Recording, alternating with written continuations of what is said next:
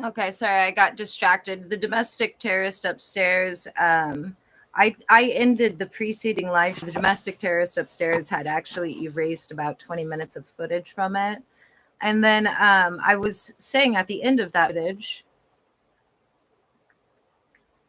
that the FBI has instructed me to just let the domestic terrorists do everything that they want to do and ignore the taskbar for evidentiary purposes. And so I was doing that. And then I got on my phone. And if you've been paying attention to the preceding live streams, you've heard me say things like, oh, I heard a beep. They're back on my phone again. Well, sure enough, all those beeps were indicative. They keep coming in here and setting different settings for change system and most notably usage data access and whatnot, as well as attempting to force me to log back into this YouTube live stream and website, which I am currently in.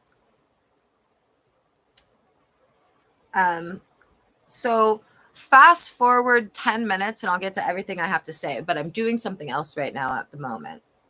It is 7:04 p.m. Pacific Standard Time, Saturday, March 1st.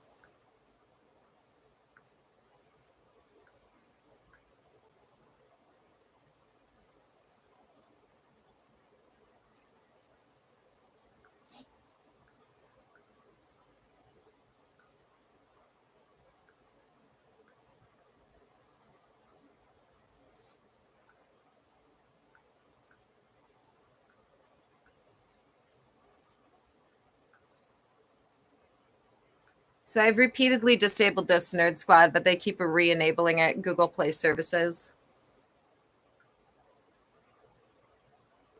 and the Galaxy Store as well. And as you know, they tried to do in August, same exact thing, even though I've manually closed my Samsung account like 20 times.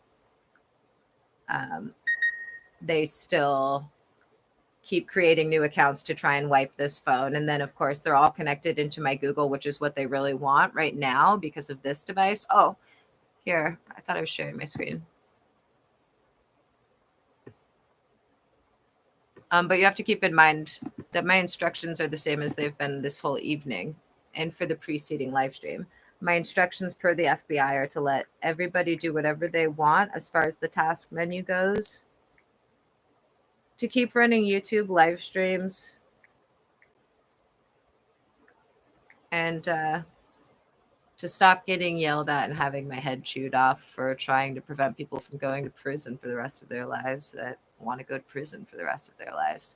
So again, I'm doing something else. Fast forward 7 minutes and I will start addressing this live stream.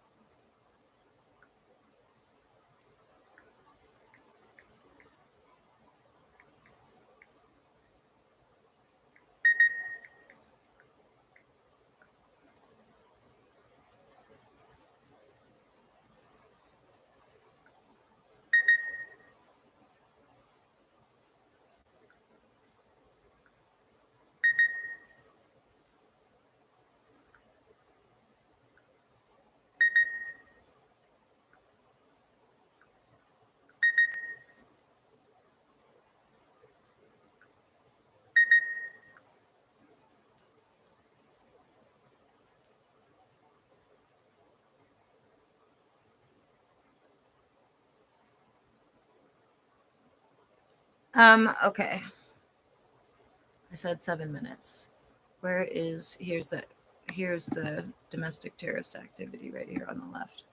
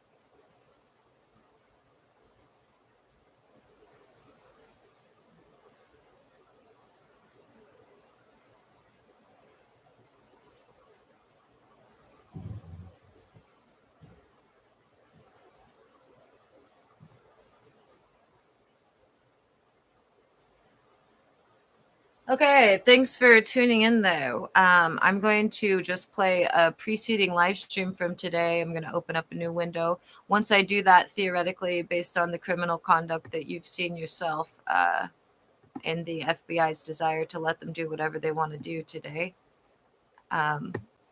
it's more likely than not that they will terminate this live stream shortly after we start playing it.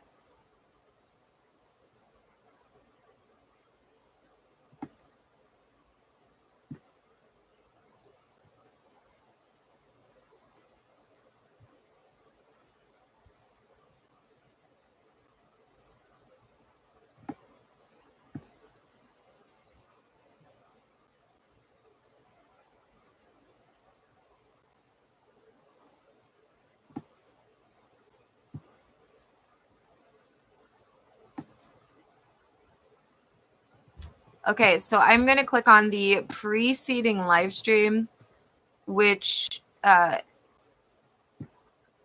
is titled 3/1/6:54 a.m. And I'm going to fast forward 9 hours in because that's where I go over all the information that we need to go over here in this video. So give me a moment. Again, it is now 7:12 p.m. And keep in mind, if this live stream ends for any reason without me orally and explicitly telling you the end time, that I didn't end it. Unit 207's domestic terrorist organization did, and they'll be charged for that. Some friends / drug users the multiple times convicted stalker and abuser. DCYF employees. Trying to get to the right spot. Police officers at the North Everett Precinct. Hang on. Ignore that. I'm going to start it at 9 hours. 9 hours is where I'm trying to fast forward to. Okay. Ready, set. We should be within 10 seconds of it right here. On my channel that is titled 2-13 4 something a.m. in the morning. I'm going to the YouTube channel right now. I'm still recording offline on the laptop where they didn't disengage and disable the camera. Indigo's laptop, remember, they also broke Garrett's brand new laptop yesterday. One of thousands of dollars of technological devices that criminally and illegally broken. Most notably, the multiple things that they broke in February of 2024. Again, never part of any sort of legitimate operation. This is a domestic terrorist organization. It's an aggravated criminal conspiracy and a criminal enterprise. It's never been a legit operation since its inception. It's been a criminal enterprise, an aggravated criminal conspiracy.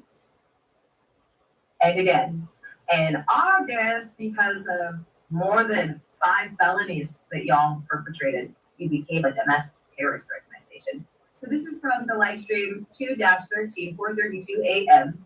I'm going to click on it, and then I've got to fast forward about 2 hours in, and you will hear this is the addendum from February 13th at 3 a.m. The FBI feels that this one is very important. So I'm fast forwarding an hour and 57 minutes into that live stream. And here you go. Pay attention. And here we go. Sheriff's Office and Holders County prosecutors have all been forwarded to FBI. From Lynette Renee Hansen, aka Mr. Quinn, subject supplemental information regarding further criminal activities, escalation of threats, evidence tampering, continued child abuse, and incurred penalties February 10th to February 13th, 2025. Immediate action required. Criminal enterprise in domestic terrorist organization. No immunity for unlawful directives. You're welcome. I never get any thanks. People are always like, oh, she's such a bitch. And it's like, oh man, all I do is save people's ass. You're so grateful. Critical updates regarding the relentless and escalating criminal conspiracy orchestrated by individuals associated with the North Everett Precinct. Unit 207 at 2120 Highland Ave, Everett, Washington. Shout out to Codename the Flutist. I know you're upstairs. Conspirators. This addendum also functions as a formal police report detailing new criminal acts perpetrated between February 10th and February 13th, 2025. 1. Incorporation of prior filings by reference, all facts, invoices, statements, and incorporated documents referenced in the original formal judicial notice of February 4th, 2025, and all subsequent addendums February 6th, February 7th, and February 8th, 2025, and all police reports filed by Lynette Renee Hansen from June 2024 to the present date, and any future dates are hereby incorporated by reference as if fully set forth herein. This explicitly includes, but is not limited to, declaration of Lynette Renee Hansen, aka Mystic Quinn, dated December 14, 2024, revised 8:07 p.m. PST due to unlawful tampering. Addendum to declaration dated December 19, 2024. Addendum in amendment to declaration dated December 29, 2024. Public claim filed August 14, 2024, case number 10-500-5934, served upon the North Everett Precinct, Holmes County prosecutors et al. All police reports filed since June 2024 by me, Lynette Renee Hansen, aka Mystic Quinn. 2. Supplemental information, criminal acts from February 10th to February 13th, 2025.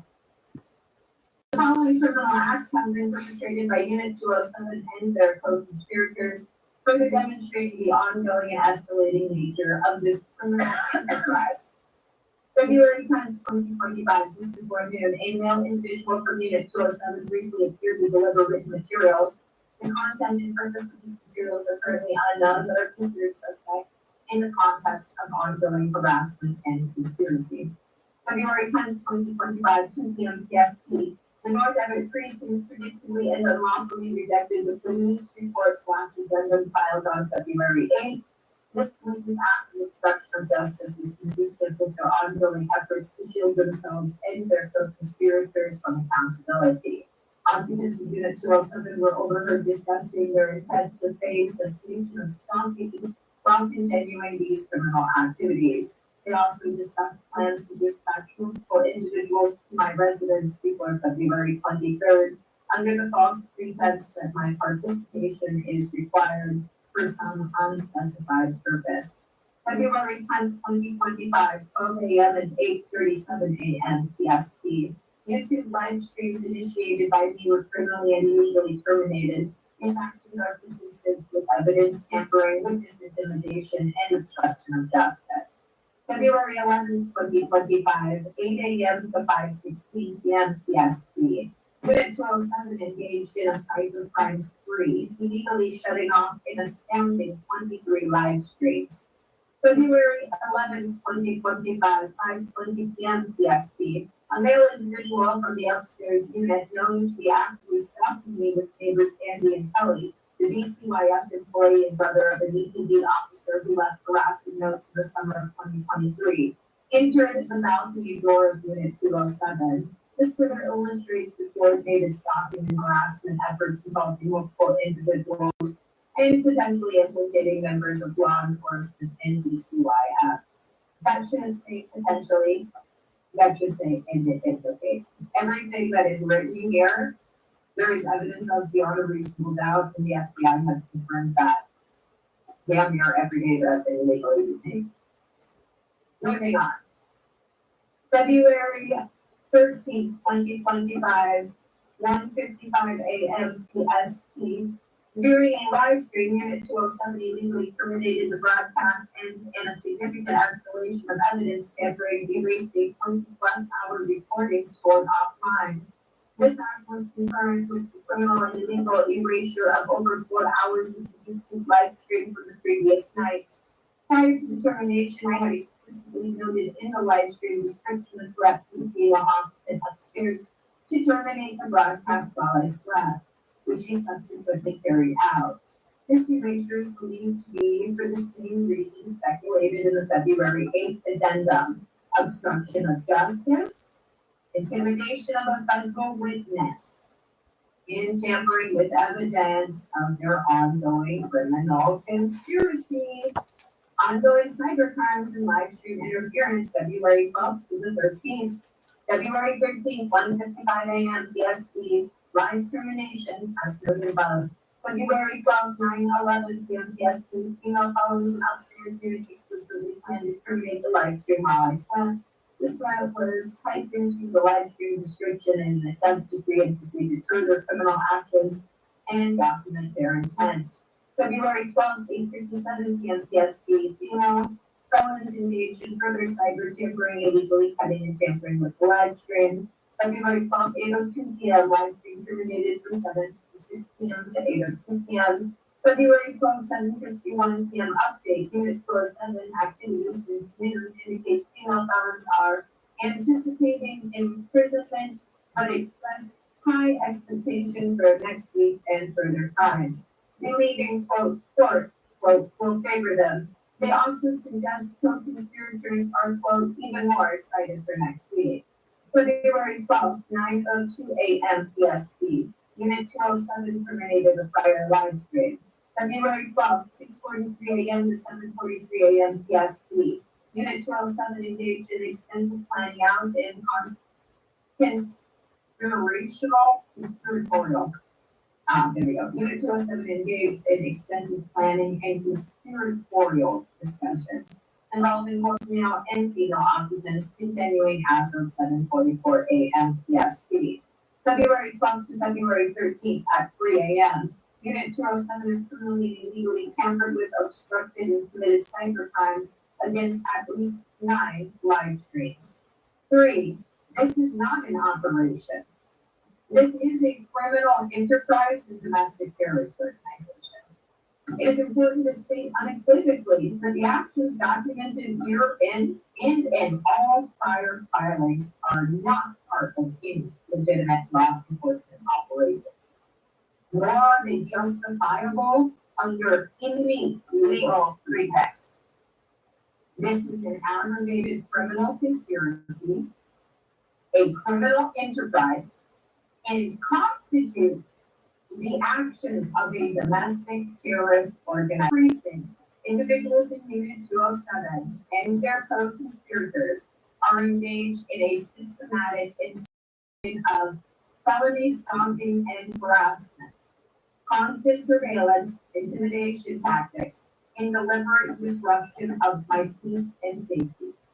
Cybercrimes and evidence tampering, illegal termination of live streams, erasure of enacting attempts to obstruct justice and conceal their criminal activities. Obstruction of justice. Will I be getting chewed out Rejection of tomorrow? legitimate Maybe. police If I do, reports, it'll be worth it. fraudulent court maneuvers, and concerted efforts to impede any investigation into their crimes. Child abuse and exploitation. The continued and deliberate exploitation of my disabled sons to perpetrate felonies and further this criminal conspiracy. Illegal detainment and kidnapping. Ongoing illegal detainment within my own home and prior actual kidnappings of my disabled sons. Civil rights violations and ADA violations. Systematic deprivation of my civil rights and targeted discrimination based on disability. Financial fraud and extortion. Attempts to extort and defraud me through various illegal means. 4, no immunity for unlawful directives. Let it be explicitly stated. Let it be explicitly stated. Directives from superiors or co-conspirators provides absolutely no immunity for these criminal acts. Every individual involved, regardless of their position or perceived authority, is personally and criminally liable for their participation in this conspiracy. The willingness to obstruct justice, tamper with evidence, and intimidate a federal witness only deepens their culpability and ensures the maximum penalties under the law. Maximum penalties. Echoes of January 2024 pattern of criminality confirmed. It is critical to note that this pattern of criminal behavior is not new. In January 2024, individuals from Unit 207, including the same females who initiated my illegal detainment on August 6, 2024, were actively engaged at indoctrinating and exploiting disabled minors, directing my multiple times convicted stalker and abuser to indoctrinate our disabled sons based on their disabilities, and to plan their kidnapping until August 17, 2024. Destruction of personal property, deliberately destroying my brand new laptops in January 2020. Theft, stealing money from each and every delivery I received for all of my deliveries from September 2023 to August 2024. These actions, like the ongoing crimes, were never part of any legitimate legal operation. They are, and always have been, components of a premeditated and aggravated criminal conspiracy targeting me and my children. The abuse Found of more cheese disabled sprinkles. I'm minors for surprised my 13 cat hasn't months, come charging me yet. their exploitation to perpetrate felonies, kidnapping, ADA violations, stalking, harassment, and all other documented crimes are not and cannot be construed as any form of legitimate operation. They are the hallmarks of a criminal enterprise, operating with impunity and a complete disregard for the law. 6, financial penalties updated. The following financial penalties previously invoiced and contractually agreed upon are reiterated and updated to reflect the additional criminal acts documented in this addendum. 100,000 per day for each day of my ongoing illegal detention, now totaling over 187 days. 10 million for any attempted illegal entry into my residence, increased to 25 million if I am asleep at the time. Penalty applies to breaking and entering on January 29th. 10 million for the use of my sons and or for coercing them to commit any illegal acts, including the January 29th breaking and entering. Doubling of all penalties if fraudulent court orders are used in conjunction with any illegal act. Quadrupling of these fees for any of the above criminal acts they are perpetrated within 7 days of a rejected police report regarding said acts. 10 million For the reduction of legitimate police reports constituting obstruction of justice. This applies to all reports rejected to date, including the rejection of the February 8th report. 10 million for each instance of illegally terminating a YouTube live stream. This applies to all instances to date, including the numerous terminations between February 10th and February 13th. 10 million for each and every instance of stalking.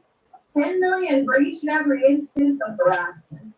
10 million for each and every instance of ADA violations. 10 million for each and every instance of civil rights violations.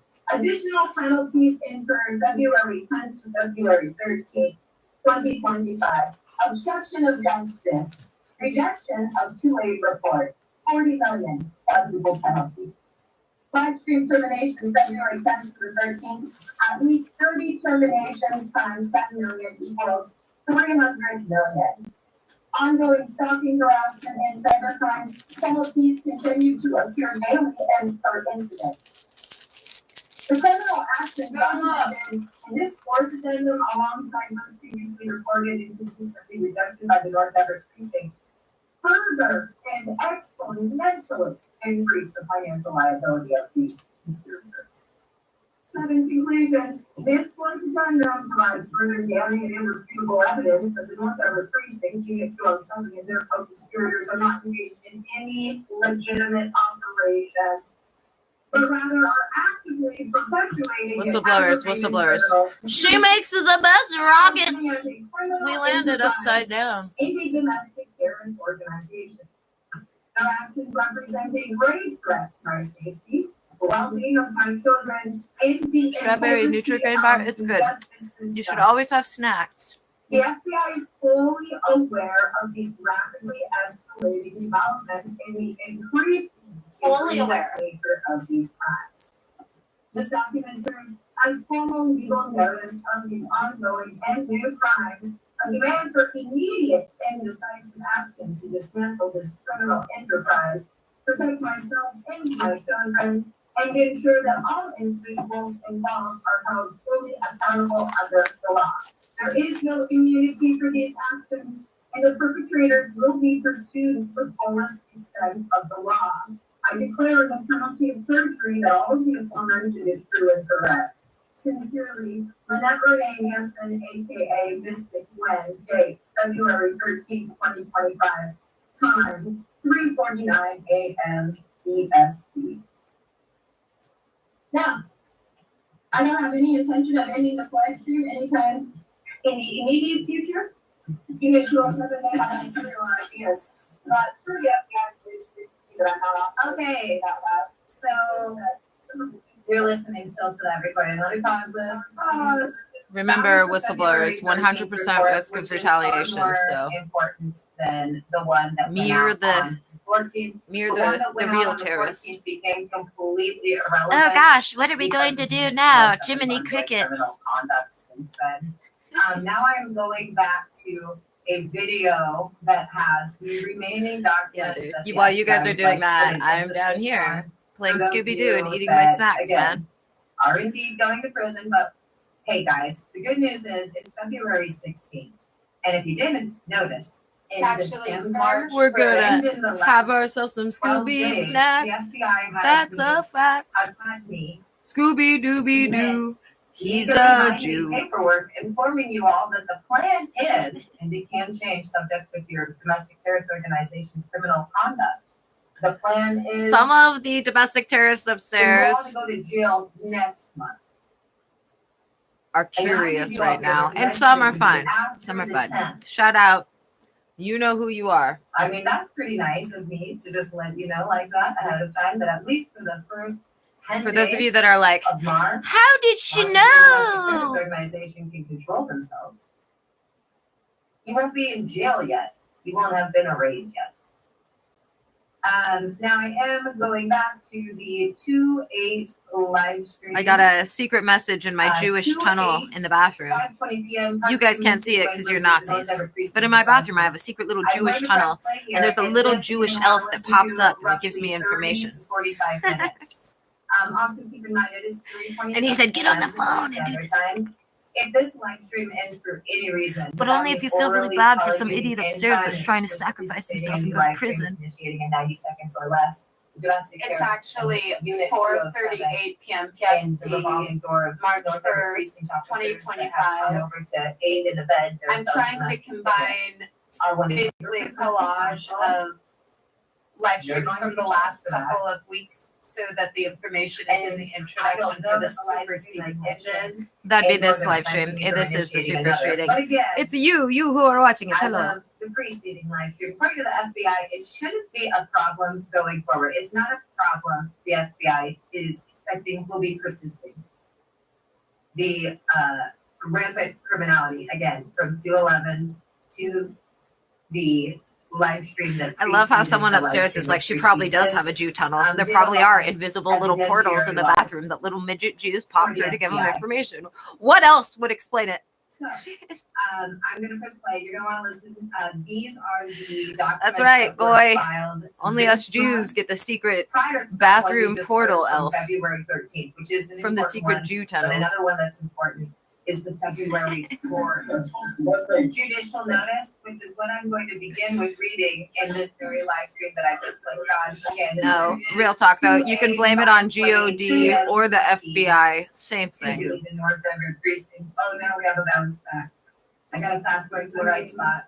The FBI is GOD's favorite of the Boy North Scouts. Everett Precinct of fraudsters and stuff. Also, in their litany of crimes. I am recording offline again because if you listen, Unit 207 attempted to. There seems to be a great need by Unit 207 for somebody who's not working this evening. There's the rest of the live stream. And since they did that, We need our data recovery hacker. Let's hope he hears this. Do not be fooled. Stay away from the federal penitentiary. Spoiler alert, he's also Jewish and has a Jewish elf that hops through a portal in the bathroom to feed him information. Prevented that from our secret Jewish tunnels. The Nazis. A YouTube video at present. So there is a YouTube video that has the same title as this one. It does not say part 1, and the title is complete. This one, it cuts out the word extortionist and et al. It says ... Oh, the girl upstairs thinks she has the solution. This is also doubling as a recording Let's wait and see. for the time period that it's running. I am going to now read you the updates since the preceding less than 2 hours long video. Well, maybe if we build another rocket, in this one, we use citric acid, Again, no longer available on the podcast because of these criminal idiots. and then we write on it, this isn't a rocket. Maybe then. Okay, we are going to do a recording of the latest amendments / police report. I'm not recording this one on Saturday. Meanwhile, me and the whistleblowers were like still rocked from them landing upside down. This is the one the FBI wants us to start with. Correct. And now I am going to be February 4th. 2025. If at first you do not fly, try or don't try again. Don't try again. Don't try again. Police report of 2/3/25 at 10 a.m. Austin Slugo Central Sellers by an email and provided to law enforcement from the courthouse by email. ADA mandatory filing and 80 all cases by legal names. The number name has been AKA Chris Glenn. Law clerks, please and thanks. ADA mandatory file of any all cases by legal names. This is AKA Lynette Renee Hansen. Contact. Aggravated and ongoing criminal conspiracy. Obstruction of justice. Evidence tampering. Child abuse. Child endangerment. Stalking. Harassment. Extortion. Fraud. Civil rights violations. A retaliation against FBI informant by North Everett Precinct Whoa! and associated individuals. Shout out to Codenames Phil and Glenn. This report serves as a formal complaint and notification regarding the ongoing criminal activities perpetrated by officers of the North Everett Precinct. And the flutist. Individuals associated with Unit 207 at 2120 Highland Ave, Everett, Washington at 2120 That's what I want to hear, in fact. and their codes. I gotta keep listening to this recording though, this introductory. Actually, no, I don't. You know what? I'm just going to void out having to fucking listen to this right now. There's information that you should find out, and that information is in the preceding live stream, the last couple of hours there. Just go to the 9-hour marker and listen from there. I'll play it again with the live stream that I play after this one.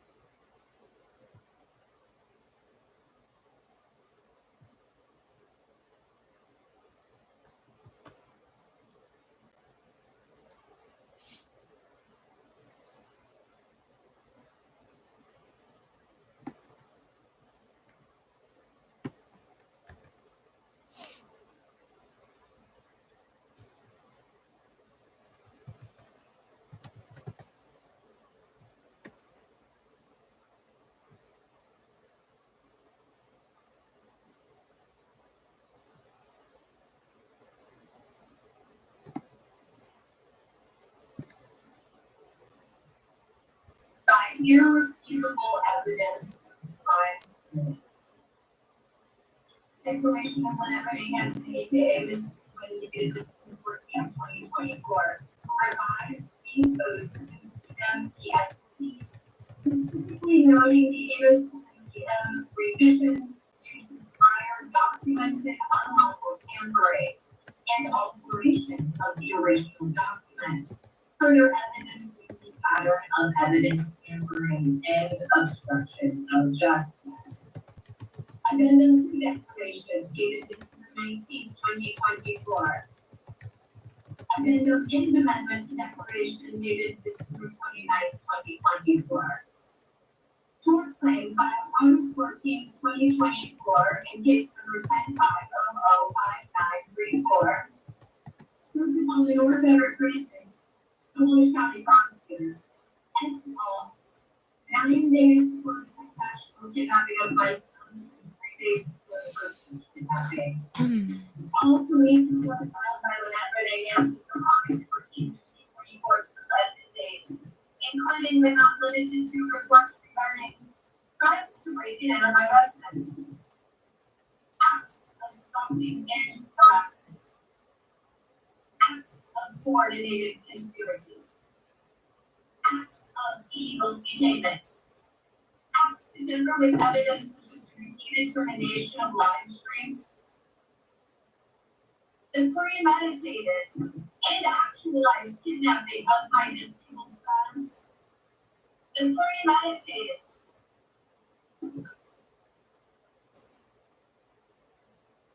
acts to obstruct justice, such as the rejection of legitimate police reports, the exploitation and abuse of my disabled sons, including the use of my sons to perpetrate felony breaking and entering on January 29th, 2025.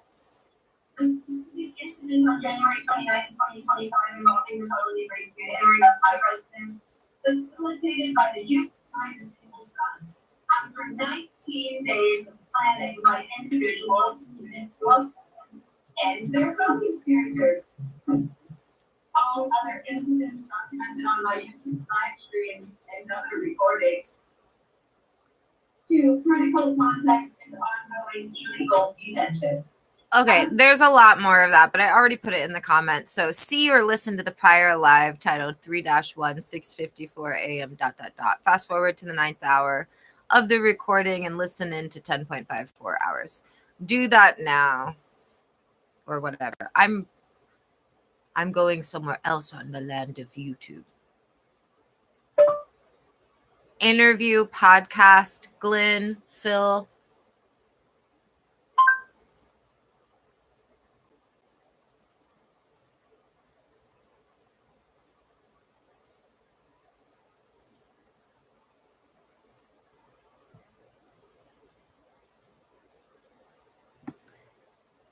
What I want to hear is this episode that is actually a podcast that Tom did before he chose to move out of LA. And it was like he only did like 2 episodes with some of his friends before he started his actual podcast that he's doing now out of his barn or whatever.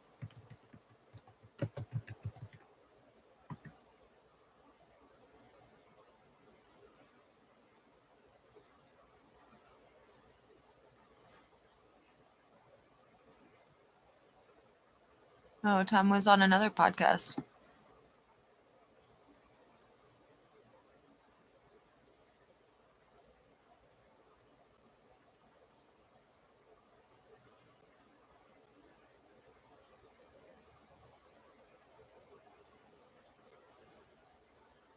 Oh, this one was good. Yeah, he did one of these with Glenn too. I wanted the one with Glenn. This one wasn't bad. Phil is cool too. Glenn is just my favorite. And I think it's because he does look kind of like a giant baby. Like if you just look at his face, it's so cute.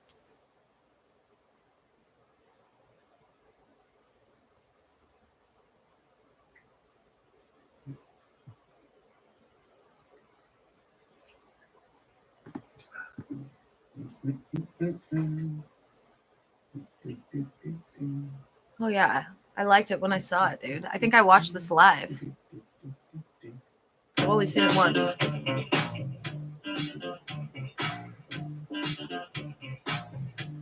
Hello, you're watching and listening to the Tom Green podcast. This is Tom. This is very exciting news. I am so excited to tell you that we have the one and only, the legendary, you can hear him laughing in the background already. This is exciting. You may remember him from the MTV's The Tom Green Show, Canada's The Tom Green Show, the guy who drank coffee in the background and laughed, and also my oldest, which is the best job, dude. It's the best job. Doing awesome. What was your job in TV? I stood with my coffee cup. It's nice to be here on shit was funny. your show. I mean, we talk, many times a day usually. Oh, yeah. So, but I guess. But the thing about it is, Phil and Glenn put up with Tom's mood swings. Tom is hilarious. But if Tom gets grumpy, he is some grumpy. others out there. Oh, yeah, absolutely. This is going to be fun. We have people in the chat room. People want to ask you questions. I mean, people Capital love G you grumpy. and remember you from the Tom Green Show. But what they may not know, probably the people that have been around here for a long time know, but what they may not know is that you and I have been friends for how many years? How many years? Oh my God. We have been friends since the early-ish 80s, or like since the 80s? Yeah. Since the 80s? Oh, yeah. Since the 80s. And how exactly did we meet? Can you recollect how we met? Well, of course. We both know that we both know this. We met through the awesome power of skateboarding. Yes. Yes. We met through skateboarding. The awesome power of skateboarding. Where we lived. This is in the early sort of, Back to the Future sort of skateboarding time frame. Like I had a skateboard, and I thought nobody else had a skateboard in my entire area or neighborhood. Yeah. And then I saw you and was it Mark White? Yeah. You and or was it Mark White, probably, yeah, in front of my house. Yeah. You and someone else went by on the skateboard. Yeah. And I was like, holy shit, there's other aliens out there. Yeah. Basically. Because that's how rare skateboarding was back in the day. There wasn't a lot of people skateboarding in Ottawa. We were the only people in our neighborhood skateboarding. Right. So then and then you had a ramp, and I had a friend that lived across the street. And when I went to his house, you had a ramp. We started hanging out more and more, skateboarding, and the rest is basically history. So at what So point? we went from skateboarding. Yeah, absolutely. At what? And then we became hardcore skaters. And, you know, skateboarding was like huge for us. I mean, obviously, and still, you know, I mean, we still friggin' skate as like old guys. Yeah. You know? How huge was skateboarding? How huge was skateboarding for us? Though? How huge was it? I mean, as big as I could describe it to be. I mean, it was. I mean, that's. My That's friends and I would go on what vacation when we did were young, almost to 24/7. Oregon. Aside, I was just to go to aside different from me skate doing a lot of parks. sort That's of how big computer skating hacking kind of was. stuff. So for me, it was like computer hacking, but then That was our skateboarding like, vacation. Wait, hold on. Hold on. a Seven second. of us hopping Computer into the back hacking, of you one say? What do person's you mean station computer wagon hacking? and going to well, Oregon you know, doing it bad means- things in I mean, skateboarding. I know you know.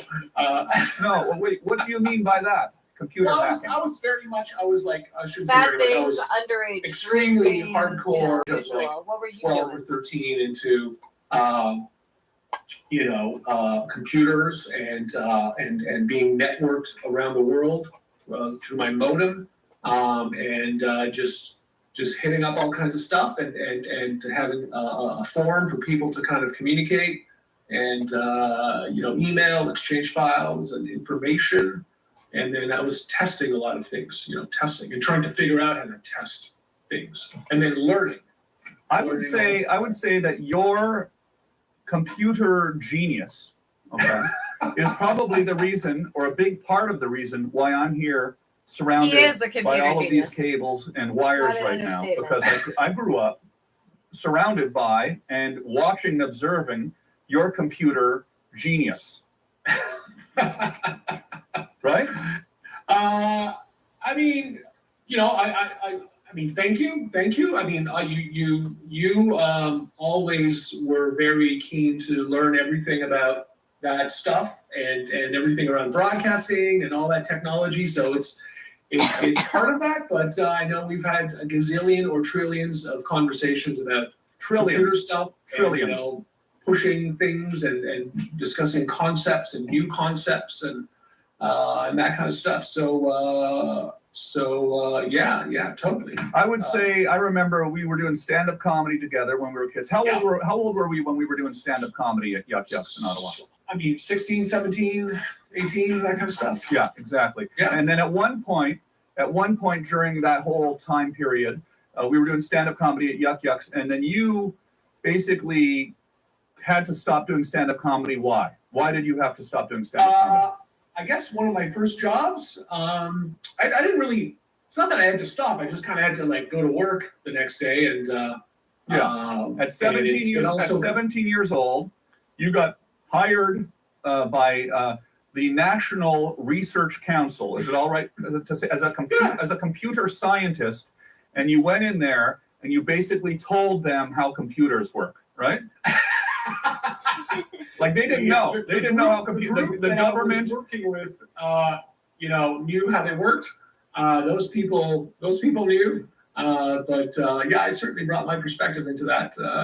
Yeah, you were doing things with computers that nobody understood in the entire world, correct? They were struggling with certain things that I kind of like figured out for them. Yeah. Mm-hmm. Yeah, As a kid. absolutely. Yeah. That's absolutely true. And then we got It interfered with my stand-up comedy time to like sort of, you know, write jokes. Although we still did for a while. Obviously, we kind of did that for. I mean, I did that for about 2 years. Yeah. You know, stand-up at Young. But then what were you actually doing with the computers though when you were at the National Research Council and other places? You know, it would be like not to make it seem boring, but it was just computer stuff, you know, programs, interfaces, databases, that kind of shit, you know. But back in the 1980s, that was kind of like tip of the, you know, the spear as far as what computers were doing, right? Well, it may have seemed like the early days, but I mean, it's never ending. I mean, this whole computer thing really has been around since easily the 40s, if not, you can even go before that. But I mean, enterprise scale kind of stuff, I mean, that's really like 1950s and 60s. You know, they've been around. I mean, it was pretty. They've been around for a while, Tom. You know, it's always new generations or next generations. Okay, so when you're saying the 1940s. However, let me just add. So from a personal computer perspective, I mean, that really kind of started in the 80s, in the early 80s. You know, you can even nobody had a, I almost swore that, and I probably will later. But like nobody had a computer in like, you know, in their home in like, you know, 1980. I mean, that was pretty rare. Some people did. I mean, the Apple II's been around since the late 70s. Yeah.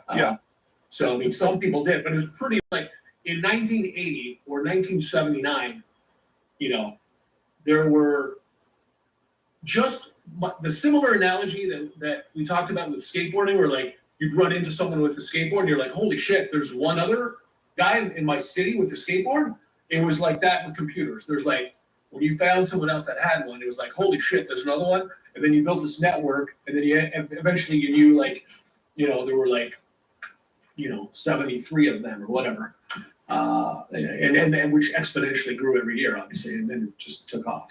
So I mean, it's that kind of stuff. At what point did you? And I'm really dating myself here. At what point did you get about that? And also the gray on my beard. Well, and sorry, let me just throw in. It's COVID, so I haven't had a haircut in like 3.5 months right now. So, oh yeah. So we all. I haven't had a haircut in a while either. There's the laugh you do there, huh? That's the laugh you do. I like that. You don't mind? I'm just gonna open up a beer here because it's not that time of day. Yeah, what time of day is it there in Ottawa, anyways? I'm not even sure actually. It's 3 hours ahead of you. Yeah. Yeah. Let's go. Cheers, Phil. Cheers, absolutely. Cheers, bud. Yeah, I'd have a beer with you, but it's a little too early for me here. We're up here now. Just so everybody understands, we're up here. We're testing the system. There's some things that are new here with the system. Every day, basically, the system meaning this entire switcher setup. Here. Quite the setup. Yeah. You know, when I go I've live, I've seen it grow and grow and grow. Yeah. And it's growing some more, and it's amazing. Yeah, there's a series of checks and balances that have to happen before we go live. So often, what I do is just so people understand who are maybe confused or whatever about what's going on here. When I decide to go live, I will turn on the live stream. I will let it sit there for a few minutes while I do some of the other checks and balances, like test the audio and stuff. But that will give everybody a chance to be alerted, right? To what's going on with the with the stream, and that you'll be able to find out that there's a stream happening. And I'm just setting something up here right now while I talk. You'll get some time to know that the stream is happening. And then you'll be then we'll go live, usually about 5 or 10 minutes after I turn that on. And by the way, the other phone is ringing right now. I just want you to see that. I want everyone to see that. The other phone is ringing now. Okay. And that's quite the phone. Quite the phone. That's pretty cool. Is that a 416? Yeah, totally. That's that's a Toronto area code. That's not the number on the number written on the phone. No. That's just the number that was there. That phone number obviously still works. Yeah. I mean, when I bought on the phone. Yeah, when I bought the phone, yeah. So listen, anybody out there who might have a question for Phil, you can ask Phil a question right now on my chat comments in the live stream. I'm looking at the chat comments if you have a question for Phil. But I wanted to just kind of tell everybody what was going on before we really jumped into this. So Phil, before the Tom Green show started, there was the radio show, right? We had the radio show for many years. Yeah, that was up at the University of Ottawa radio station, and I was there every Friday night for years and years. You were there so often. You would come in. Explain what that was all about, and tell. Oh my God, that was from your perspective. Maybe explain to the people out there the history of the show, the Tom Green show, and in a quick summary, so everybody who is new here knows who you are and the relationship to the Tom Green show and to what we're doing now. Absolutely. So, I mean, just to back up a little bit, I mean, Tom, you've always had more than I wouldn't say craving. I mean, it's whatever synonyms of that word. You've always kind of sought to, get out there and you know, if there's a platform that can exist to. I mean, maybe we could even go back further to like define razzing and define what Yeah. it was like taking the number 2. Kind of like always getting into trouble and getting out of trouble. So the art of like pushing things just to the edge and knowing when that is, and then what the reaction of that, getting a reaction from that, and then kind of like if it was trouble, just getting out of trouble.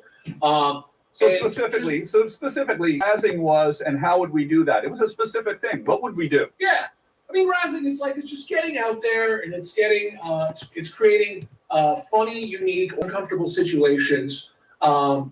Getting some sort of laugh.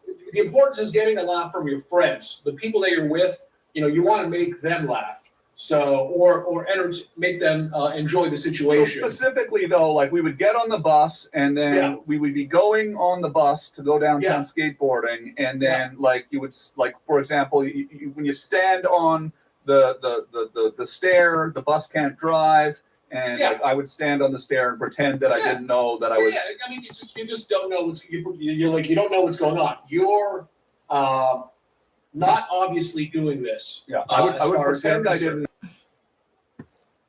Test. Here's my timestamp. Test. There we go. Resuming sharing screen. Remember, tonight's instructions per the FBI are just them do whatever they want on the taskbar. And don't get chewed out trying to prevent people from going to prison who are going to prison.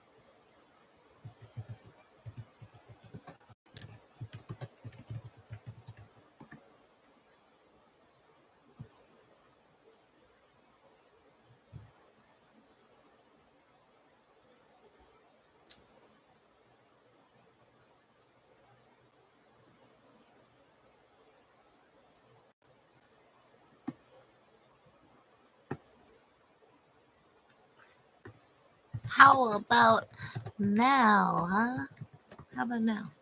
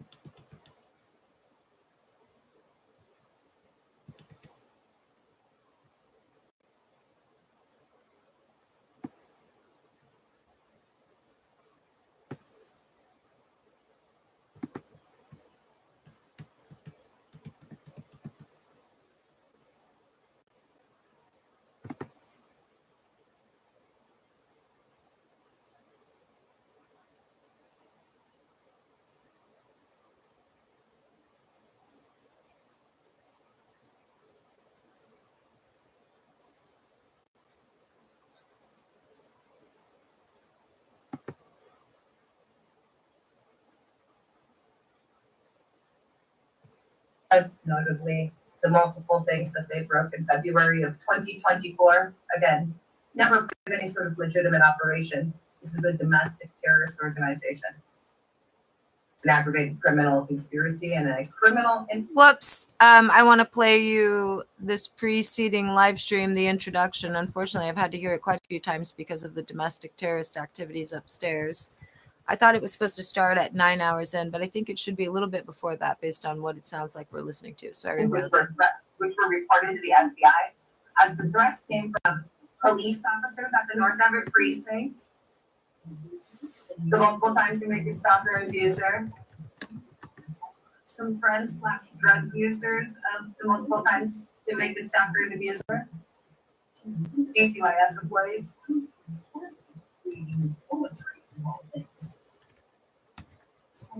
And a lawyer of mine that I used to have a sexual relationship with, who I was friends with before he was ever my lawyer, and had a relationship with before he was ever my lawyer. And then the domestic terrorist organization upstairs, in an attempt to create that non-existent federal defense, you know, the one that was reported about in the August 14th court claim, where all the remaining felonies that they were helping to perpetrate were also recorded. Yes, man. I just sad emoji'd you. Well, You're dumb as fuck. I'm trying to prevent you from going to prison. You're dumb as fuck. Individuals I'm going to get chewed out while you're trying to do fucking That were shit to go to reported. prison. 8 years ago for the very crimes your domestic terrorist organization perpetrated.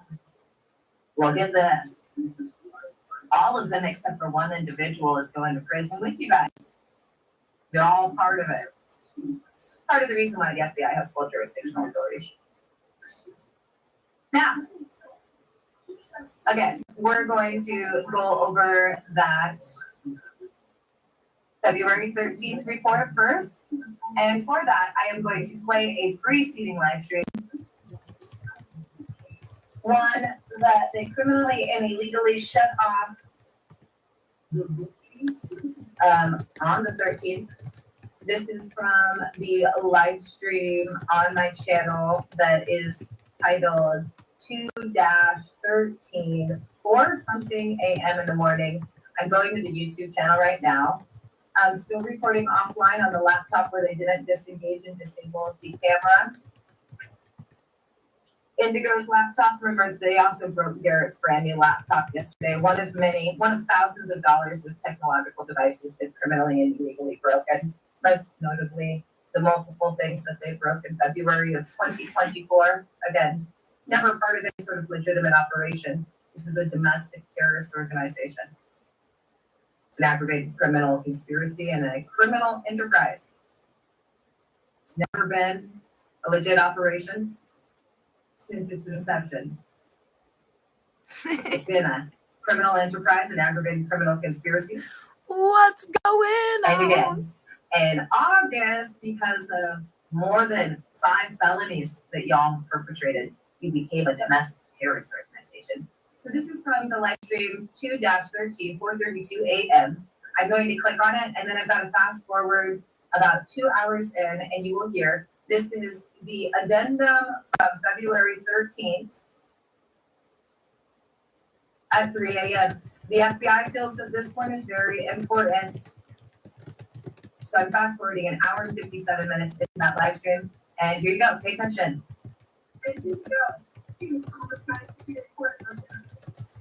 Sheriff's Office, Orange County prosecutors have all been forwarded to FBI.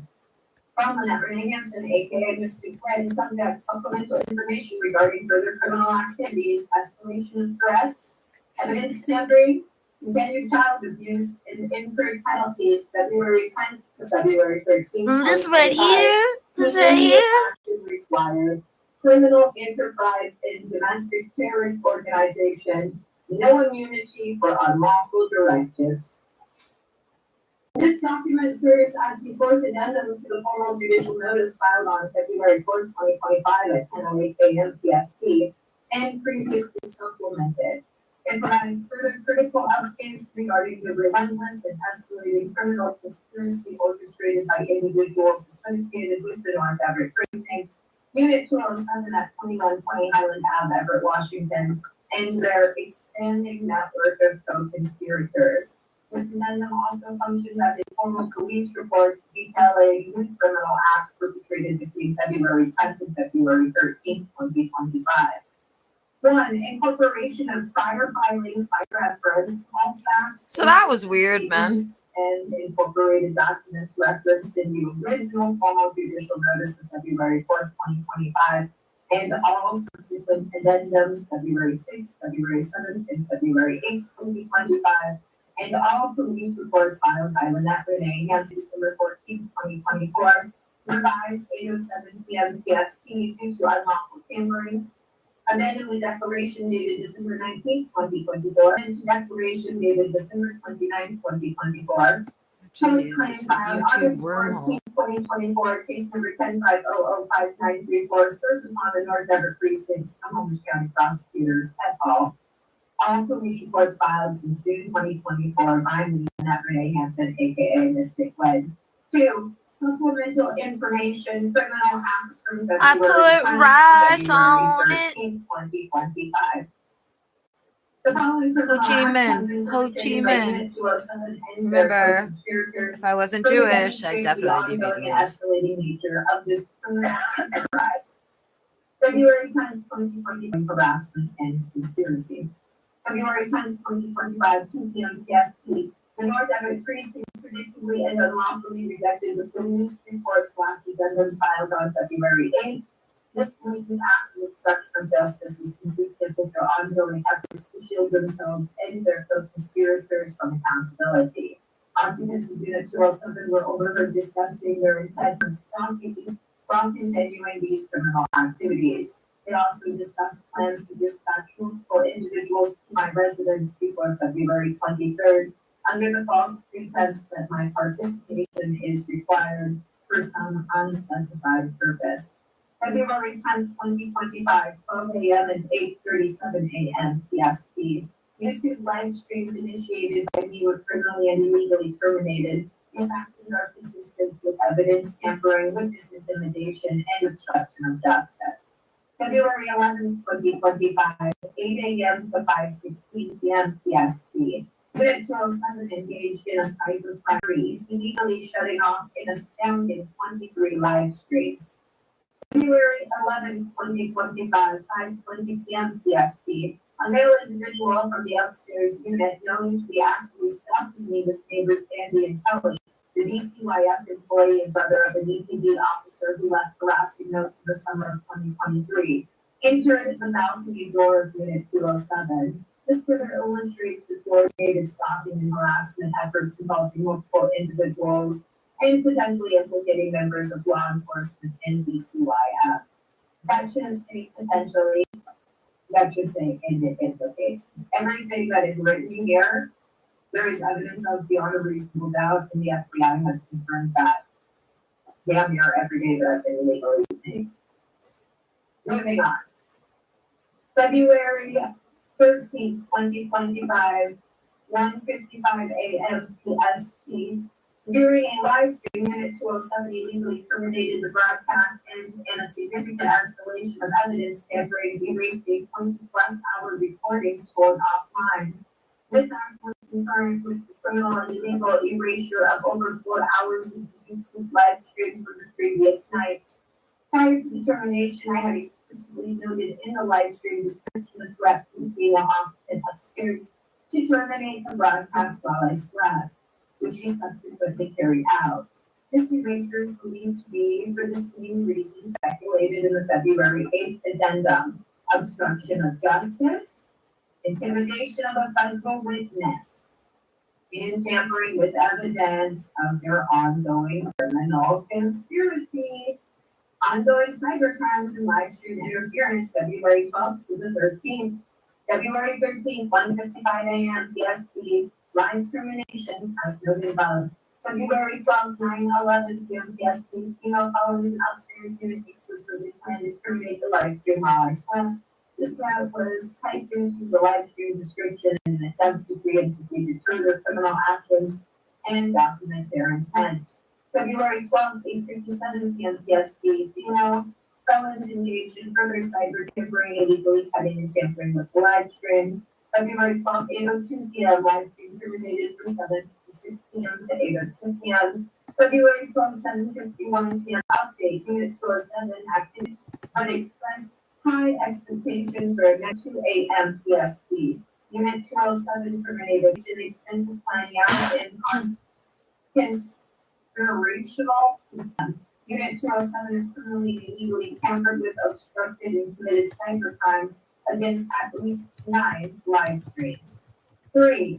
This is not an operation. This is a criminal enterprise and domestic terrorist organization.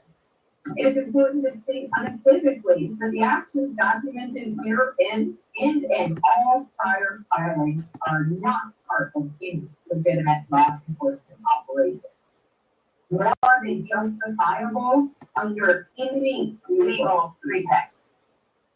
This is an aggravated criminal conspiracy, a criminal enterprise, and constitutes the actions of a domestic terrorist organization.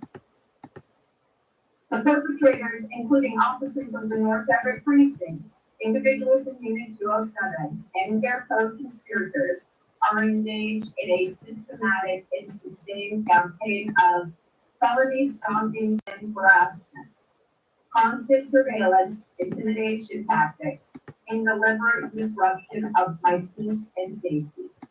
Cybercrimes and evidence tampering, illegal termination of live streams, erasure of recordings, and hacking attempts to obstruct justice and conceal their criminal activities. Obstruction of justice, rejection of legitimate police reports, fraudulent court maneuvers, and concerted efforts to impede any investigation into their crimes. Child abuse and exploitation. The continued and deliberate exploitation of my disabled sons to perpetrate felonies and further this criminal conspiracy. Illegal detainment and kidnapping. Ongoing illegal detainment within my own home and prior actual kidnappings of my disabled sons. Civil rights violations and ADA violations. Systematic deprivation of my civil rights and targeted discrimination based on disability. Financial fraud and extortion. Attempts to extort and defraud me through various illegal means. 4. No immunity for unlawful directives. Let it be explicitly stated. Let it be explicitly stated. Directives from superiors or co-conspirators provides absolutely no immunity for these criminal acts. Every individual involved, regardless of their position or perceived authority, is personally and criminally liable for their participation in this conspiracy. Evidence and intimidate a federal witness only deepens their culpability and ensures the maximum penalties under the law. Maximum penalties echoes the January 2024 pattern of criminality confirmed. It is critical to note that this pattern of criminal behavior is not new. January 2024, individuals from Unit 207, including the same two males who initiated my illegal detainment on August 6, 2024, were actively engaged at indoctrinating and exploiting disabled minors. Directing my multiple times convicted stalker and abuser to indoctrinate our disabled sons, stealing money from each and every delivery I received for all of my deliveries from September 2023 to August 2024. These actions, like the ongoing crimes, were never part of any legitimate legal operation. They are, and always have been, components of a premeditated and aggravated criminal conspiracy targeting me and my children. The abuse of disabled minors for 13 months, their exploitation to perpetrate felonies, kidnapping, ADA violations, stalking, harassment, and all other documented crimes are not and can legitimate operation. They are the following financial penalties previously invoiced and contractually agreed upon are reiterated and updated to reflect the additional criminal acts documented in this addendum. 100,000 per day for each day of my ongoing illegal detention, now totaling over 187 days. 10 million for any attempted illegal entry into my residence, increased to 25 million if I am asleep at the time. This penalty applies to breaking and entering on January 29th. 10 million for the use of my sons and or for coercing them to commit any illegal acts. Of all penalties and fraudulent court orders are used in conjunction with any illegal act. Quadrupling of these fees for any of the above criminal acts they are perpetrated within 7 days of a rejected police report regarding said acts. 10 million for the rejection of legitimate police reports constituting obstruction of justice. This applies to all reports rejected to date, including the rejection of the February 8th report. 10 million for each instance of illegally terminating a YouTube live stream. This applies to all instances to date, including the numerous terminations between February 10th and February 13th. 10 million for each and every instance of stalking. 10 million for each and every instance of harassment. 10 million for each and every instance of ADA violations. 10 million for each and every instance of civil rights violations. Additional penalties incurred February 10th to February 13th, 2025. Obstruction of justice. Rejection of 2-8 report. 40 million quadruple penalty. Live stream terminations February 10th to the 13th. You heard of duck, duck, goose? I like to play camel, camel, pig, goat. Camel, camel, pig, goat. Ongoing stalking, harassment, and cyber crimes. It's an adult version of duck, duck, goose. But the loser has to drink a cup of my pee. Alongside those previously reported and consistently rejected by the North Everett Precinct. Camel, camel, pig, pig. So in conclusion, this quote addendum provides further damning and irrefutable evidence that the North Everett Precinct, Unit 207, and their co-conspirators are not engaged in any legitimate operation, but rather are actively perpetuating an aggravated criminal conspiracy, functioning as a criminal enterprise in a domestic terrorist organization. The FBI is fully aware of these rapidly escalating developments and the increasing nature of these Fully aware. acts. This document Dude, my instructions. a demand for immediate and decisive action to dismantle this criminal enterprise. Oh, did they get it this time? Here's a koala. And ensure that all individuals involved Did they get are it? fully accountable under the law. There is no The koala saved you. and the perpetuity of perjury that all of the aforementioned is true and correct. Sincerely, Lynette Renee Hansen, aka Mystic Gwen, date February 13th, 2025, time 3:49 a.m. EST. Aw, look, it's a panda. Here's a little grizzly I don't bear. have any intention of ending this live stream anytime. And a polar bear. And here's an otter. Because otters are the cutest, dude. The otters are the cutest. Let me pause this. Pause. That was the February 13th report, which is far more important than the one that went out on the 14th. The one that went out on the 14th became completely irrelevant because of Unit 207's ongoing criminal conduct since then. Now I'm going back to a video that has the remaining documents that the FBI would like to put an emphasis on. For those of you that, again, are indeed going to prison, but hey guys, the good news is it's February 16th. And if you Ooh, didn't that's a notice, lie. It's March it's 1st. actually In a few hours, it'll March be 1st. March In the 2nd. last 12 days, the FBI has had me submit legally binding paperwork informing you all that the plan is, and it can change subject with your domestic terrorist organization's criminal conduct. The plan is for you all to go to jail next month. And then I did you all a favor because I said it would be after the 10th. That's this month. I mean, that's March. pretty nice of me to just let you But know then the like that. FBI And the said fact that at they least won't the arrest first any 10 officers days as long as of no one, March, including their as long as your domestic co-conspirators, terrorist breaks and organization can enters control until themselves. next month. You won't be in jail And yet. obviously, You won't that's have been not part arraigned of the yet. plan of those individuals who the FBI is Now, excited to instead of haul going into back prison. to the 2/8 live stream, 2/8, 5:20 p.m. Part 2 Mystic Wind versus the North Everett Precinct of Fraudsters. I'm going to press play here, and this you're going to want to listen to roughly 30 to 45 minutes.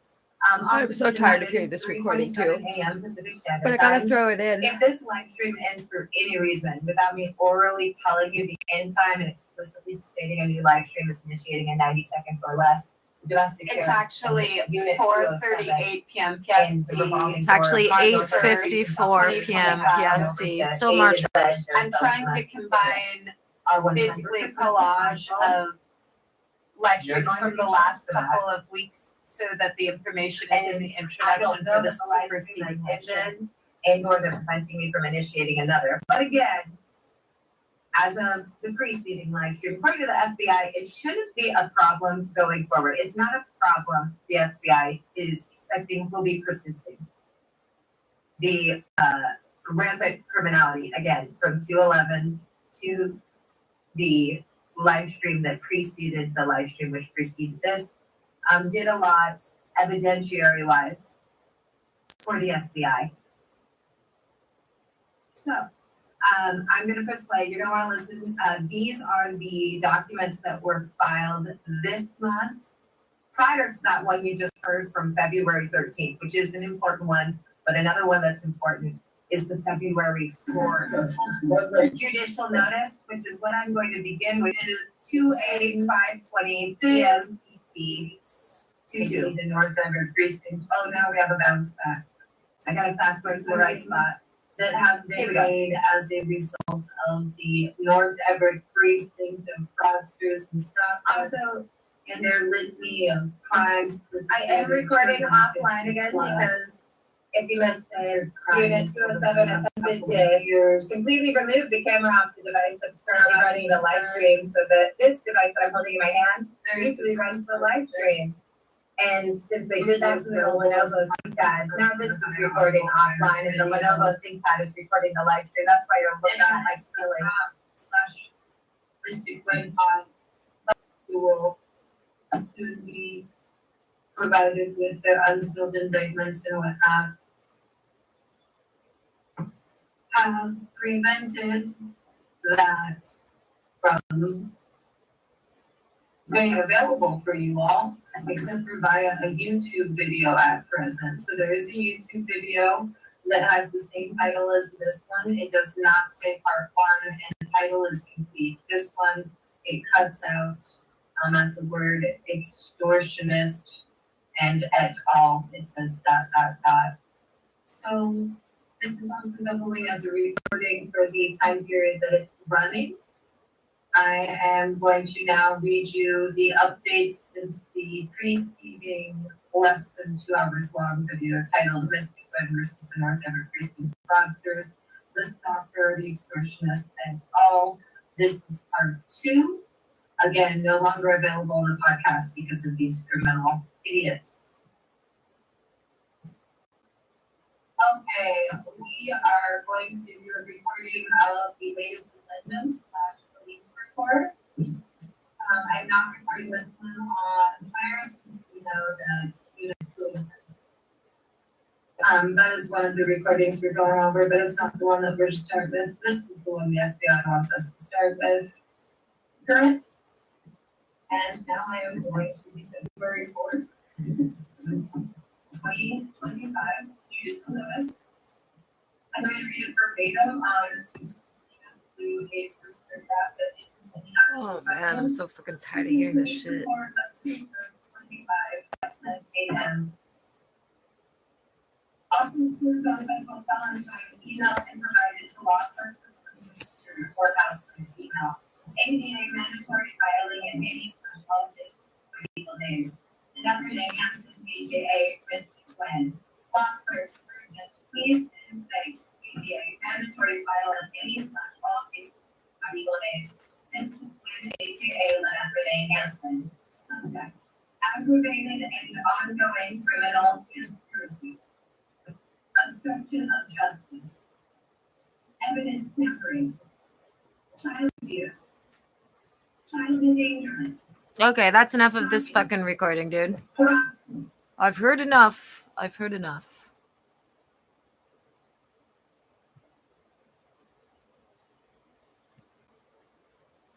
Hedgehog. I don't know.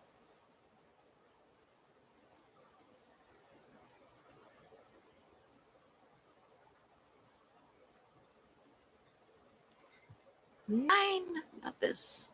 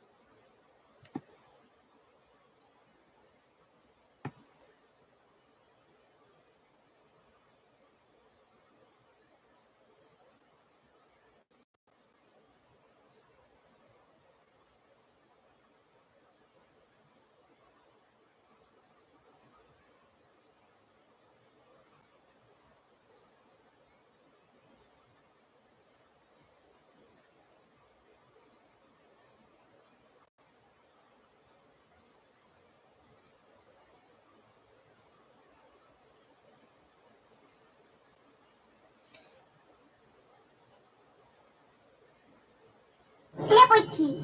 Liberty Mutual is all she talks about since we saved hundreds by bundling our home and auto insurance. Liberty.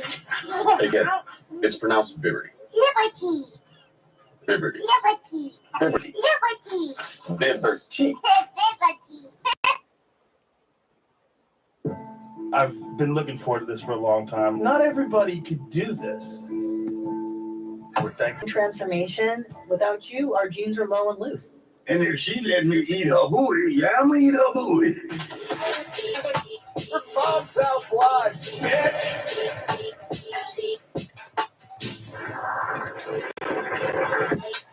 Twilight Live is so exciting. This is our first one in a while. This is a big episode. I don't anymore. Welcome to your mom's house.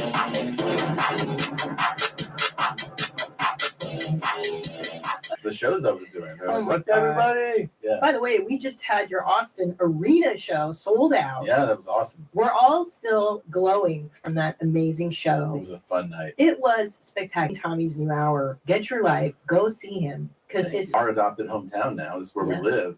So to be able to, sleep in your bed at night and then go down and do the big arena in town and have it be just jam packed. I had so many friends and family there. I mean, you were there. Charo was there. Yeah. My sister was there. My cousins were there. I had a ton of people there. The whole staff came to the show. It was really fun. It was a really good time. I didn't go to that. I ditched. Yeah, but you hung out. You were hanging out though. But I loved seeing you. Like I haven't watched you do this hour, I know. and just so people know, if they haven't seen it, I'm just gonna say there's some shit talking about me. I mean, just this. And you, the best part about me watching your set Mhm. is that people like to watch my reaction Yeah. when you talk about me, which Yeah. is why I hide backstage and Yeah. I sit in the video village Yeah. because I don't want people seeing my face. Because I mean, you guys have to see what he says. It's pretty gnarly. No, I know. It's because pretty gnarly. You're referencing because on the last tour, when you Oh came to my London, gosh. and I talked about you, you said that all the lads were like, "Oi, hey, he's talking about you, isn't they?" Everything you'd say, Yeah. I'm sitting behind a bunch of lads and they turn around and go, "Oh," and I'm like, "No, dude." You're the bad he's talking about. Yeah. But this Governor? time, This you sat in Video Village, I hit. but you still had people. Well, Kirk was sitting next to me, Kirk Fox, your Yeah. opener, and Yeah. Brian Simpson, and Kirk was like, "Have you heard this yet?" And I was like, "No, I've been, hiding in the house for the last few months." And he just was like I could tell he wasn't sure if I was going to be a wife about things or if I was going to be a comic about things. Yeah, but you're. It's pretty crazy what you're talking about this hour, and it's also very sweet to hear stories about our kids, and Yeah. it's a well-rounded set, very well-rounded Thanks. I try to have a balance. hour. Sex, What a Hitler talk. society. But when is Hitler not fun? I mean, the guy just keeps delivering. He's I been know. gone for a long time, but he keeps staying in the fucking zeitgeist. He's just there. Well, because they keep colorizing the footage. All of a sudden, or- you're like, I've only seen this guy in black and white. yeah. I want to see it. Oh, he's in Yeah. color now? Oh shit. I'll watch this whole documentary series. Yeah. Yeah. Then they rope us back into Hitler And they're stuff. like, guess what we did? We modified the audio. You can hear his. I got to hear the guy's real voice. This Yeah. is incredible. Hitler had a pet. What kind of pets did he have? Now I got to know about his dog. Hey, guess what? We exposed a God new roll of damn it. film. I'd love to see all the photos. But he's never not in. I watched some Whole Saddam pot. stuff this weekend. Well, is he as interesting and intriguing as Hitler? Saddam, he's a real interesting guy, and he was a bit Is he, of a is he as knucklehead. dynamic He as Hitler? he had a peasant's upbringing, Oh, okay. and he came to power in '79. I Mhm. just watched stuff about him. He had this great first week in office. It's Mhm. one of the most I've ever seen. He called a general assembly, so everybody in government had to come to this assembly. In Iraq, it's Just a fucking little cozy. and there's no air conditioning, Hmm. and they're all in this thing. They're all in suits, and they're like, "Yeah, yay, Saddam!" And he knew that some people were already trying to overthrow him, Uh-oh. so he stands there. He lights a cigar. He takes a few puffs, and he's like, "I'm going to read some names from this piece of paper. If I read your name, I want you to stand up and recite the party slogan, Ooh. and then exit to the back of the theater." And so he just smokes his cigar, Wow. reads people's names. They stand up, they say the slogan, and then one guy's like, he's like, "What did I do? Why'd you read?" And then everybody who he read, they were all walked out and executed. And then he was like, "That's how we're going to do things around here." Wow. And yeah, pretty soon he was, he figured out how to kind of skim some money off the top of their Sure. Yeah. oil sales, Mhm. and he was living a pretty plush life. Real thing that's interesting too is he had two sons, and one of them, I think the firstborn, Uday, Yeah, they're Was, cute. One of them's cute. was a real fucking Bring up Uday. psycho. Yeah. He was But I remember being real attracted. crazy. I remember being sexually attracted to Uday. To Uday? I'm pretty sure we bring up Uday. What's- What's the other guy's name? There's Uday, and what was the other? His sibling. Oh, Kusei, that guy. Yeah. Let's see. Because I Maybe never that had one a you crush like on one of them one time. He's Yeah, some must more have interesting. Look, he's kind of handsome there on the far Yeah, right. it's not bad. It's not No? bad. It's not bad. It's cute. Okay. Wait, so enacted in it. Uday's a real ding dong though. Mm. So what he was in charge of, they put him in charge of the Olympic Committee. Mm. So all sports in Iraq. But guess how he got the best out of his athletes? Mm. He tortured them. He tortured them and like threatened their families. He would have them murdered. He was really, really psychotic. And to the point where Saddam one time, so Saddam had a party, And Uday at the party shot 3 people with a shotgun and killed them. Fuck And no, so his dad dude. was like, I'm never "I'm going to fucking his done with parties, this man. You're being a real. Can you knucklehead." imagine being at somebody's So party and they just Saddam kill 3 burned people? Uday's cars as a punishment. Uday had See, like a bunch of fleet. Why don't we? I get imagine some it more of happening these at kinds different of stuff? intervals Hitler too. Like stories. Hitler didn't the even first do this person shit. shot at the Fucking party before tired as a anyone's dog. drunk. The Yeah. second person Got at it. dinner. The third person Except for who the one I knows. talk about. Yeah, Yeah. they need to bring these cool stories because I never recalled Hitler torturing Olympic athletes or torching his son's car. He didn't have kids. No, he had a couple other things he did. I don't know how much. I don't know. You know what? he was From what not I've nice to heard- some other people. Why just Hitler? I know. So many other people commit genocide, but so stylish too. Like he had a really kind of like pronounced aesthetic. The uniforms were very dramatic. Yeah. He had like marketing. He had a good marketing team. Well, the other thing is that there was clear when you look at like the story of Germany coming to power and what they were trying to do. There's not a lot of times where you have a unified front against one. Like his mission was take over. Like we're just gonna invade everyone, take over Europe. Yeah, Europe. So everybody got to go, you're evil. You're just like invading people left and right. You know, it was clear to have like, this is the enemy. A lot of times when there's other dictators in power, it doesn't register to everyone else. Well, you know what it sounds like to me is that these other guys don't have They it. just elected a new leader who's I think far right leader. So maybe Cool. some, you know, We seem to, the world is going that way right now. yeah, it'd be pretty cool and see if he's like, you know, I've been inspired by some of our past leaders. I'll get them while you can. Then this Saturday, March 1st, I will be in Chicago at the United Center. Go get your tickets at tomscura.com/tour. When you think about businesses that are selling through the roof, like Gymshark or Mattel, yes, they have a great product and marketing, but for millions of businesses, that's Shopify. And the not so secret with Shop Pay that boosts conversions up to 50%, meaning way less carts going abandoned and way more sales going. So if you're into growing your business, your commerce platform better be ready to sell wherever your customers are scrolling or strolling on the web, in your store, in their feed, and everywhere in between. Businesses that sell more sell on Shopify. Upgrade your business and sign up for your $1 per month trial period at shopify.com/momshouse, all lowercase. Go to shopify.com/momshouse to upgrade your selling today. Shopify.com/momshouse. Do you live stream your most intimate moments for the whole internet to see? I know I don't. If you're going online without ExpressVPN, you could be accidentally sharing very private moments with millions close to their servers. Internet service providers, including mobile network providers, know every single website you visit. And in the US, ISPs are legally allowed to sell that information to advertisers. ExpressVPN reroutes 100% of your traffic through secure encrypted servers so your ISP can't see your browsing history. ExpressVPN hides your IP address, making it tough for third parties to track your online activity. It's super easy. Just open the app, click one button, and you're protected. It works on all your devices too, so you can stay private anywhere you go. I don't know about you, but I like keeping my private information private. There's nothing easier than going to ExpressVPN and just clicking that expressvpn.com/YMH. You can get an extra 4 months free.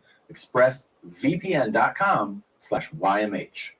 I think the Germans are a little sore about that topic. They're kind of like, give us like they don't want to talk about it. No. It's so annoying. It's like all you want to talk about when you go to Germany, and when you nobody meet a wants to German. talk about I it. know. Like, you're German, so were Nazis like you? Yeah. Your dad Nazi? My father was born in Germany during World War II, and that's Friedrich Merz. That's the new. No, the Bundestag. His party's Christian Democratic Union of Germany. That's A little too. Lived in that region at that time. You know what I'm saying? Yeah. During the WW2 and the commies, and I And a posse rolling I'd like, did deep. you? No. what was going on. Don't make me koala bear like, you, what they were doing to terrorist. the Jews. And she was like, of course, everybody knew. We just ignored it. I was like, cool. She didn't say that. She just had a Hungarian accent. Yeah. Everybody knew. We just ignored. What should we do? Fight the Nazis? I'm like, I mean, I guess not. She's like, you could smell it. You could smell the bodies burning in the neighborhood. I'm like, pass the lemonade. And I think that's a great. You What guys is bought the my triggers? lipstick yet? Oh yeah, that's a good transition. Go ahead. Go ahead and plug your lipstick now. The animal My emojis are by Nana, far the best my ones on this sweet thing, Nana at least that wore I've the seen. perfect red, and I had it designed after Look, her they have and a her love of all penguin. things. And her ignoring the execution. Yeah, you can still see Hitler's bunker if you go to Berlin, East Berlin. And if you wear Berlin and in here's Berlin, one of my double buddies, one of my whistleblower buddies. Atomic Red. I had to that's walk for a through different that war. same Yeah. alley. And Madison, Wisconsin. Here's the Kinda Jersey liberal. I had to Devil, make a Mini little- Anyway, Me, right and now, another Christina person I'm not going to name. Get all four. Why not at the same time? Impress your lady. press your lady. Impress your lady. Or if you're a handsome fella, you want to wear lipstick, go ahead. There you go. Dolphins and okay. cancers of the world unite. Let's play the opening clip before we get to our Oh, big wow. news. Ready? I'm ready. Here we go. Birthday shout out, nigga. What? Hey, yo, Elia. Word on the street is it's your 16th birthday today, pussy lips. And speaking of pussy lips, what's up with your mama's fat ass purple pussy lips? Nigga, what? Wow. Oh, it's right. Cool guy. That was really nice. mama the fuck is that? Welcome Jesus. to your mom's house with Tom Segura. Mom, cigarette. Oh, the cacti is pretty cool too. That's not nice. That's not nice. Yeah. That's good. Yeah.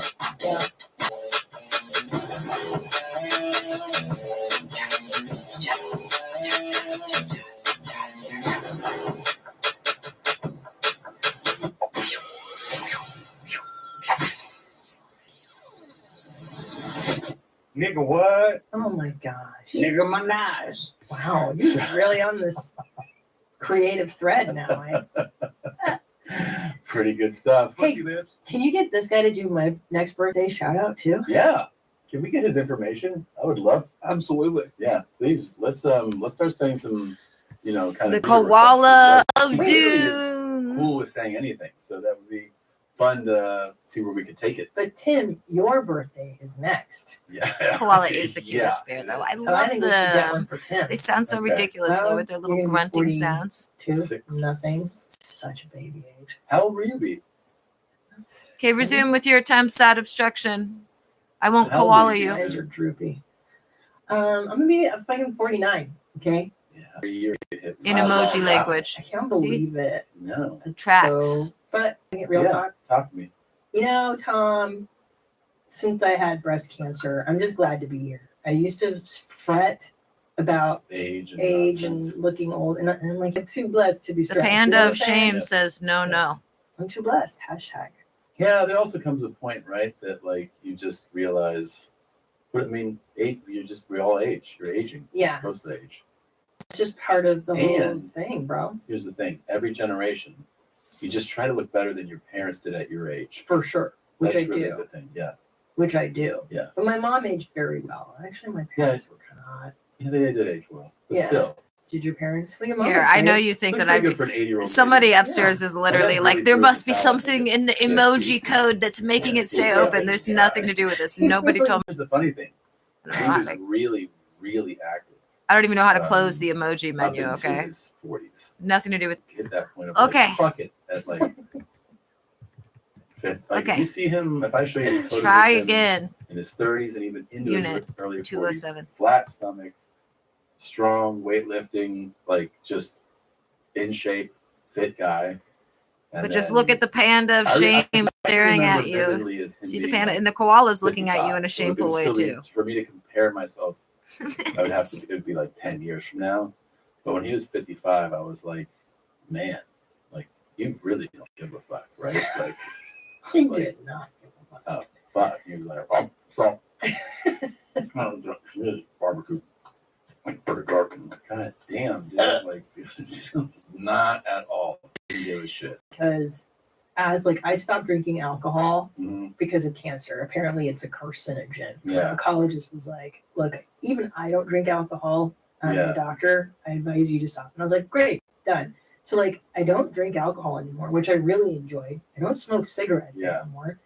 I'm on the Ozempics again. Whoop whoop. So I'm not even really eating. It's like They're I tempting just have to train termination at myself to 9:20. enjoy, like walking. Well, I think the It fucking thing sucks. for Top Dog was 9:21. that his joy, It's gone on for a minute. his dopamine drip came from Food. Yeah. You gotta have something. You have to have some, and that was Did just it for him work? the thing that, like, as he aged, he was even more into it. You know, Yeah. because I think he just Nope. was like, you know, Maybe you'd next see him time. light up at the idea of like meals. Try Oh, for shit, over and it was a minute, and there was no like, counterbalance. No, when you like, I'll tried eat this way Friday. 30 It was just like minutes. every day. No. No, because I'll allow To myself to eat the what I girl want on Sundays. upstairs. I'm like, fuck it, that's my one day. Not the guy I just do stuff, that and then just I'll tried. write it in the next day. And that seems to be okay, but it is depressing to not have vices anymore. I know. For real, I'm not gonna. I really won't. excited I about won't doing puzzles now. koala you until also it part says of that the you're thing, done you get attempting. older. So go ahead and try I again. got so stoked to be. Try it out like this you morning. did It a was couple like- days ago or yesterday when you got Yeah. so desperate and Fucking psychotic, little Well, lady, that you sat there holding is- the we buttons should for get into 30 big fucking Oh, minutes. Okay. Good. Try that again. Let's see if it works. So- I'm curious, just like you. That's why I won't koala you. I mean, Chips in a if bowl. anything merits it, I think it's this. What about I know. do my favorite sound? The sound of love, cat eating kibble. This means something amazing is going to be told to you here in a moment. Are your mom's house exclusive? You smelt it here first. Well, it's time. We should just finally say it. We've been building it up, we've been teeing it up, and now we get to tell you. YMH Live is back. It is YMH Live 10. It is coming to you live March 7th at 7:30 p.m. Central Time. That is 8:30 Eastern, and that is 5:30 Pacific. Pacific. It is going to be our biggest one yet. We've got the great Dan Soder joining us in studio as our special guest. We have original, of course, brand new sketches. And we're to celebrate our 10th live show. We are studios.com for more information. And to grab your ticket, we will announce the winner live on the show. 3 It's a group p.m. effort. When we do YMH Live, the whole team participates, meaning every single person that works here, and even outside. They only people, held we it have down to for a outsource minute. A bunch of things, but we love doing YMH Live. So this is number Consenting after. at all. So if you're not I'm able literally to join telling you, live, yes, just know that you watched the perpetrating show. the crimes you've But if perpetrated you go hundreds live, of times it's in the obviously last 2 fun to be weeks in since the you're moment. requesting to go to All right. prison. That's Never know that. what's gonna happen. You just don't know what's You going to don't happen. know if we're gonna say something crazy. Or if you're going to see something crazy. Oh my And god. of course, it'd be fun to be there either watching or winning 10K also. That's pretty cool. That's the best, dude. Yeah. I can't wait for these sketches. We filmed one last week that I've been thinking. I thought about it for days. It was so fun. It's Did It was so it amazing. work? Yeah, we have cool You have guys. no We have idea. a lot of special stuff in this one. We made also an original short story that I don't even know how to do it up. It's high level production, and it's a really original, fun story. And happy birthdays came in. We always like to check out. Oh, birthdays. fantastic. We'll be in the UK. We're going to be in before the UK. We'll be in Ireland. We'll be in Belfast. Then we're going to go down, and we'll be in everywhere from Cardiff, Manchester, London. Please come and see me. All right, here we go. Chick-fil-A. Charlie. Could I get the spicy chicken sandwich and medium fry? Sure. Any sauce? Chick-fil-A sauce. How you doing today? Doing good. What else can I get for you? That's it. 12:34. 12 strokes for you. Yes, sir. Thank you. Happy birthday. Thank you. Thank you. Have a good one. All right. Best meal of the day. Best meal of the day. Thank you. Happy birthday. That's for you. Wow, that was really good. Hey guys, I'm bored of this. Let me know though if you turn it off so I can many start a names new one, in there. okay? Charlie. Yeah. Wow. Way to go, Crushed it, Charlie. You dropped 2 Hitlers in there. I'm focusing on Tom Segura, who I don't even find that funny, but I just feel like I want to hear Tom That's Segura. Like, he didn't know what you said, but he still went with it. He's like, Yeah. that's what I'm talking about. Yeah, they just roll with whatever crazy shit. Yeah. When he says 4 strokes for you, what? She's like, yeah, man. He doesn't know what he said.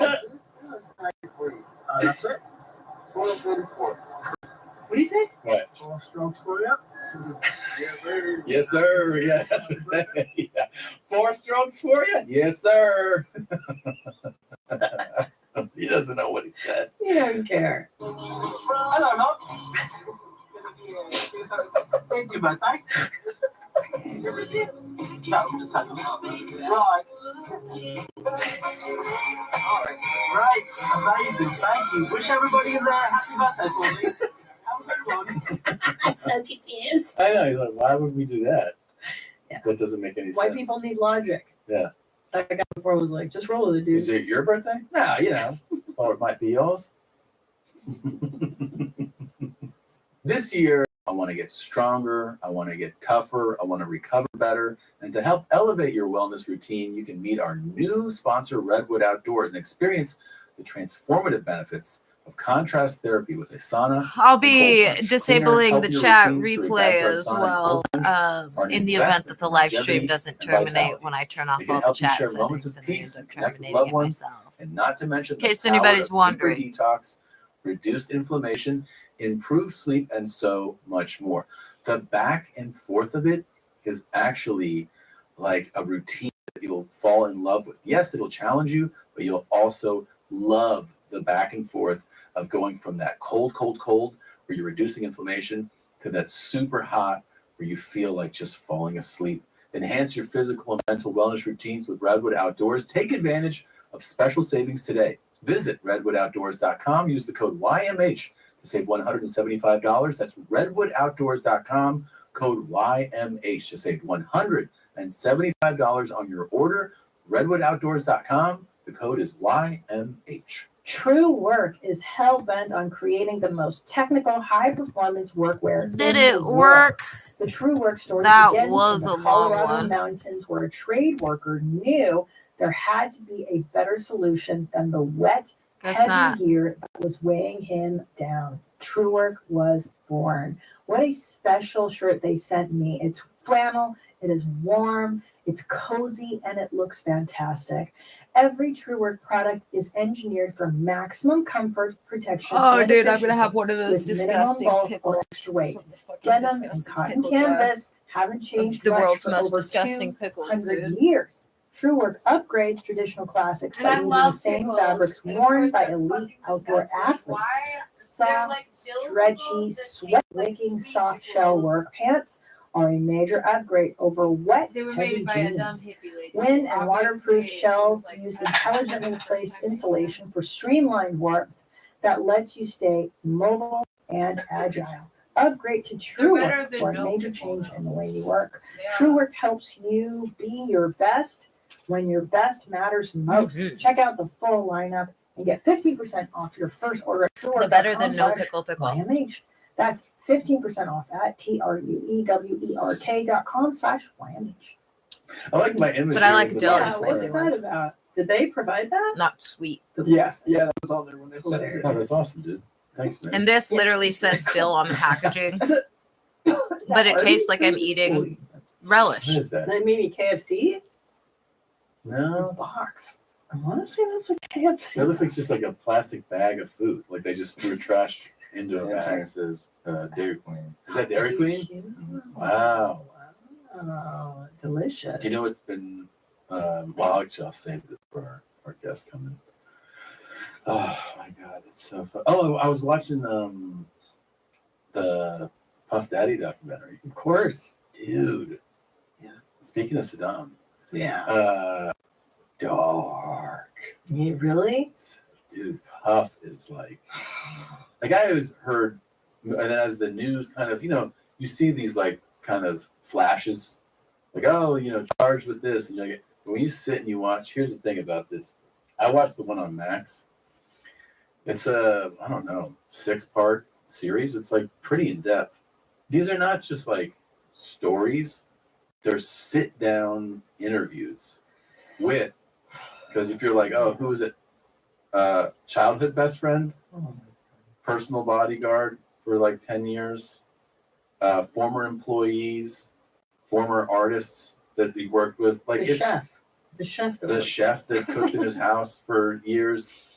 It's everybody that was intimately involved with this guy, and everything that they said. I mean, he's a monster. Yeah, there's like when you watch this, you end up going like, oh, there's a real probability that I don't think he's going to see the light of day. Probability.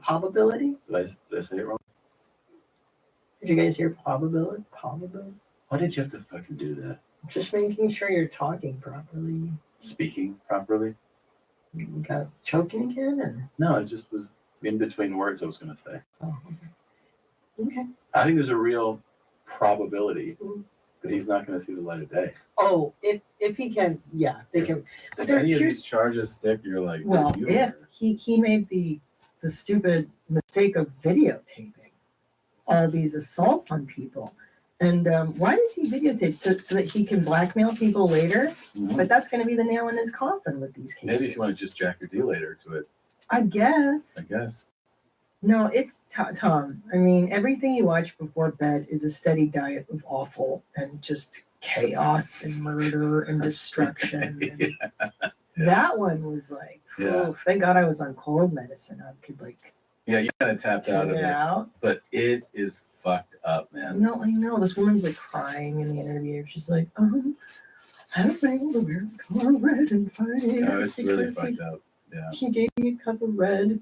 Like it was a red cup with poison. Like with he whatever drugged her and in then, it. God damn. well, allegedly, we should say. Oh yeah, sure. It's pretty and true. then he allegedly forced himself into her, and then she vomited on the table, and then he kept doing it. And what's really crazy to me is she's like, yeah, I knew him. Like he would call me and we would chat on the phone. It's not like he just plucked her out of a nightclub or she's a sex worker that he's torturing. They had a rapport. Yeah. And then the people that worked in his home, like his domestic staff, he tortured these poor, pushed them around, swearing at them. And all the crazy thing, you know what the crazy thing is? Each of them, so they interviewed his executive assistant, like the last one that he had. And he was like, oh man, I was so excited to work for somebody I idolized. And I was like, I get to work for Puff. And then you see Puff left him not just text but voice notes so that you get to hear his voice. And he's like, hey man, go ahead and get that lube and that baby oil over for one of my parties. So it's like he's like, I'm just delivering like baby oil and lube and condoms to parties, and I have to clean them. He goes, the cleanup was the worst because he was cleaning up like 8 used condoms, and then he would destroy hotel rooms. So they were like, we had to like send a special unit to like clean up the hotels. And then he goes one time, and then the guy started crying. He's like, Puff was like, hey man, like it's time, like a loyalty test. Like, you're with me, right? You're with me. And the girl was like, it's okay. Like, gave him the head nod. And then he's like, I started to like have sex with someone that I didn't want to. And he's like, this guy's like crying in the interview. And then he's like, and then when Puff left, I stopped and I was like throwing up. Like, it was really traumatizing people. You know what's so interesting? And I've said this before on the show, and I'll say it again. Yeah. The people in showbiz who pretend to be like, everything's great, I've just lifted everybody up around. Like they really present themselves as the good guys. They're covering up the darkest. Meanwhile, guys like you who are like, I wipe the cum on the sheets, I shit in my hand, I do all these great, like these are the normal ones. Yeah. It's always the guys that present. It's like, Do you know how all this kicked off for him too, they said? I hate this like not kicked off in terms of behavior, but in terms of this becoming an issue. Cassie? Yes, but it was the awards. The award ceremony. He got an award. He has not been with this person in years. And then in the award ceremony, this is recent, right? Like semi-recent. It was last year, I think. He's like, also, just want to give a shout out to Cassie. Like, you know, it's all love or whatever, something like that. No, he goes, thank you for being with me in my darkest. Yeah. When I was at my worst, I was in my darkest. And then she saw that and was like, fuck you. 'Cause Yeah. she took it as like a veiled threat in a way, you know? And that is what, so him just having the nerve to mention her is what like elicited everything. Isn't that Yep. wild? I know. Eventually these guys get caught. And I hate to say it, but no. People in Hollywood are horrible generally. Not to this level, but I've worked for some fucking demons as well. Of course, we in all have. showbiz. Yeah. This is other level, but most of them are like this. It's fucking terrible. Not to this scale. Right before we take a break here, I think Yeah. we need a little palate cleanser. Yeah. Okay. Well, I feel alright. I feel alright today. Feel alright. Feel alright today. Feel alright. It is a home day. Beautiful. Man, that was awesome. Yeah, he's nice. He took the time out of his beach vacay to do that. It kind of makes me wonder what Puff could do with him, like with his producing power Wow. and this guy's raw talent. He It's was so sad we don't get to see that I together. know. I know. What'd you think of that?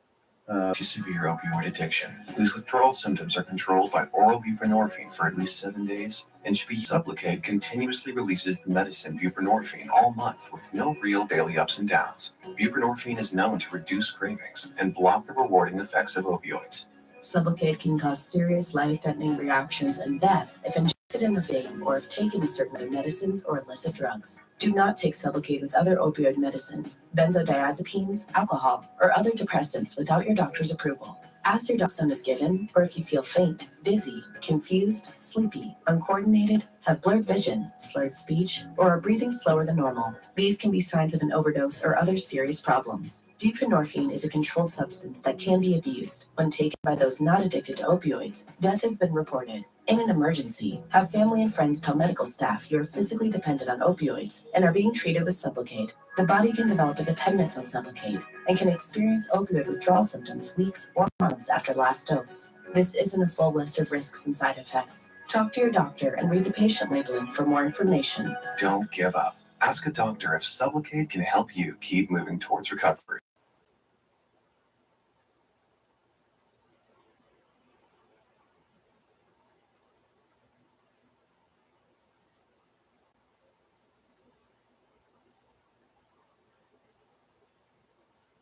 It's fucking badass. Very talented. Any you like that? Oh yeah, it's great. Yeah, I don't know how the fuck he does it. I know. I wish I could. He's a throat whistler. I just- maybe I don't. I mean, I've literally never heard that before. No, me neither. This guy like invented a whole new instrument with his body. It's pretty Sitting there amazing. on the beach, just enjoying life. Mhm. I found 2 more canisters of cheese pickles. We got to get in touch with this guy. I'm serious. We do. Of course we have to get in should. touch Why haven't we already? This guy's amazing. He needs to be writing songs for us, doing music for us.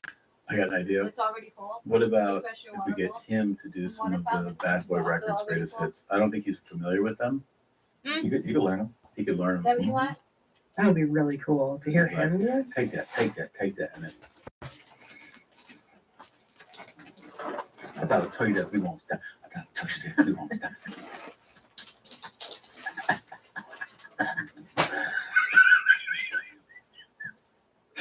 We could totally resurrect Puffy's career. Oh, let's make that our mission. Yeah. The accomplishment of the year would be like, we brought Puff back from the dark. I mean, could cross over into a whole new audience. Hell yeah. Hell yeah. I think it's worth trying. Good looking out, yeah. You got it, bro. All right, we'll take a quick break. We'll be right back. Okay, bye. And we are back, and welcome you back to the program. Is one of our good friends. You can check out his new tour, the Bro Adjacent Tour. You can get tickets at thefullcharge.com. It's the Full Charge Madness on, everybody. Yeah. So good to be at my home away from home. Hell yeah. My mom's house. Your mom's house, dude. You know, this show is so fucking popular, and I tell MCs, comics who listen to it, and I'm like, yeah, just say I'm on your mom's house when you bring me up. Yeah. And they'll always fuck it up, like your mama's house. Oh, yeah. Oh, we get that. Big house, your mom, Big Mama too. I've had Story Martin Lawrence. I've had people bring me up that way too. They're like, or even like introduction on like a press thing. They'll be like, and you've seen his Tree, very popular podcast, Your Mama's Place. Yeah. It's your mama's place. Well, now I used to threaten my MCs. You have to say your mom's house. If you say something, some variant of it, our fans are so diehard, they will fucking hate you. Totally. Yeah. Fuck this up. Yeah. Oh, okay. Also, how lazy they are. So lazy. They don't know that that's the whole job. Yes. Like Say you're the gonna thing right. bomb anyway when you're an MC, so don't bother with that. Yeah. Yeah. You're going over your notes. Yeah. Just memorize that shit. Say the thing. Yeah. Yeah. Fucking cunt. I remember I was MCing in Ontario one time, and I was introducing David Allen Greer, and I almost said Tommy Davidson. Like it was halfway out my mouth, You're like, which I would have been like just so fucking humiliated. oh, It's only half racist. They were both on In Living Color. Yeah.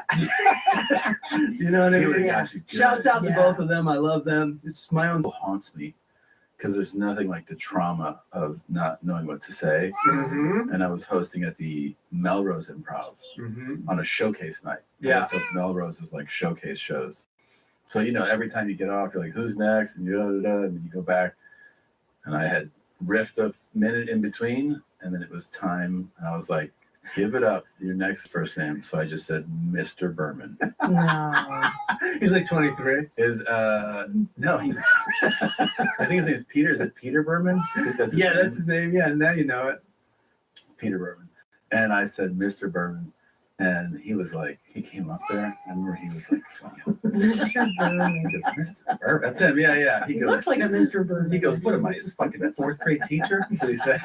I was like, But that dude don't fuck around. I've hung out with him recently. Yeah. And I mean, he should have. He did exactly what he should have done. Right. Yeah, that's him. And I was like, but here's the thing. Even though the person forgives you, Yeah. you're so fucked up over the mistake. It sucks. Yeah, I was like, because I didn't write it down. I Yeah. should have like written it on a piece Now of you get, paper. it's like it's fucking rookie to look at the paper. Yeah. But it's I'd a rather lot do better than that. failure. Yes. I'll tell you what, man. Mr. Berman. Yeah. It's crazy. I said Chelsea Handler's name wrong one time. She just got that. She's like, that's not my name, but whatever. Yeah. And then like I was so distraught, like you're talking Yeah. about, and I was like, I'm sorry. She's like, I don't give a fuck. Yeah. Like some people just like a jumping off point. Of course. At that. Some people don't even say my last name. They just give Oh, up yeah. for Matt. Oh my god. Well, you can't Google me. I've been with you, You don't when know my last people name. have tried your last name. And already like, gave you shh, That is so they just stupid. throw in the Well, towel. especially when you're headlining. Richland, Washington of me. And it's been up there for like 12 years, and my name is spelled incorrectly. Full Shrian. Full Shrian. You know? And I remember this thing, like I'm holding a boombox and shit, and I have cool hair. And I thought I took it home because like somebody spit on it. So I was like, I'm taking this down. There's a fucking loogie on it. Holy Because I shit. went up there and I was like, yo, what's up, Kirkland? And there was like, Richland, yo, what's up? And I'm like, well, we got about 44 and a half minutes left. Ooh. How do you guys want to do this? Do you want to start over? I've been on stage, Oh, said the wrong thing. Yeah. Because your brain sometimes, Yeah. just fucking Brains are fizzles out. horrible. They're Brains are so not- inefficient. Yeah. I've fallen off a stage. Oh, At yeah? the Hyenas in Dallas. After my set, I was walking down like, okay, good night, everybody. And I just ate shit down the stairs. I'm like, oh, man. Was that before is that before the age of taping every moment of your life? Because Yes. that could be, well, you don't need to go viral. God. So fuck it, you need to bury that. Yeah, that That's was it. That was, yeah, goddamn. I've eaten shit walking So embarrassing. upstairs Yeah, onto the stage. course. Yeah. And also, you panic so hard when that happens. Dude. And in your mind, you're like, how am I going to recover? Yeah. They're either they saw it and they're laughing, or they didn't see it. Yeah. And then you're not even starting Yeah, because you're like, right. oh, fucking, I almost died. Oh my Yeah. God. Yeah.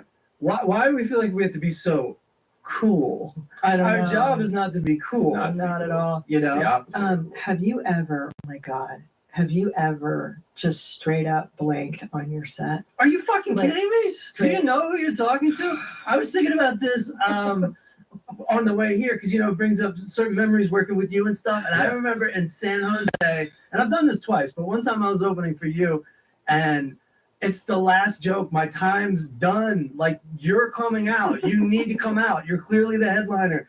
And I'm like, yeah, forget the punchline. Anyway, and this one dude just goes, oh, come on. It's like fucking totally intimidated, but that guy actually cared. Yeah. he Everybody cared. else is like, whatever. Yeah. So what? Yeah. Bring out Tom.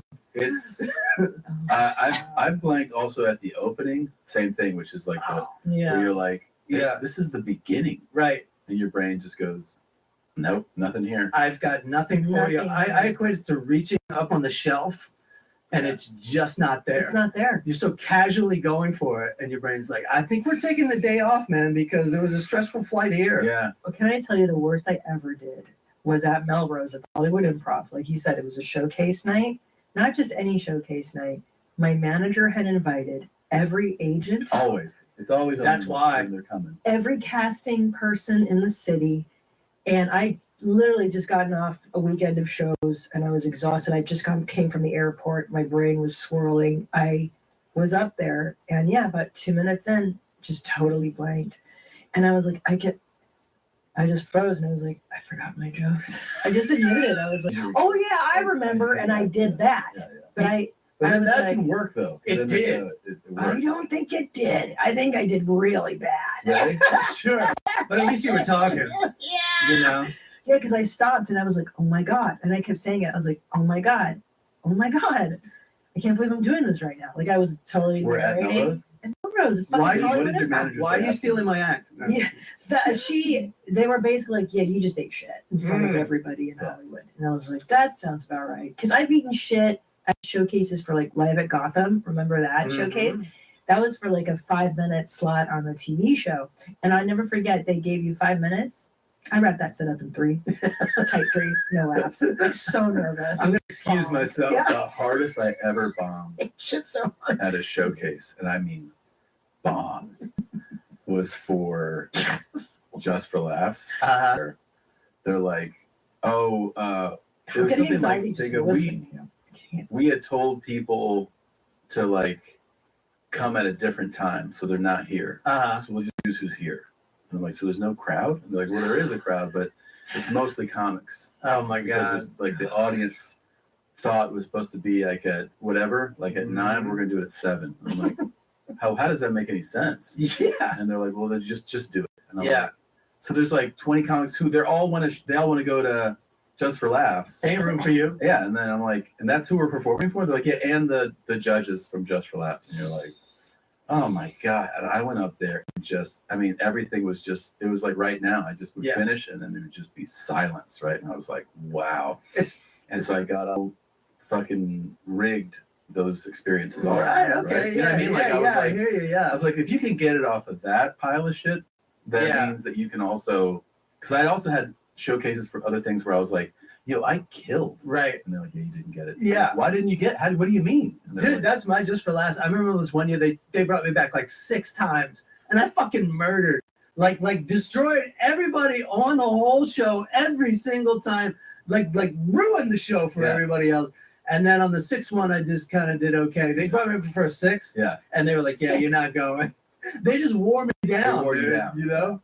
There's stuff that I'm dying to show you. Okay. So let's. Well, first of all, so that we don't forget to do it, because I teased it at the top. You are going on tour. Yeah. So I got the Bro Adjacent tour coming up. I'm very excited about it. Fullcharge.com. Can you pull it up, please? Fullcharge.com. It might be a little sloppy, but all the information's there. And no. There you go. So you got tour dates. Oh, there we go. And all right, that's not half bad. And I also, just when my plane landed, got the ticket link for the special I'm taping in Hermosa Beach in November. Okay. Fucking start buying tickets now. It's gonna be killer. Comedy Magic? Yeah, Comedy Magic. The lounge. It's gonna be a lounge vibe, like a fucking sleazy. Oh, here we go. All right. Vibe, sexy vibe. Gotcha. Hermosa, and it's happening, man. I'm very excited. That's what the tour's about. Getting that hour together. November 22nd. And just making babies. Make babies, dude. Yeah, You know? dog.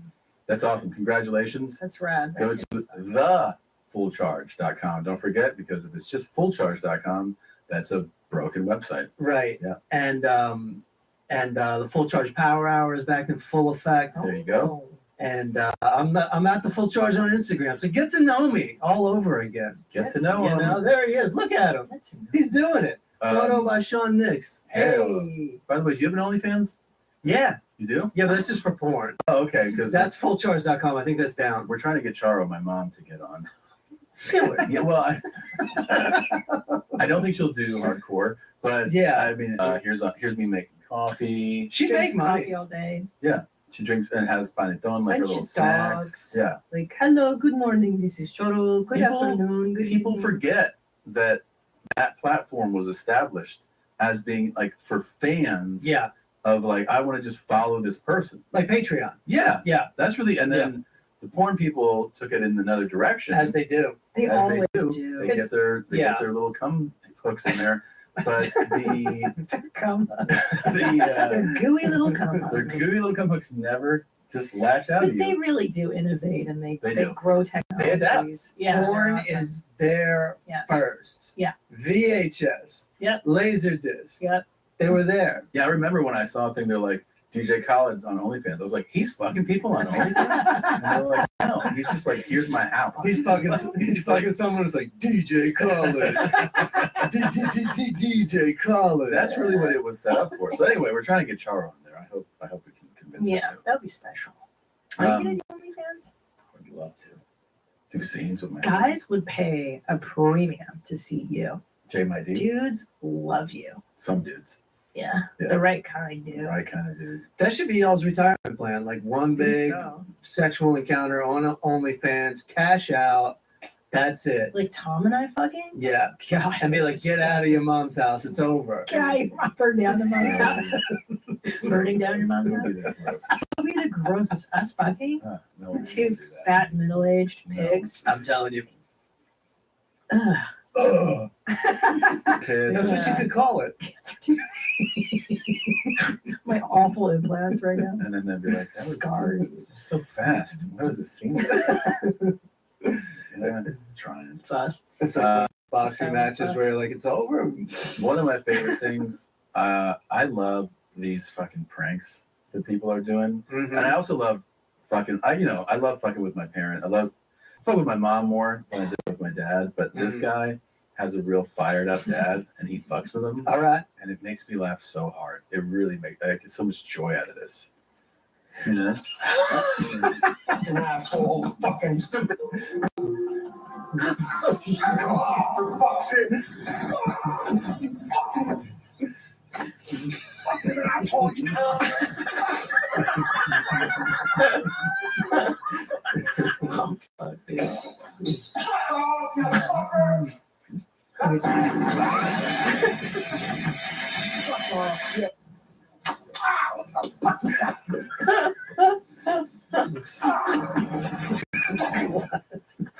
This reminds me of Andrew Russell's dad, you know, when he's golfing, Yes. just losing his shit. Yeah. I don't see how this dad keeps hanging around with this I kid. know. That's what I was wondering. They clearly work together too. Like they're at I think they're work, he's a painter. Right. And so he's just at work with his dad, pulls out his phone, and he just fucks with his dad. So he feels like he can't get fired. Yeah, he can't get fired. Well, also, there's no child abuse in his history because my dad beat the fuck out of me. Dude. At this damn. Dude. Yeah. Yeah. Insane. It wouldn't go. You'd never hold another paintbrush or No. golf club for as long as you're in the house. No. You'd have to move out when you're 18 too. Yeah. That's it. You know. It's just a testament to this dad's patience and Yeah. kindness. He's actually a sweet guy. Yeah. And that's why they keep doing it. Because they're like, it's so fun to watch him go, you fucking asshole. But he doesn't actually hurt them. I think it's But he should. yeah. I think it might even be about the curse word because he probably didn't curse that much. Fucking idiot.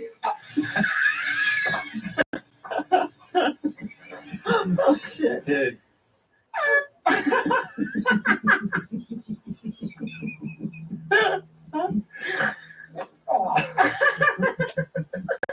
Stop. Stop. Come on. Come on. Come on. Dude.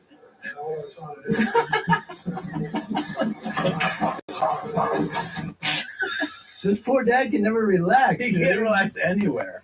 He was sleeping on vacation, and when they dropped the chair on him, the guy was in the middle of a great nap. Yeah. Yeah. But isn't this what it's like to have boys? Brother, we didn't fuck with my dad at all, man. We might have made fun of him a little bit, but Sure. Jesus Christ, dude.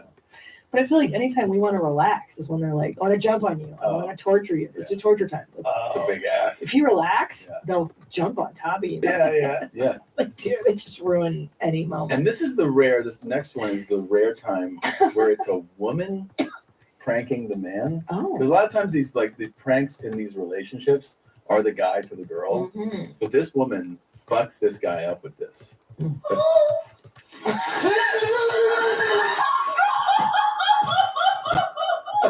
Dude. Dude, I'd fucking hit that bitch too. That's me as shit. Though. She fucks him up. She hates him.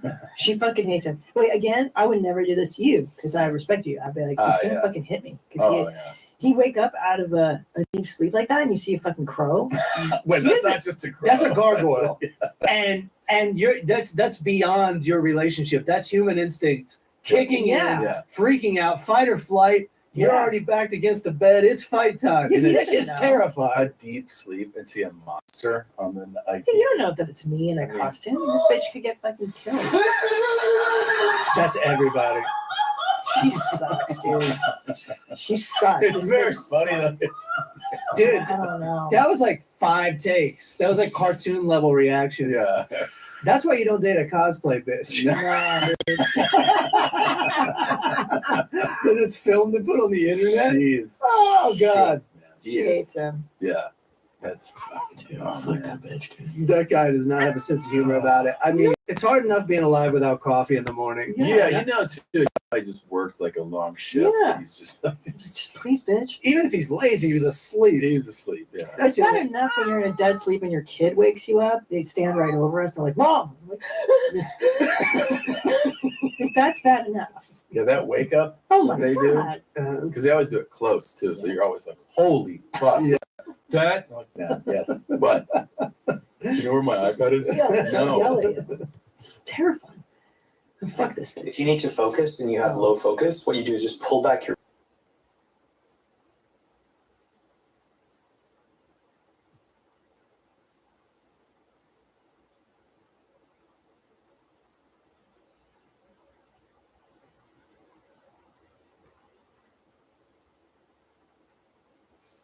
I'm doing a deliberate no-no for this website. It's rigged to terminate this live stream. And as you can see up there, it looks like it was attempting. Or it may have. It's rigged to... Oh, we're still connected. Or we were. Oh, now it's rigged to... Oh, now... Oh, no. Oh.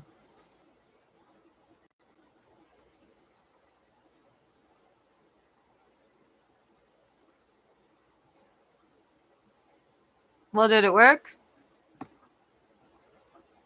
I'll use the... Thank you for preventing more people from going to prison. I'll use the... Thank you for preventing more people from... I'll use it. Thank you for preventing more people from... That's the audio sound of their hacks. Thank you for preventing... That's the audio sound of their hacks. Okay, let's try a different website. Actually, no, let's stick with this. Let's try a different...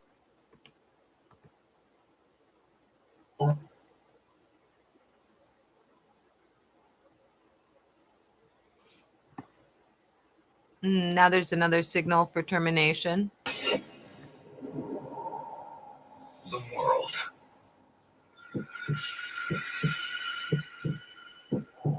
How it was. How it is. It's the panda of shame for you. Discover the world around you with us.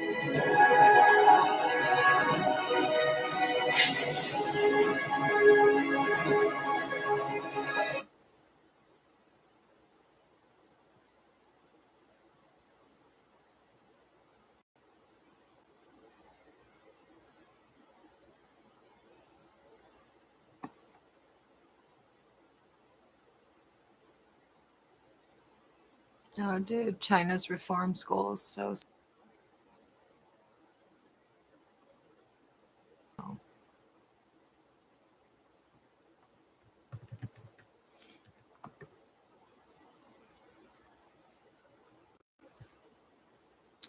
did that work? Did that work? Backed into my account. They couldn't get on with the phone. I mean, they took the bait. And the FBI appreciates it because the bait apparently allowed the FBI to get into some things they couldn't get into before.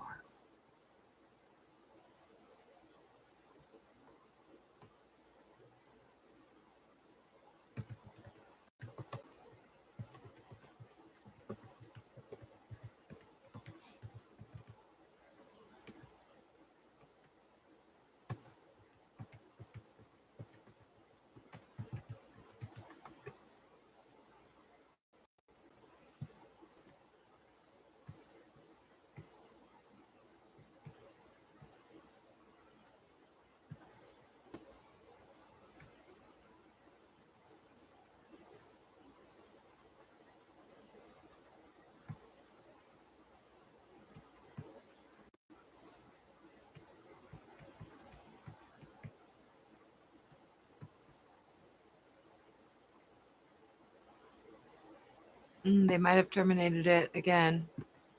It's showing the warning.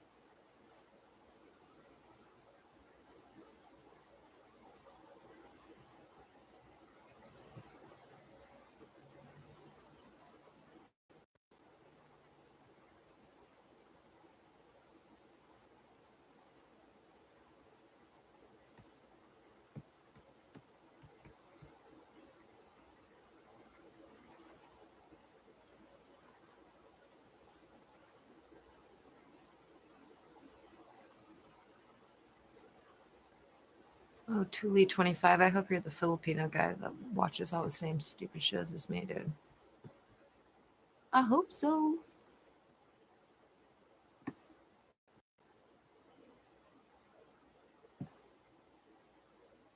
What's going on, Unit 207? Why aren't you letting the video play?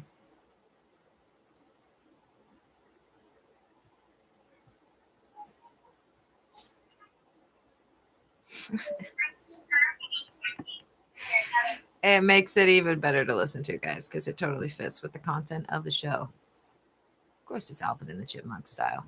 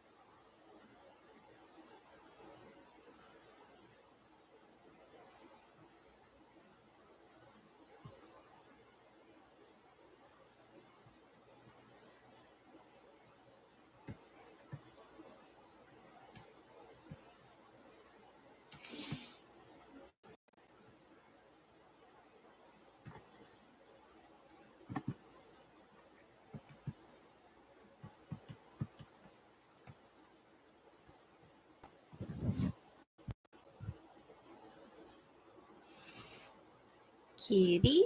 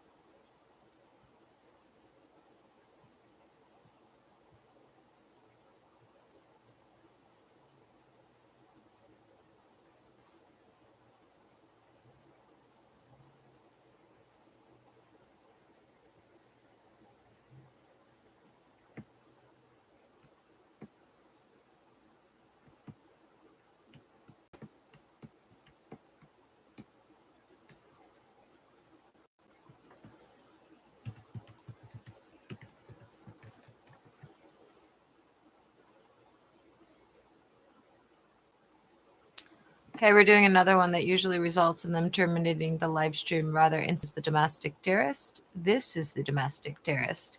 This is me. This is the domestic terrorist service worker. This is the domestic terrorist. This is the domestic terrorist dedicated worker. This is the domestic terrorist. The preceding live stream shows you how they like hide their little people and their hacks while pretending to be my devices.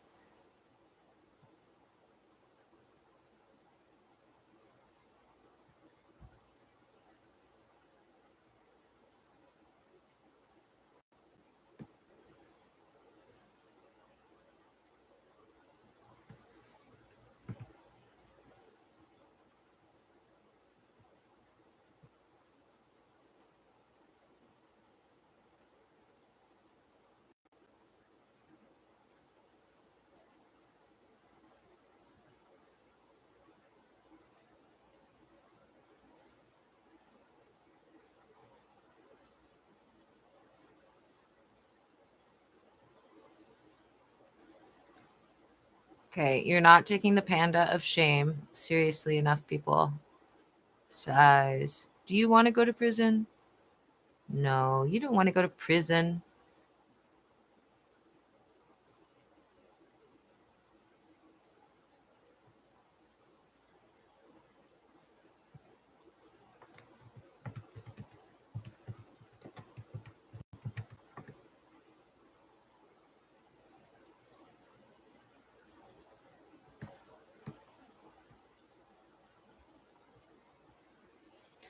Oh, it's a girl and her dog. What is this one about, dude? In a post-apocalyptic world, a lone woman searches for other survivors as she grapples with the reality of an unborn baby. Oh, well, fuck that, dude.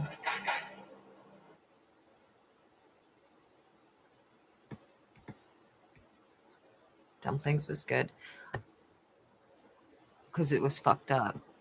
What is it if I like this movie? I like Dumplings. I've seen Audition. What's Horsehead?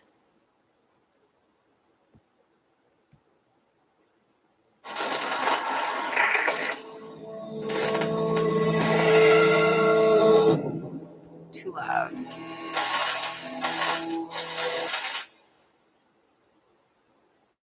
Oh, let's go over here. A koala for a test. The koala has been received.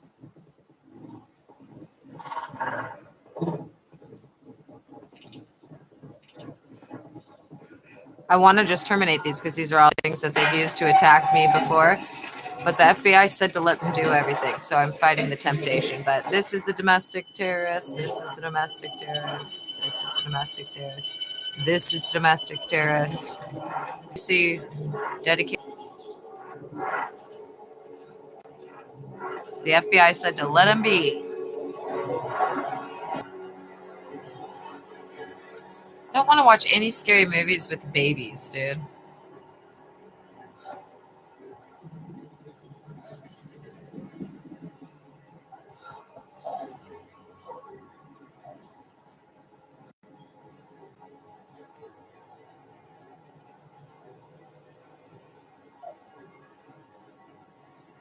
Okay, well, that is creepy.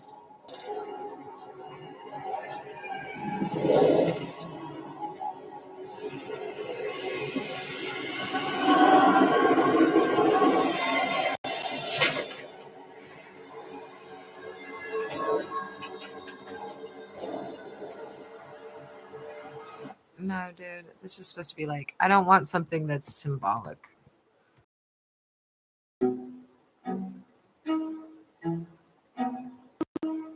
Crime Mystery Foreign International. 5 random people arrive at a party, wholly unaware that the purported special night is just a cover for an evening of torture and murder. Oh, I've seen a lot of these ones. I'm gonna skip that one. The last one I saw, I forget the name of, but they were like stuck.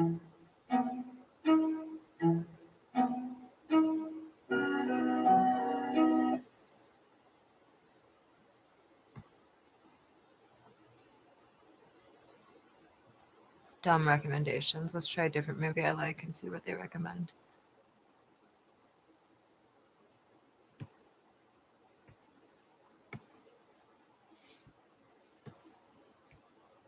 What's The Returned? It looks cool. When Julia gives birth to a stillborn child, her husband begs their servant to bring him back to life. The baby returns, but he's not alone.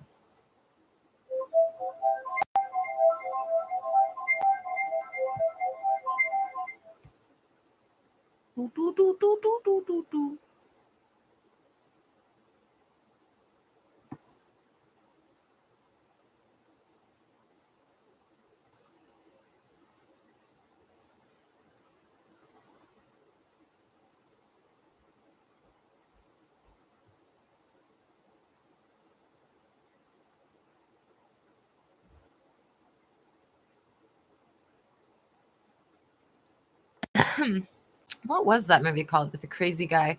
He was like rich and he had developed something and he thought that somebody at his dinner party stole it because it was gone. So he locks everyone in the glass chamber that he's like built in his dungeon lab, even his wife. I can't remember what the fuck it was called. That was creepy.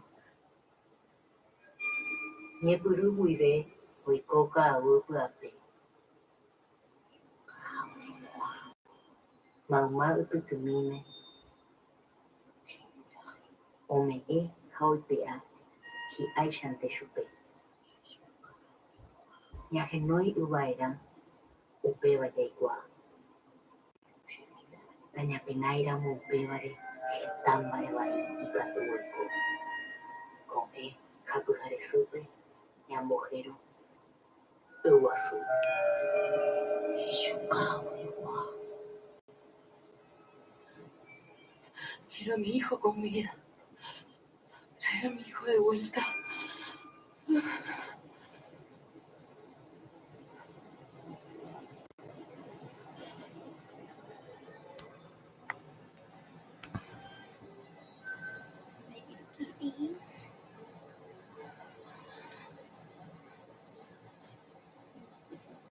Devuélvemelo, por favor. Devuélvemelo, por favor.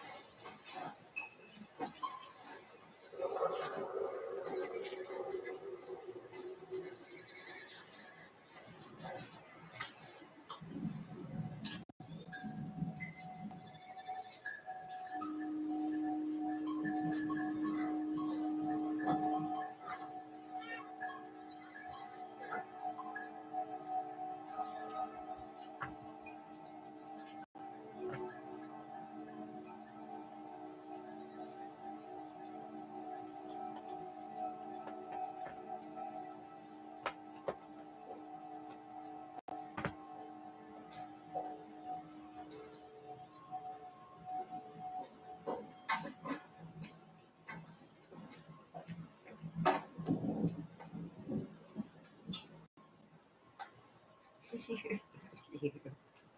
Look at your little tail. It's like a tentacle. It's ridiculous.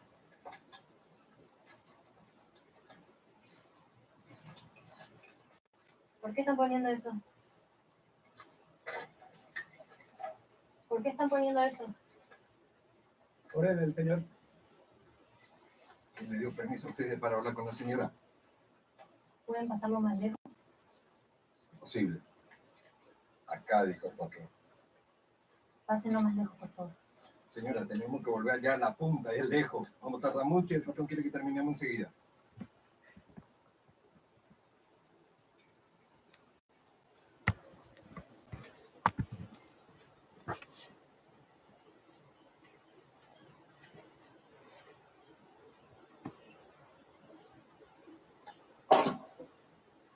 Tiara, después te ves agua. ¿De Lucey? No sé. ¿Qué pasa con este izquierdo? Está bien, Jessy. Yo tengo algo que Lo mismo, ¿le preparo para el señor Mariano? No, Mariano no está, se fue para posada por la mañana.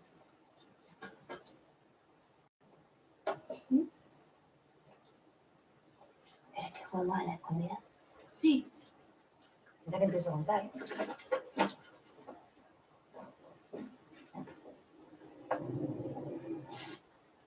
Cierra los ojos.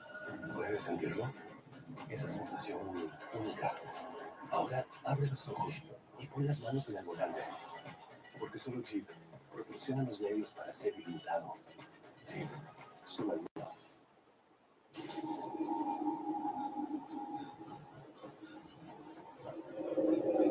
Uno, dos, tres, cinco, seis, siete, ocho, nueve,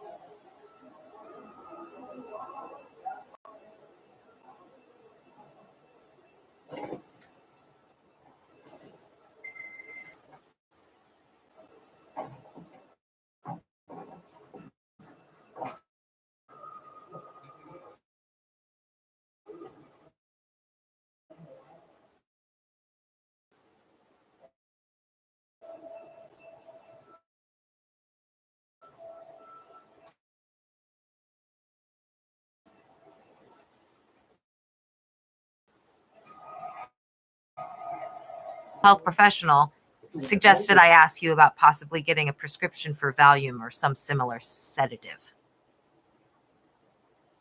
Not for everyday use. But girl, you've definitely could have used like one a day for the last 2 weeks.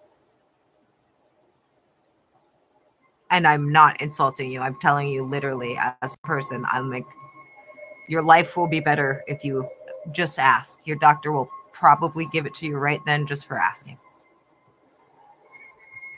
At least 5 or 10, and that could keep you chill when you're obviously really struggling to be chill.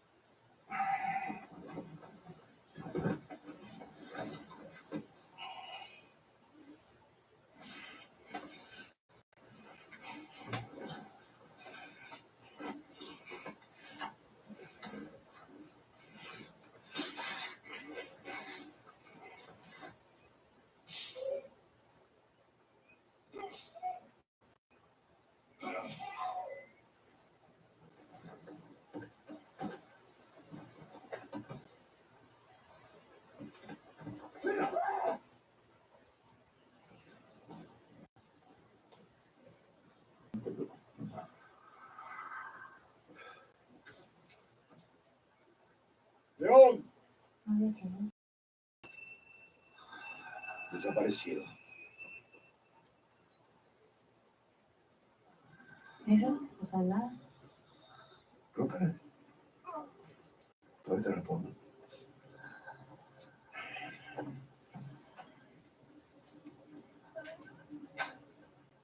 Va a decir a mi mamá que venga. Anda a buscarlo. Urgente.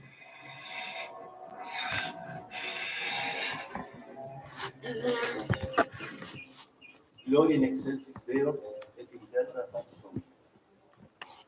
Se acordarán del Señor y se volverán a Él desde todos los confines de la tierra.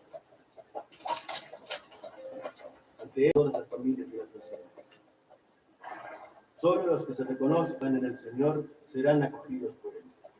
Quedarán excluidos del reino de los cielos. Dios no perdonó a los ángeles que pecaron, sino que arrojándolos al infierno, los entregó a prisiones de oscuridad para ser reservados al juicio. Y si bien todos hemos sido pecadores, como lo fue el hijo pródigo, el padre dijo: Hijo, has vuelto a la vida, estabas perdido y has sido encontrado.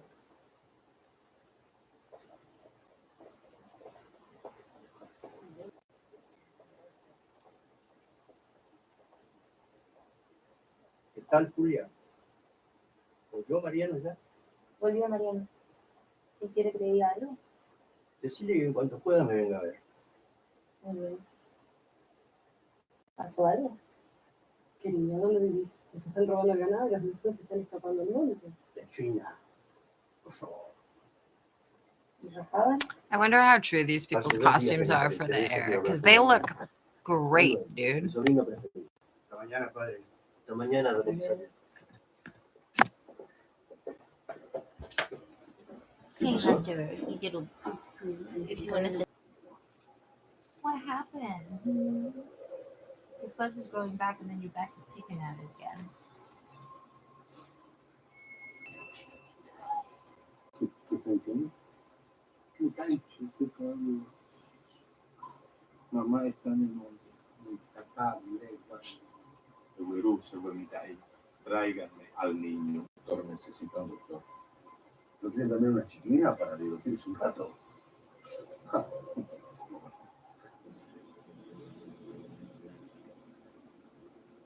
Este hombre no está enfermo. Este hombre está poseído. Eso hasta un peso más. Si tengo que tener atados hasta el final de la cosecha, lo voy a hacer. Y está muy bien, Mariano. ¿Y sale? Ahí también se escapa del lugar. Voy por ayudarnos. Pobre. ¿Qué va a hacer ese hombre? Traer a sus compañeros de armas del ejército de Roca. Vive como 100 años. Más.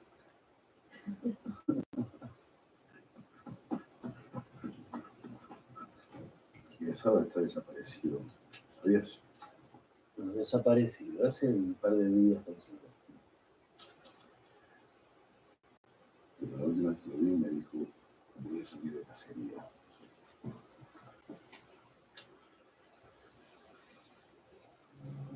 Dios quiere.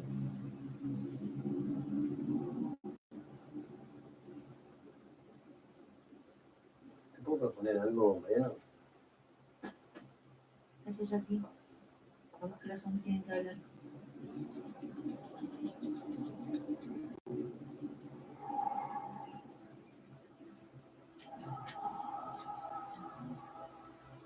Barajó volviendo al mismo tiempo de que muy cerca una selva que parece colocada a su alrededor. Pronto se llega a un laberinto de estrechos y sinuosos canales que permiten llegar al Amazonas.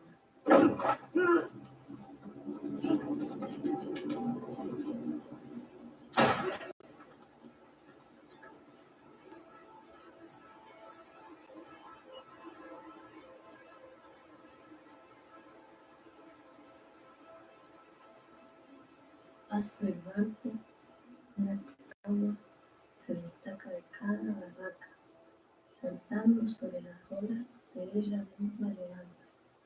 Se acerca y intenta recoger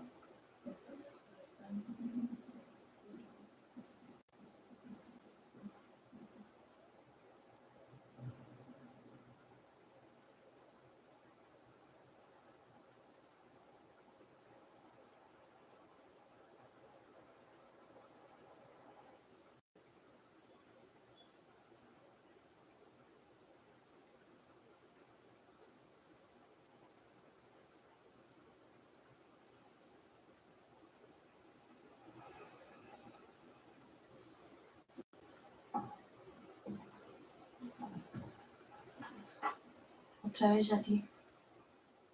No, yo no, él solo viene.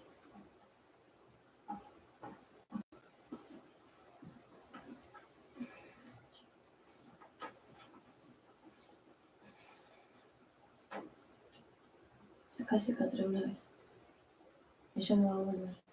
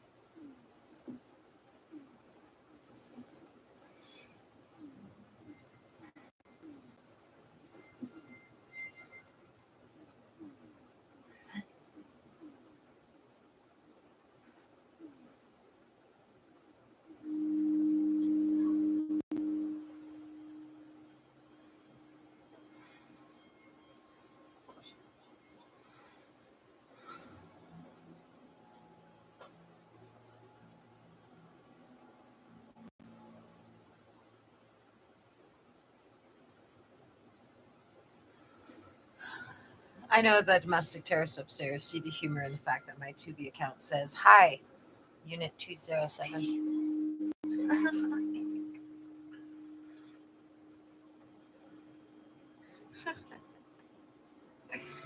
That's funny as fuck.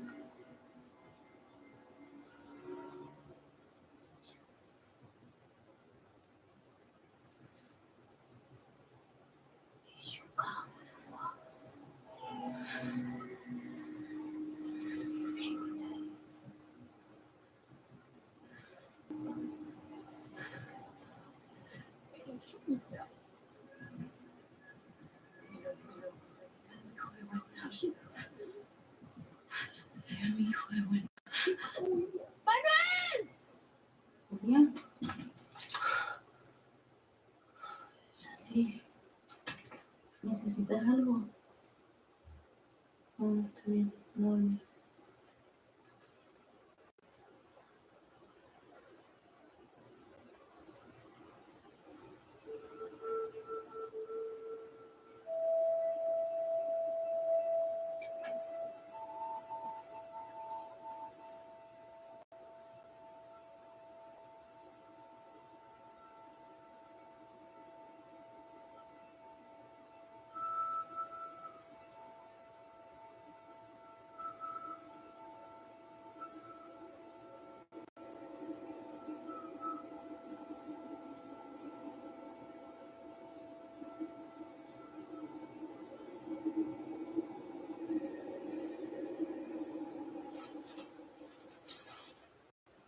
Cierra los ojos.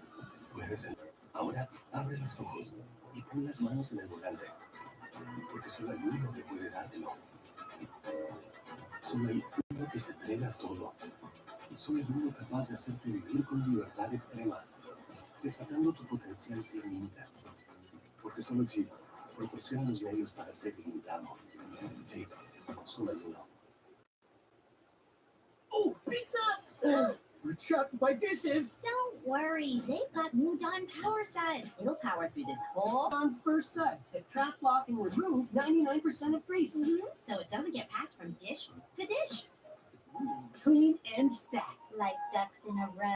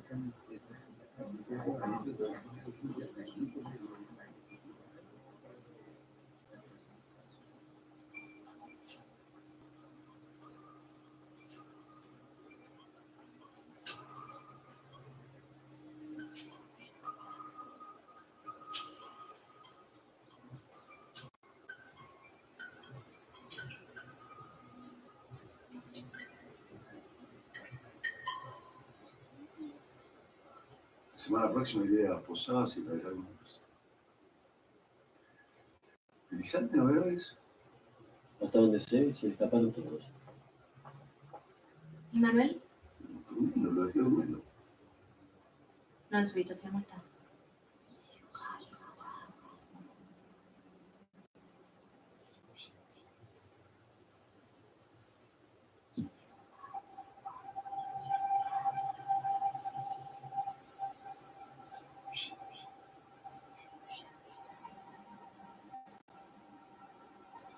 Oh, he's adorable. Look at his little button up and his suspenders.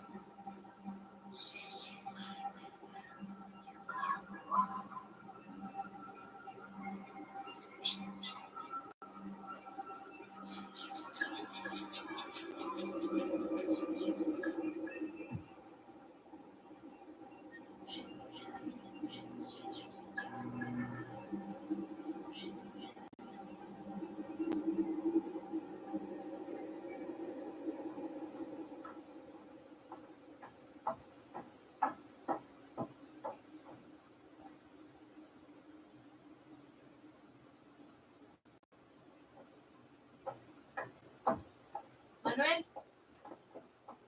Manuel. Manuel.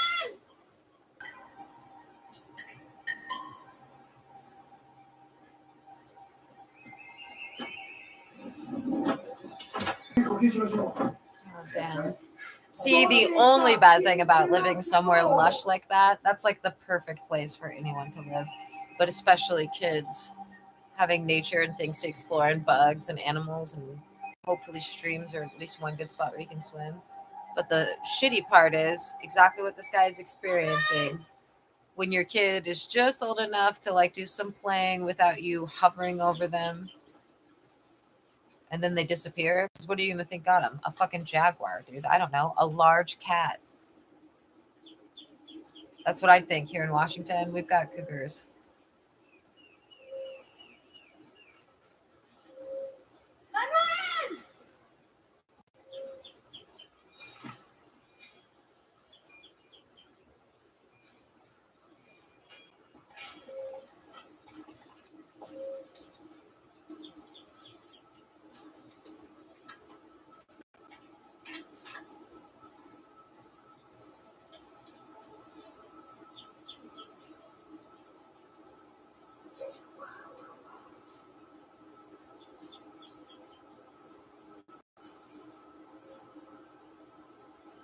I thought this would be good because I was hoping that the kid would come back with some sort of like magical monsters because he had become a shaman by being saved by one of the servants.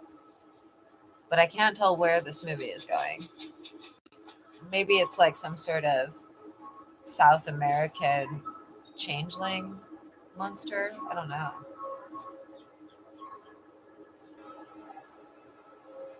The film I'm watching is called The Returned.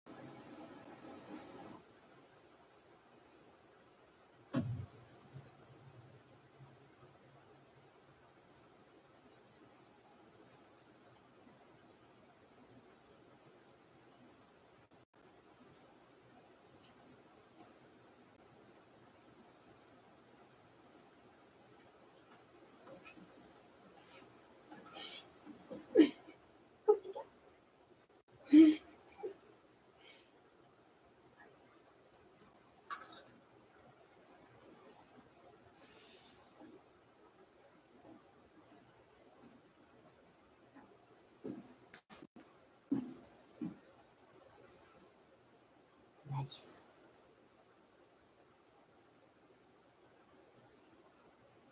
Boca.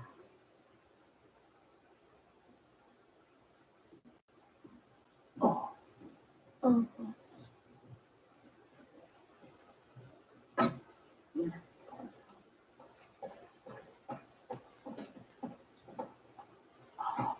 Me dejó no volver en madre.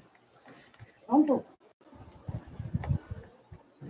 Ahora tratando de enseñar español, pero no quiere ser. Y si me vuelve a decir, le hace caso. Sí, le You're under a cupboard.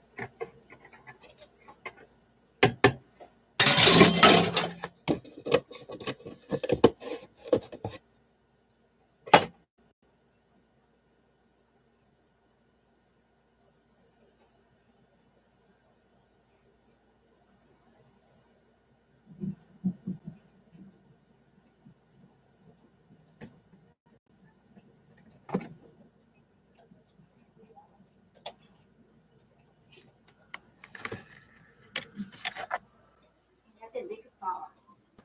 No, no, yo creo. Usted lo que tengo que hacer.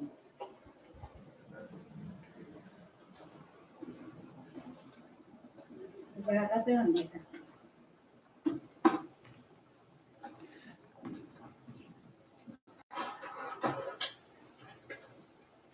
Otra, ¿verdad? Porque están los oficiales de escuela.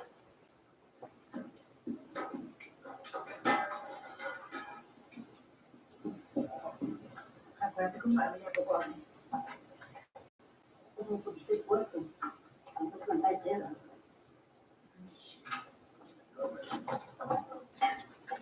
Ese se tiene que montar las piñas a su señora, Maro. Anime. ¿Son alemanes? Oh, son polacos. La colonia de Molina son polacos. No, esos son suizos. Bueno, también son polacos. ¿Verdad? No, no, son suizos.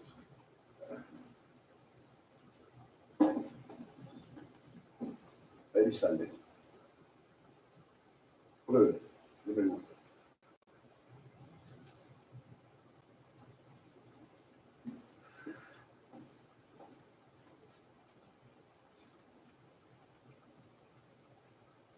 Me parece.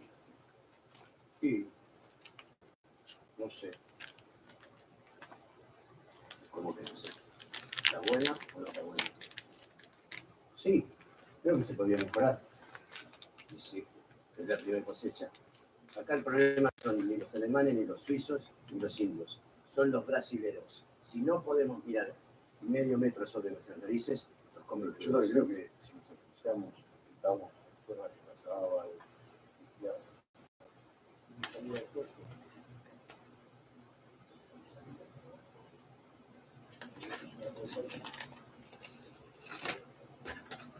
Es interesante. Creo que habría que pensarlo bien. Cuando los primeros misioneros llegaron, se encontraron con que los guaraníes juntaban unas hojas y se las metían en la boca y luego bebían agua. ¿Sí? ¿Saben lo que pensaron estos pioneros? Que esa era una manera de los indígenas para conectarse con sus Dios. Los míos también se conectaban con Dios, pero tomando aguardiente. Bueno, eso es una cuestión de educación, y saber. Entonces se los voy a mandar a la iglesia. Cuando quiera, así no se educa, padre. Por supuesto, por eso estoy. Lo que está intentando decir mi hermano Marisal. Desde siempre esta fue la tierra de la cebada. Y que ahora que no está, nos corresponde tomar de ella todo lo que nos ofrece.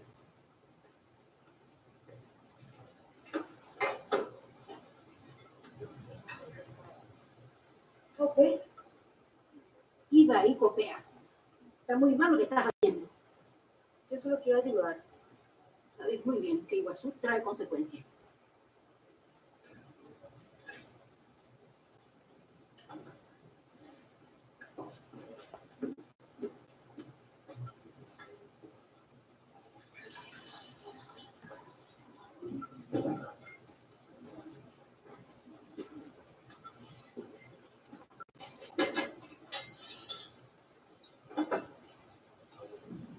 Podemos seguir permitiendo que los brasileños sigan ganando nuestros rivales.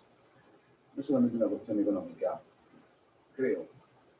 Debo decir, si me permiten, trata también de una cuestión patria. Preciosa. Sí. Es la hija de Jessie. Y la tarde que nació. Por la taza decía. Regalo de la familia ARRAIGNMENT. Ah, vajilla con apellido. Parece que el gobernador reportaba a mi madre. No pudo comunicar. La innovación importante es la primera, la siembra. Los mensúes, eso es un tema menor. Los mensúes, un par de viajes a posar, si está resuelto. Usted sabe que las cosas no están muy sencillas, ¿no? Si por mí fuera, prendo fuego a todos esos anarquistas que vienen de Buenos Aires a despabilar indios. Los dejan ahí como perros rabiosos. ¿Qué se creen que son? Si siempre fueron mansos, bueno, padre. Y unos anarquistas van a venir a cambiar las cosas. Elizalde, fíjense, con permiso, María. Va a ser difícil que los salvajes se parezcan a... ¿Cómo se llama? Bueno, si hace falta, ponemos un vestidito.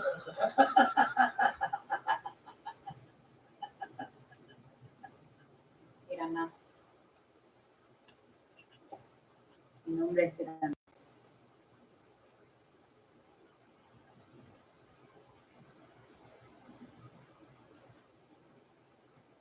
Iniciados. Tirana. Ayúdame, por favor. Disculpe.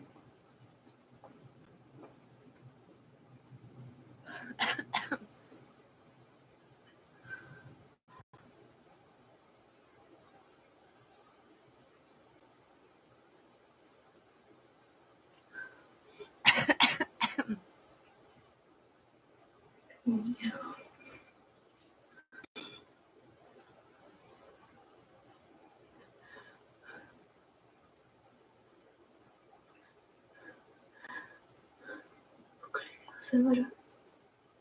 Seguro.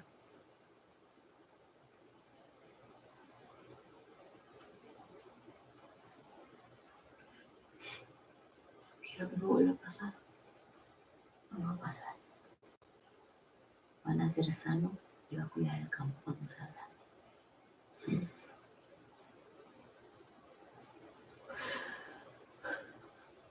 ninguno llega hasta acá. Cuando acabe, yo te voy a traer esos tallos que tanto te gustan y vas a tomar con agua caliente.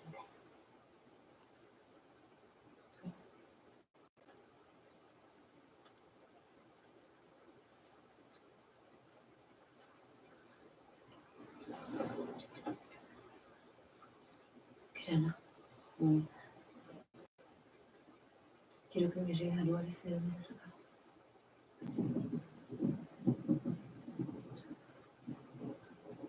No puedo. Cristiana. Por favor.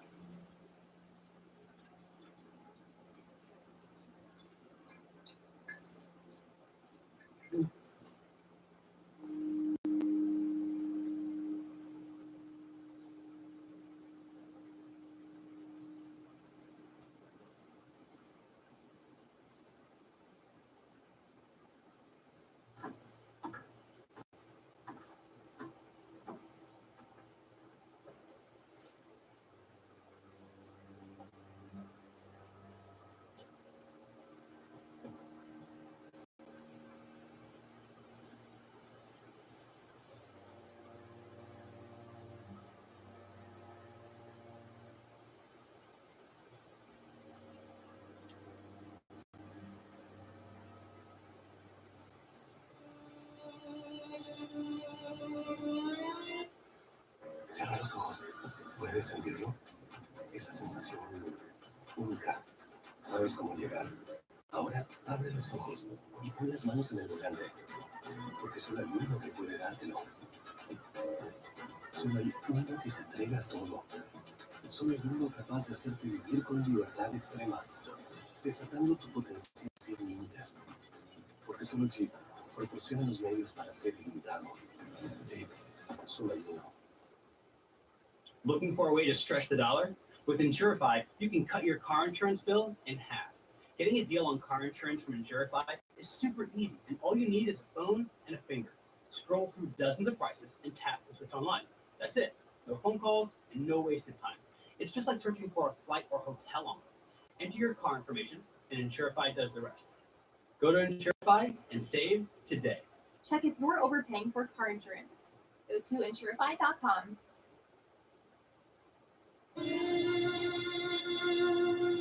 Also, I just want to remind everybody, I have no idea who's a whistleblower and who's not. So if you're a whistleblower that feels like I've attacked you, you should be saying thanks. The reason why I don't know is because of my big mouth. And so the FBI hasn't told me. And I'm saying that just so you know. Don't forget, people, you're 100% at risk of retaliation. Worse than what I've experienced. And don't forget what the FBI has stated is the status quo for individuals that find themselves in the very shitty environment you're in. Throwing your ass in the loony bin for 3 to 5 days. Precincts all over the nation do it when this kind of heat goes on, according to the FBI. And they find out that someone has been talking to the FBI. So just keep that in mind. It's 11 upstairs who I suggested ask her doctor for a script of Valium just to try it. Just get like 5 of those and take one the next time you feel really fucking stressed out and see if you think that I was wrong in suggesting it for her. Well, for me, 3 to 4 puffs of really low-grade marijuana, the kind of stuff that people that smoke pot in legal states like scuff their nose at and pretend like they're too good for. 3 to 4 puffs of that. That's why. I'm in a much better mood. I always forget it. Everybody upstairs just becomes a giant baby.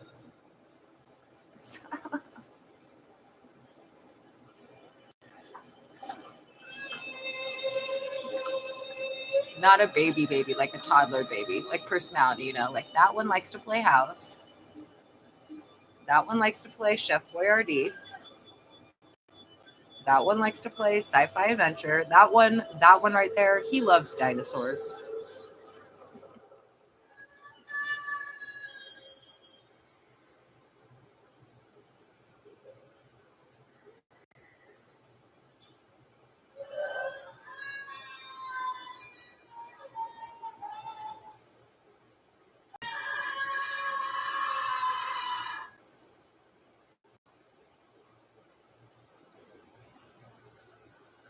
Also, I gotta say, I had no idea that the FBI, I feel like the FBI telling me to let them do whatever they wanted and then them not terminating the live stream when I'm doing nothing is pretty cool. Thanks for that, FBI. I'm hoping it's not like a break, though. The FBI might just be taking pity on me. They might just have decided, all right, every 24 hours, we're not letting them terminate one 12-hour live stream so she can fucking sleep.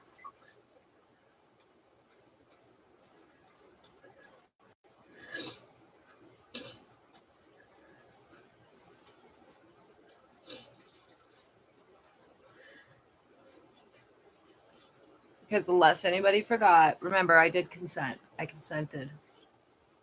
I fucking consented, and then I inadvertently extended the amount of time that I consented for.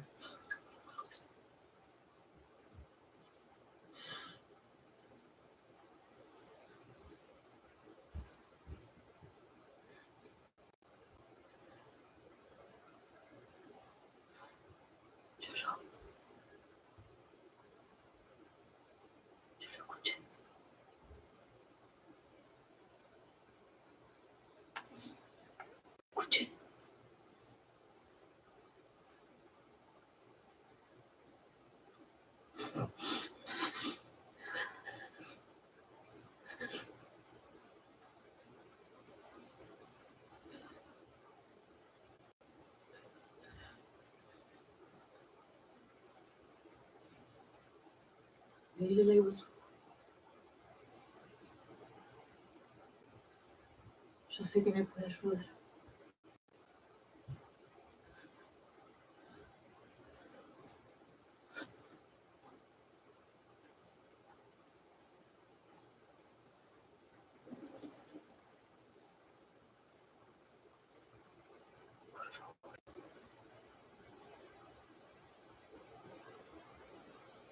No se puede.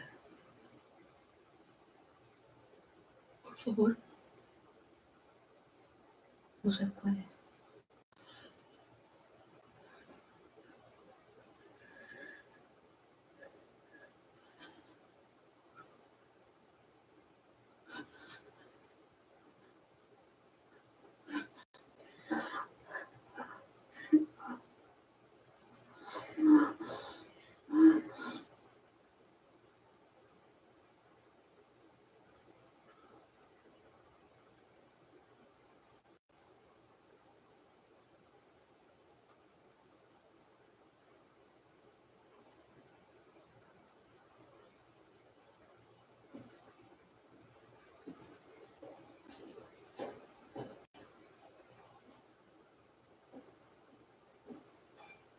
Anyway, as everyone can see in the live stream, there's no logical reason why this live stream should still be running.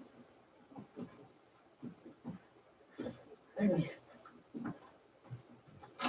is running. And that's because of the FBI. Or if we want to be real deep, because of Godzilla, who uses us all to like play soap opera games.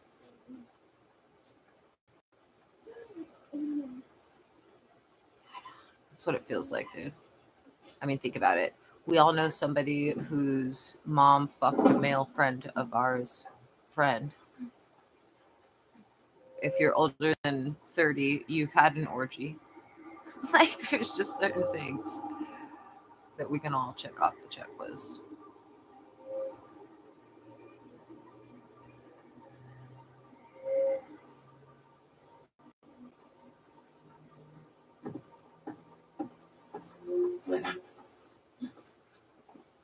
¿Dónde está Julia?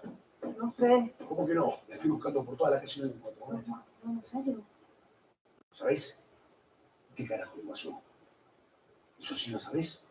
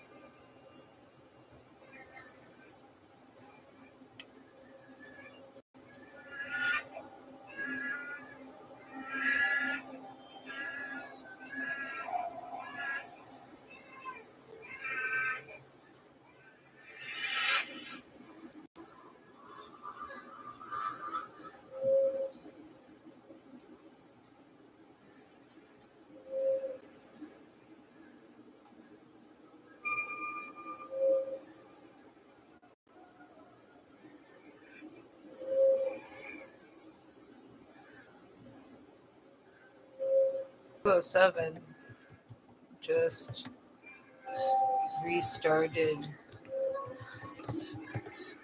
It went all black.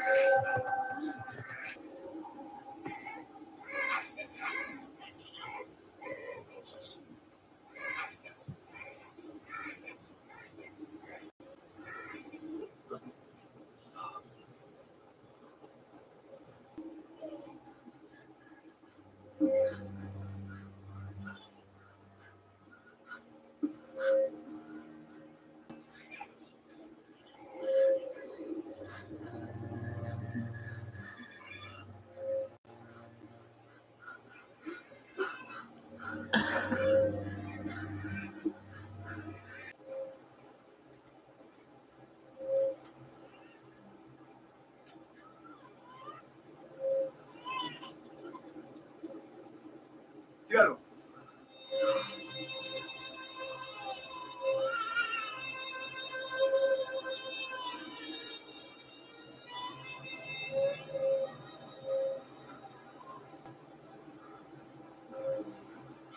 Todo es culpa tuya. Tíralo. No. No vayando.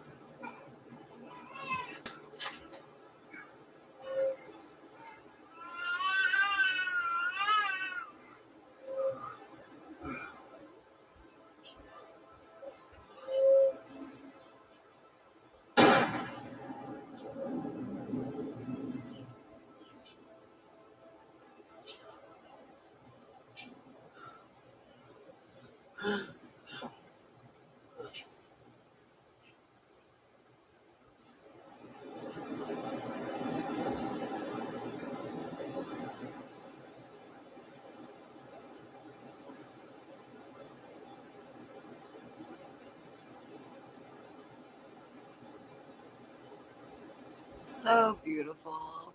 This is like the third or fourth movie I've seen where like I'm just like, oh, nature.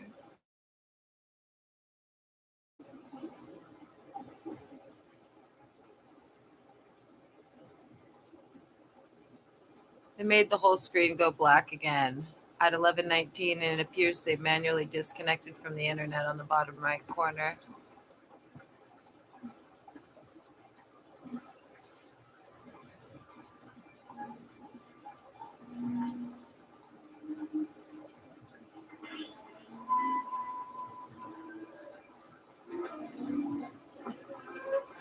My internet's paid through till March 4th. I took a screenshot of it when I connected my phone the last time I connected it to the internet yesterday.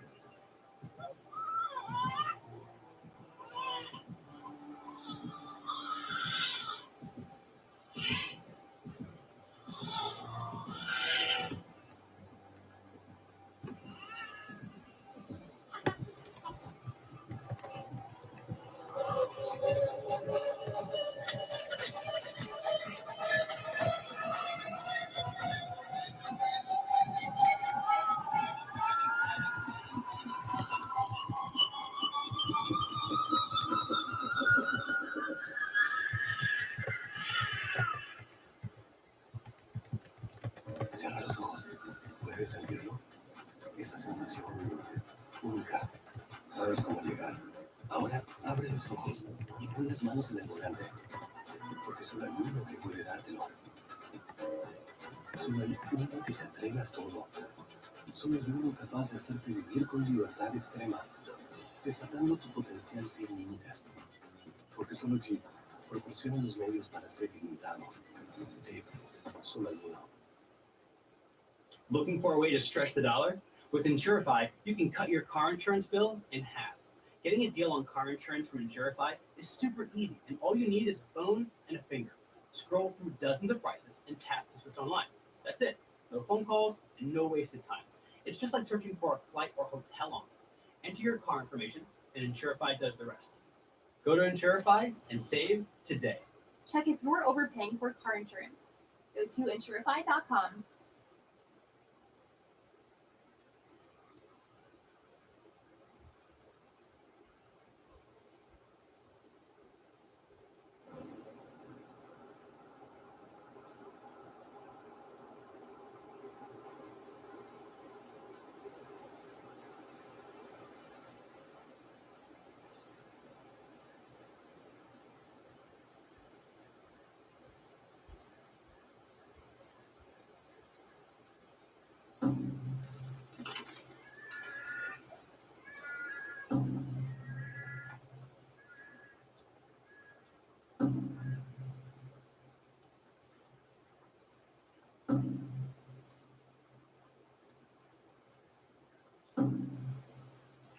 It's weird because, you know, I'm being illegally detained and I have nothing delicious to eat. But at this point in time, I'm glad I'm not upstairs on the second floor.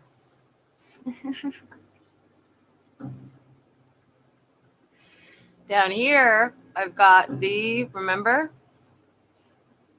The magical Jew elf that comes out of the Jew tunnels in the bathroom via a little wormhole that only the Jews have.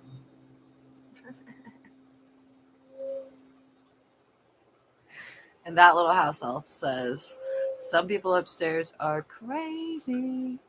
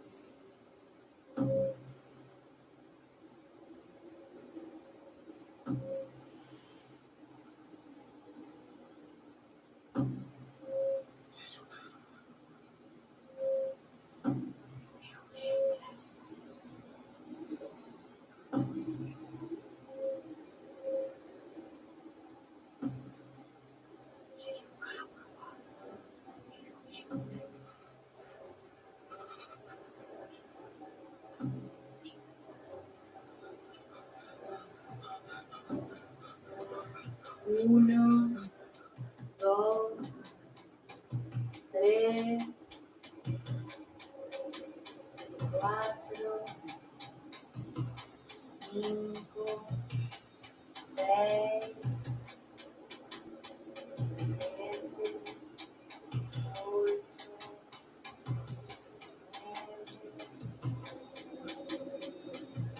Manuel.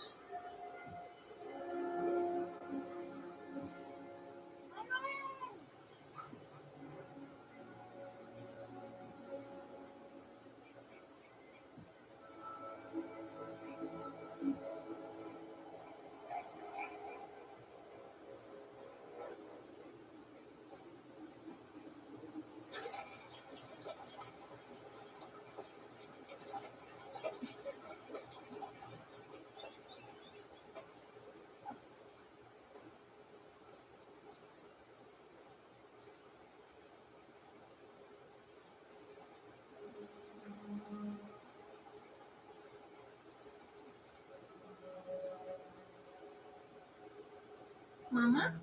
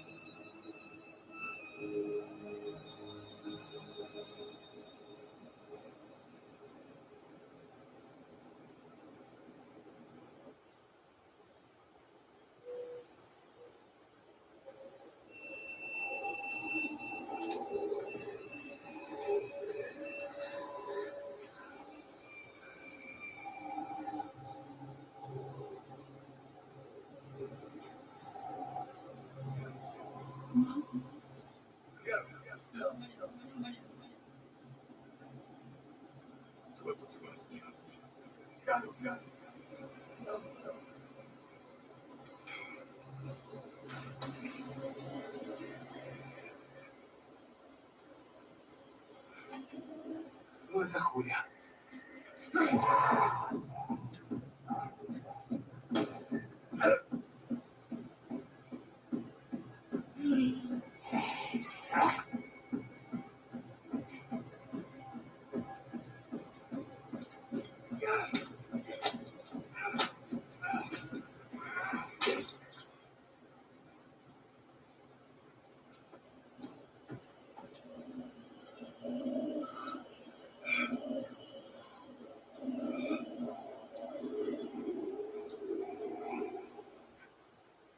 Cierra los ojos.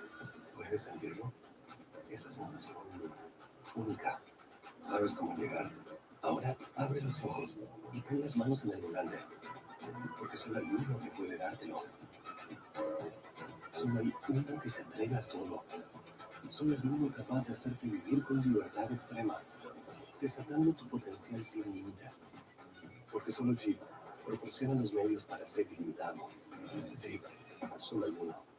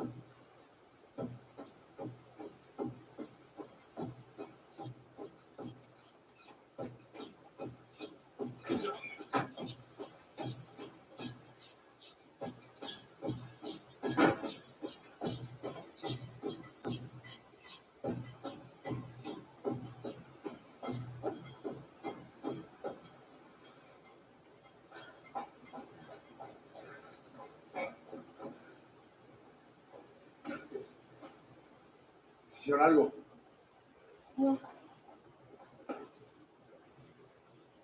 Seguro, ¿no? Sí.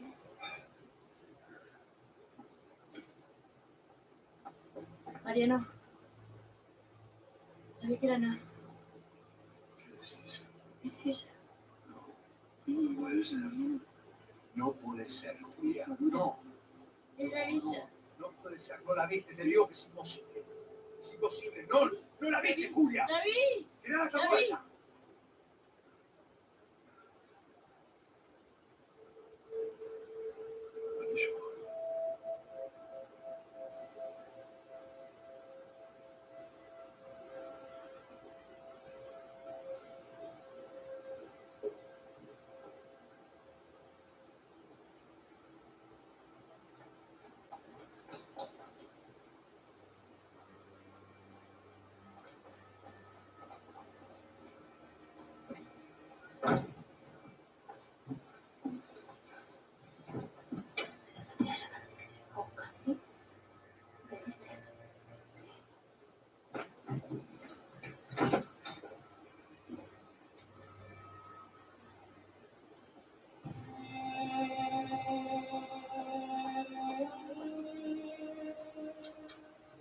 ¿Dónde está mamá?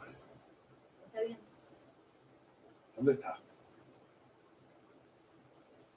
Él está bien.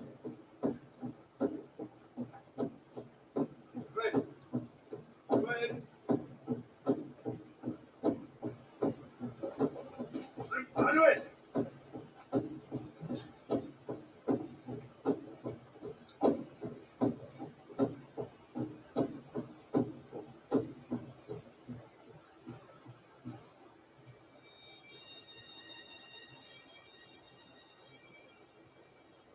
¿Dónde está?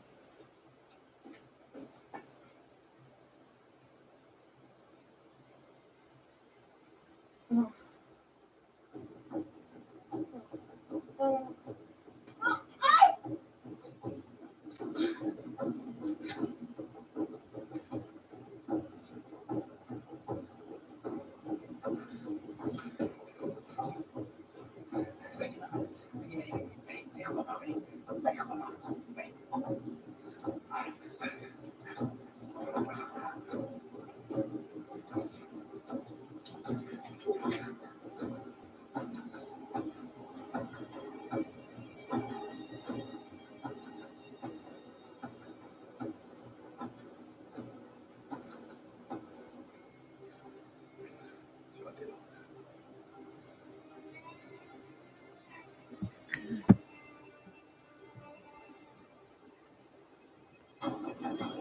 Yeah.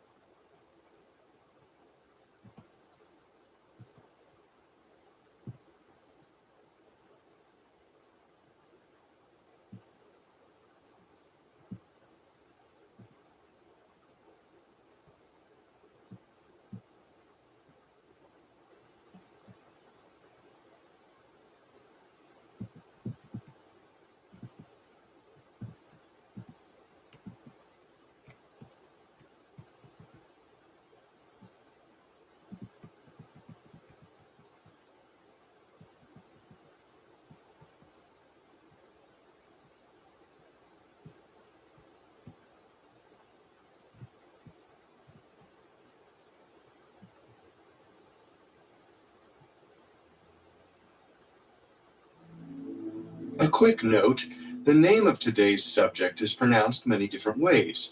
To avoid confusion, we will be referring to her by the pronunciation Sacagawea. And be warned, today's episode contains references to sexual abuse, slavery, and racism that may be disturbing to some listeners. Please exercise caution for listeners under 13. When did the Wild West begin? Was it when the first settlers journeyed away from the 13 colonies to claim land for themselves? Or when King Philip's War ended the tenuous peace between Native American tribes and the English colonists? Or was it when President Thomas Jefferson signed the Louisiana Purchase, buying over 500 million acres of uncharted land, and sent his agents to scout it? With this land came the belief of manifest destiny, and the Wild West was born.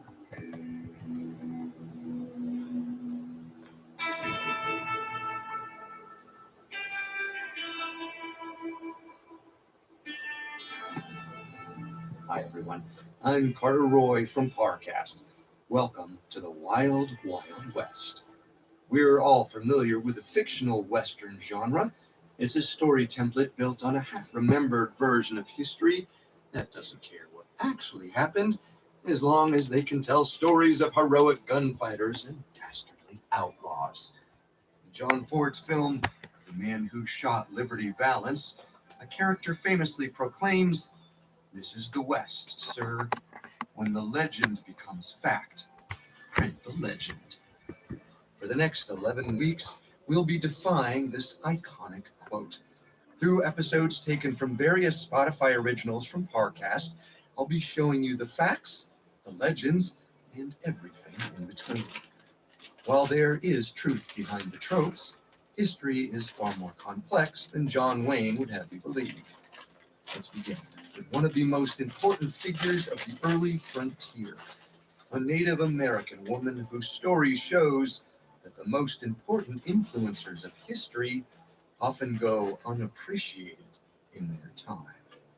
In this episode of Historical Figures, Vanessa Richardson and I tell the story of Sacagawea.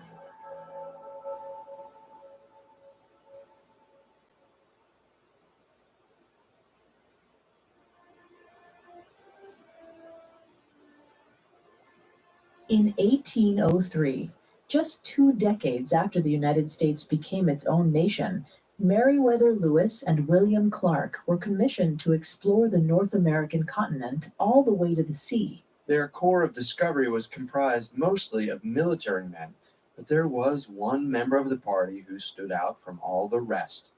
Sacagawea was the only Native American, the only woman, and the youngest member of the expedition.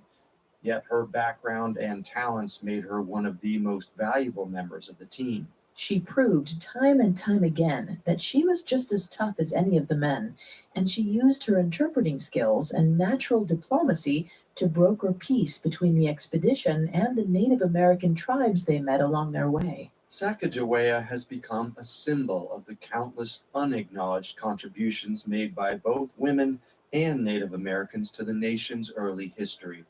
But behind the legend, there was a very real young woman who lived through one of the most turbulent periods in North American history. When Sacagawea was born in the Rocky Mountains in 1788, it was a time of great upheaval across the continent. The native societies that had been in North America for thousands of years were being drawn into conflicts with European settlers who laid their own claim on the lands. To the east, the United States had just won its independence and was rapidly expanding westward. The French Canadians had colonized the north, and the Spanish had claimed the southwest. These skirmishes, in addition to the long-standing rivalries between different tribes, made it a difficult time to live in the North American West. Sacagawea was born into the Lemhi band of the Shoshone tribe in the Rocky Mountains in what is now Idaho. The Lemhi Shoshone were buffalo hunters who coexisted peacefully with the surrounding tribes. Sacagawea's father was the chief of their band, a leadership position that was earned through hunting prowess, not birthright. Not much is known about her family, but she had either an older brother or cousin named Kameawate. The words for cousin and brother are the same in the Shoshone language, because the children of one's aunts and uncles were considered as close as immediate siblings, so it's unclear whether Sacagawea and Kameawate shared the same parents. Either way, the Shoshone often lived with their entire extended family, so it's likely they grew up in the same home. Even though Shoshone women were not allowed to hunt with the men, they were generally respected within the tribe. They were allowed to contest an arranged marriage and even get divorced. As the daughter of the chief, young Sacagawea would have been especially well respected within the community. The Shoshone generally led peaceful lives, coexisting with the tribes around them. But around the turn of the 19th century, they were driven from their hunting grounds by rival tribes armed with muskets. Other tribes in the area had traded with the French Canadians for modern weapons, but the Shoshone typically traded with the Spanish, who refused to give them muskets. This put them at a disadvantage when the better armed tribes invaded their hunting grounds. One of these tribes, the Hidatsa tribe of what is now North Dakota, had acquired a vast array of guns and weapons from European settlers. In 1800, a party of Hidatsa raiders arrived at the Lemhi tribe's camp. The Lemhi were capable hunters and fierce warriors, but they were ill prepared to defend themselves against the Hidatsa's advanced weapons. The raiders stole their horses and food and kidnapped several young girls to sell as slaves. One of those girls was 12-year-old Sacagawea. Sacagawea was taken away. It was the last time she would ever see her parents. Something to note here, Sacagawea has been spelled a number of different ways by different historians. Authors often exchange the G for a J or substitute K for C. Since Shoshone is an exclusively oral language, English speakers simply wrote her name as best they could phonetically. But the spelling is only one small part of a larger dispute. In light of Sacagawea's capture by the Hidatsa, the meaning of her name is unclear as well. In the Shoshone language, Sacagawea means boat launcher, but in the Hidatsan language of the Great Plains, the same name means bird woman. It's unknown whether Sacagawea was born with the name we remember her as, or if it was given to her by her Hidatsa captors. After her kidnapping, 12-year-old Sacagawea was taken to the Hidatsa Knife River village near what is now Bismarck, North Dakota. It's likely that she spent her first few years there working on the Hidatsa farms, where they grew corn, beans, and squash. In 1803, when she was only around 15, Sacagawea was sold as a wife to a French-Canadian fur trader named Toussaint Charbonneau. Charbonneau, who was around 40 years old, was born in Quebec, but he'd spent enough time around Plains Native Americans to pick up some of their language and customs.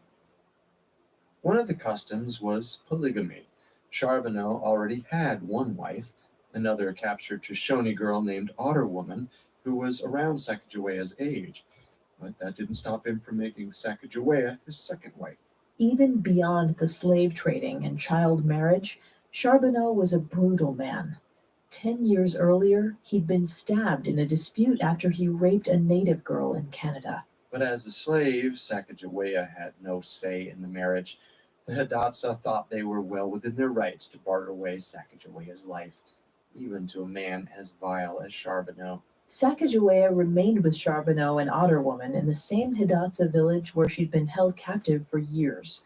While Sacagawea was adjusting to her new life, the young country on the other side of the Mississippi River was undergoing its own rapid changes. In 1803, U.S. President Thomas Jefferson doubled the United States territory by closing the Louisiana Purchase deal with Napoleon Bonaparte, who needed the money to fund his military efforts in France. The U.S. paid just $11 million, or less than 3 cents per acre, for a huge swath of land that included parts of 15 modern states. The territory stretched from the Canadian border down to the Gulf of Mexico and from the Mississippi River west to the Rocky Mountains. It was a strategic purchase. Settlers from the United States were quickly moving westward into Ohio and Tennessee, and the Mississippi River was key to getting supplies up to the new western settlements. If France kept possession of the territory surrounding the river, they would be able to block the United States from accessing it. Even better, the newly purchased land meant more room for westward expansion. American settlers were eager to explore the plains west of the Mississippi, which promised rich, fertile dirt and new minerals and plants. The new land was so cheap that even poor families could purchase plots and start their own farms. But what lay beyond the plains was still a mystery. No one had yet made a documented trip across the continent, and cartographers didn't really have a clear idea just how vast North America was or what it looked like. President Jefferson needed someone who could survey the land and let him know exactly what lay between the Mississippi River and the Rocky Mountains, and what commercial, scientific, and agricultural value it might hold. In particular, he was hoping to find the rumored Northwest Passage, a cross-continental waterway that would allow passage east to west between the Atlantic and Pacific Oceans, easing trade with the Eastern Hemisphere. To accomplish this monumental task, he turned to his private secretary, Meriwether Lewis, a 29-year-old with no experience as an explorer. Lewis recruited his old friend and former military boss, 33-year-old William Clark, who was equally unexperienced, to co-lead the expedition. To learn more about Lewis and Clark, check out episode 2 of Historical Figures, where we dive deeper into the partnership of these two remarkable men. The Corps of Discovery expedition originally consisted of 35 military men selected by Clark for their wilderness survival skills and hunting ability. Clark only wanted young, single, healthy men because the journey ahead promised to be long, arduous, and dangerous. They didn't want to leave any widows or fatherless children in their wake. In addition to the military men, there were only 2 civilians. York, a slave who belonged to Clark and hoped to earn his freedom through his work on the expedition, and George Drouillard, a half-Shawnee scout and interpreter. But even with Drouillard on board, the Corps wouldn't be able to effectively communicate with all the Native American tribes they would encounter. Drouillard only spoke French, English, and Shawnee, a branch of the Algonquian language common amongst Canadian and northeastern tribes.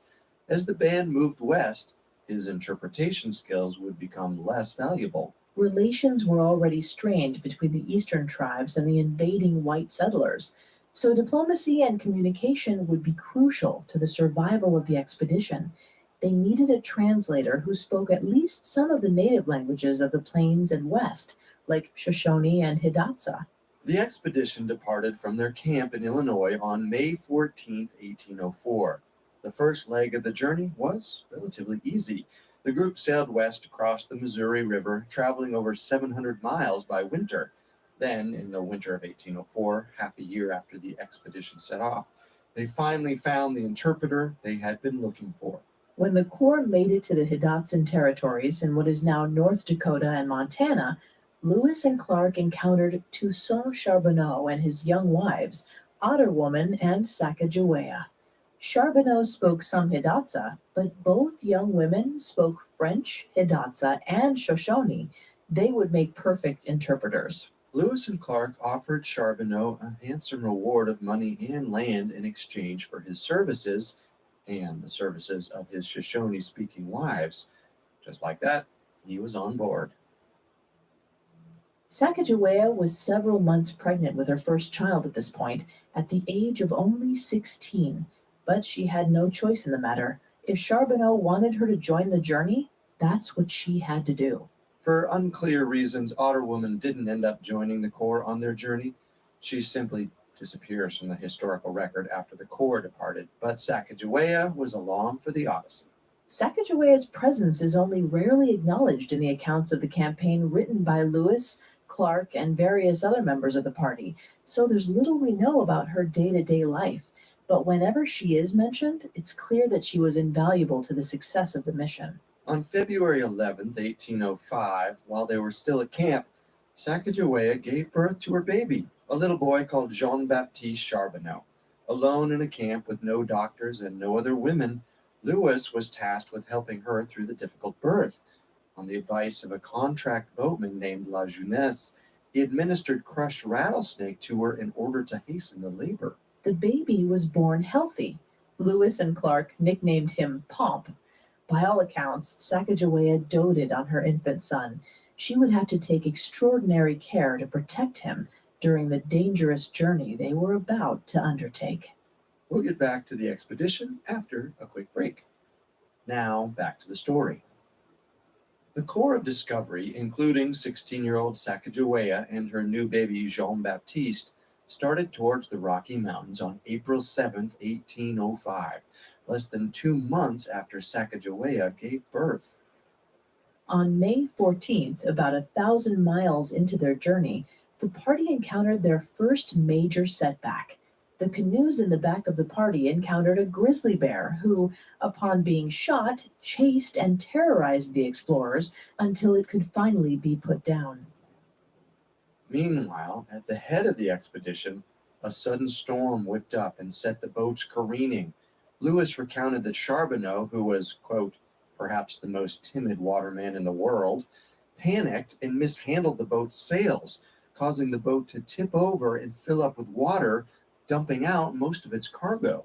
Lewis, standing on shore, wrote that the incident filled him with horror, for the canoe held, quote, almost every article indispensably necessary to ensure the success of the enterprise, end quote. The company was nearly 2,000 miles from civilization, and they had no way to purchase more supplies. Charbonneau may have just doomed them all to certain death. Luckily, Sacagawea kept her head where her husband did not. She managed to catch and preserve most of the papers and lighter supplies that had tipped overboard before they could be lost to the river. She did this while also struggling to keep baby Jean-Baptiste out of the water. Lewis admitted that the young Native American woman displayed, quote, equal fortitude and resolution with any person on board, end quote, and a great deal more than Charbonneau. Unfortunately, Sacagawea became gravely ill with a mysterious illness in June 1805, 4 months after giving birth.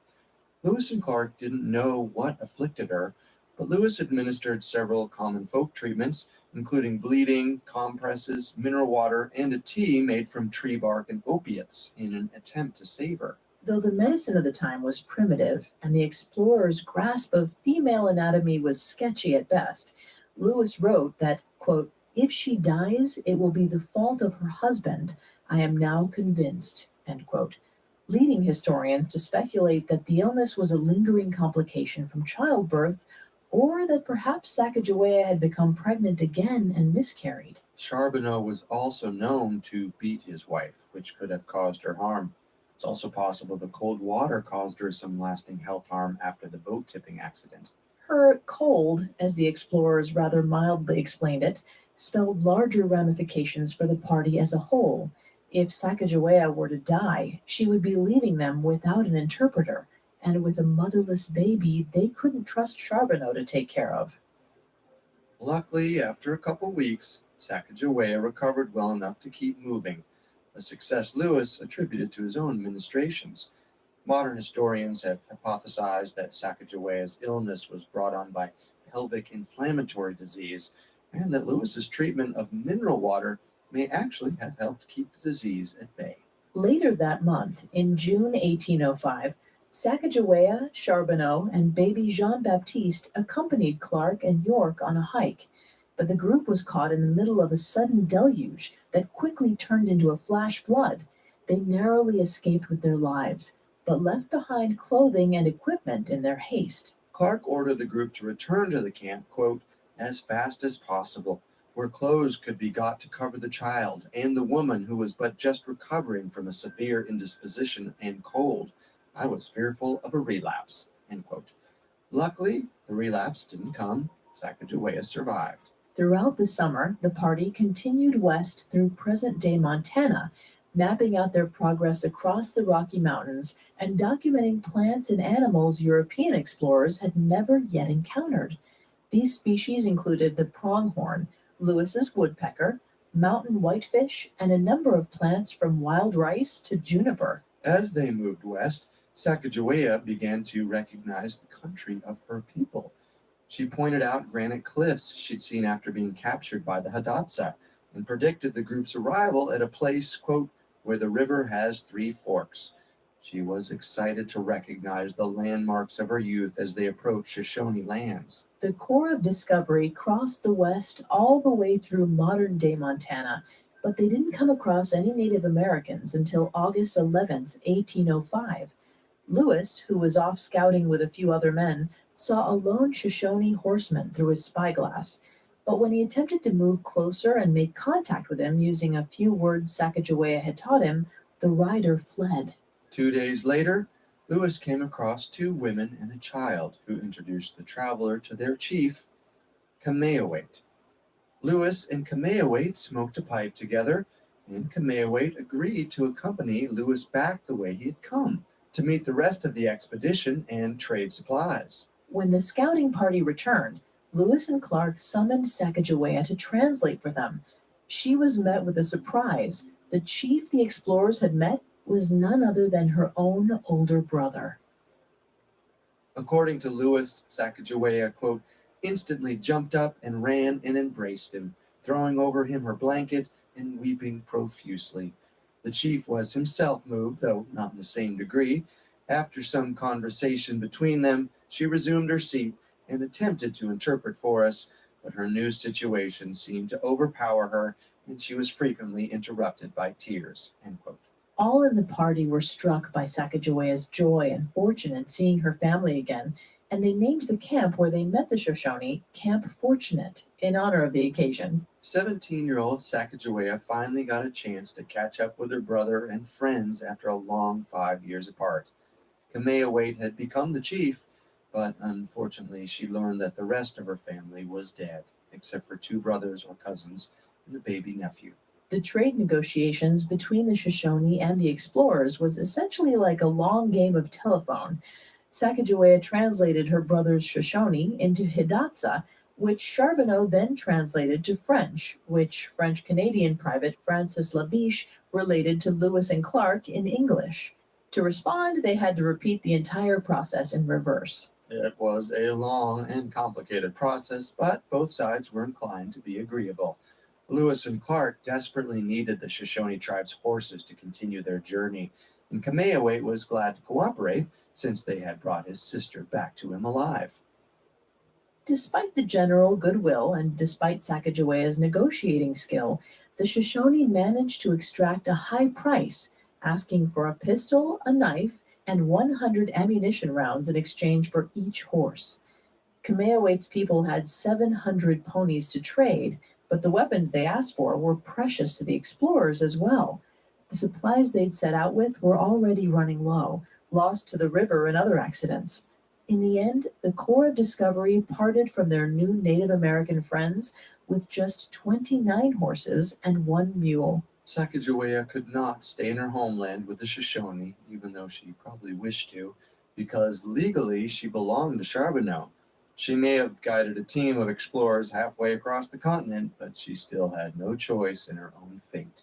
On September 1st, 1805, Lewis and Clark, Sacagawea, and the rest set off again towards the Rocky Mountains. The Shoshone tribe warned them that the peaks ahead were dangerous and steep, but they insisted on traveling on. The Corps were determined to reach the Pacific Ocean before they turned back east to go home. The Shoshone tribe contributed one of their own guides, a man the explorers called Old Toby, to help guide the Corps on their journey. Old Toby led the Corps across the Bitterroot Range, a section of the Rockies in Idaho that was more accessible than others, but also veered over 100 miles out of their way to the coast. The crossing was long and miserable. Clark wrote, quote, "I have been wet and as cold in every part as I ever was in my life. Indeed, I was at one time fearful my feet would freeze in the thin moccasins which I wore." End quote. While they were traveling the cold and barren mountains, their supplies quickly dwindled. The Corps were soon met with the risk of starvation. Sacagawea, carrying baby Jean-Baptiste all the way, managed to forage up a steady supply of camas roots, a starchy sweet potato-like vegetable. Her foraging is what kept the party alive through the most dangerous leg of the journey. Even with Sacagawea's best efforts, the explorers were forced to kill some of their horses for their meat. Those on the journey even recalled eating candles. Were it not for the horses and Sacagawea's tireless foraging efforts, it is possible, even likely, that the journey would have ended right there in the Rocky Mountains. Once they finally reached the other side of the pass in October 1805, the party encountered a tribe of Nez Perce. The Native Americans on that side of the Rockies had had very little experience with white men up until that point. And oral history suggests that at their first encounter, the tribe had even considered killing the Corps of Discovery for their weapons. But it was Sacagawea, riding along with baby Jean-Baptiste in tow, that changed the tribe's minds. Seeing the young mother with her papoose, or native baby, the Nez Perce realized that the Corps were not a threat. A party intent on war would surely not travel with a child. A respected elder of the tribe, a woman called Watkuwais, befriended Sacagawea despite their language barrier. She convinced the other Nez Perce to welcome the travelers into their camp. There, the expedition ate well once again, dining on the tribe's dried meat, berries, and roots. They were relieved to be past the worst. After spending a few days with the Nez Perce camp, the party built more canoes and continued their trip west down the Columbia River, hoping to reach the Pacific by the end of the year. As they sailed, they encountered Native Americans from various tribes more and more frequently. Some had blankets and weapons from Europeans, indicating a past trade relationship. Others were so shocked and intrigued by the men of the group that it was clear they had never encountered white people before.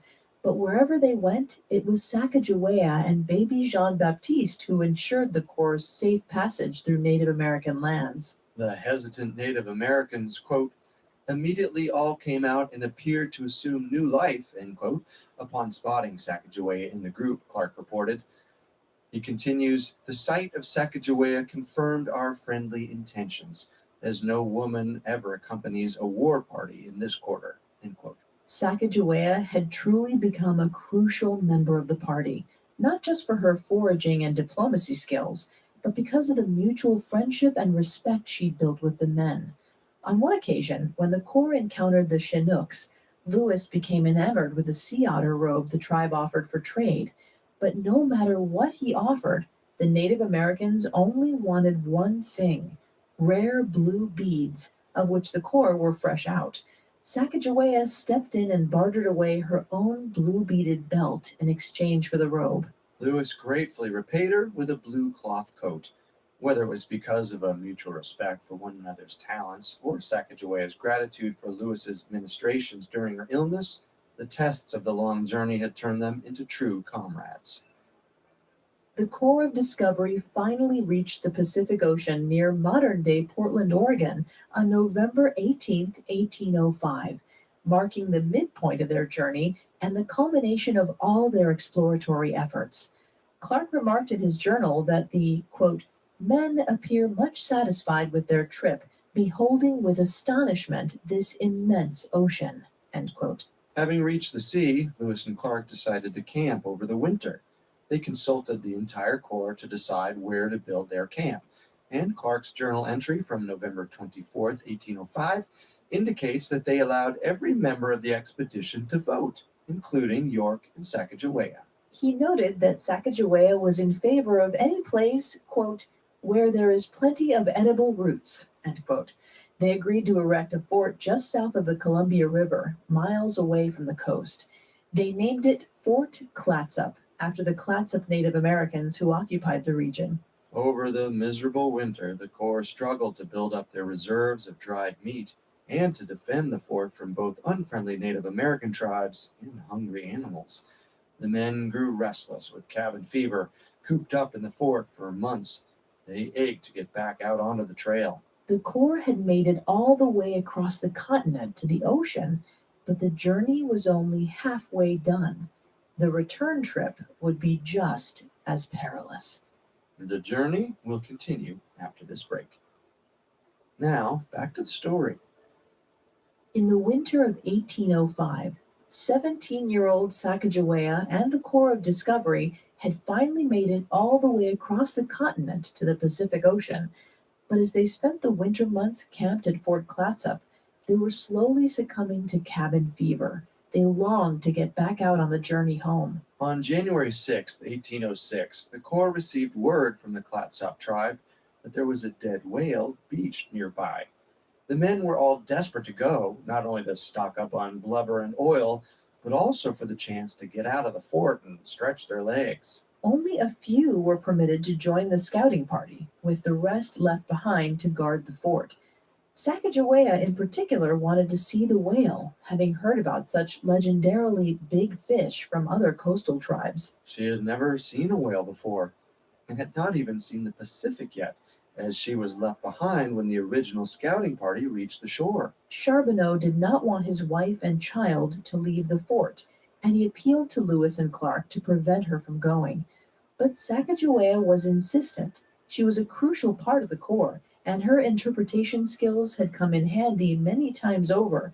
It was unfair that she shouldn't be allowed to see the ocean or the whale after having come all this way. Clark noted that Sacagawea, quote, was very impatient to be permitted to go with me, and was therefore indulged. She observed that she had traveled a long way with us to see the great waters, and that now that monstrous fish was also to be seen, she thought it very hard that she could not be permitted to see either, end quote.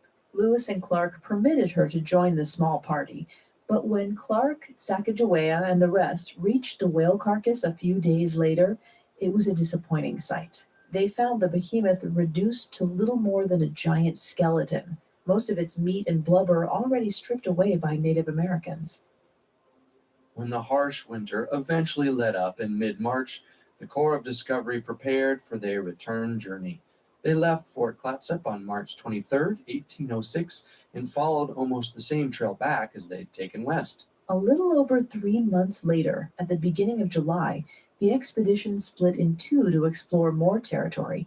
Lewis and 9 others traveled across what is now northern Montana toward what we know as the Missouri River Falls. Meanwhile, Clark took the rest of the party back across the Bitterroot Range of the Rocky Mountains, led by 18-year-old Sacagawea.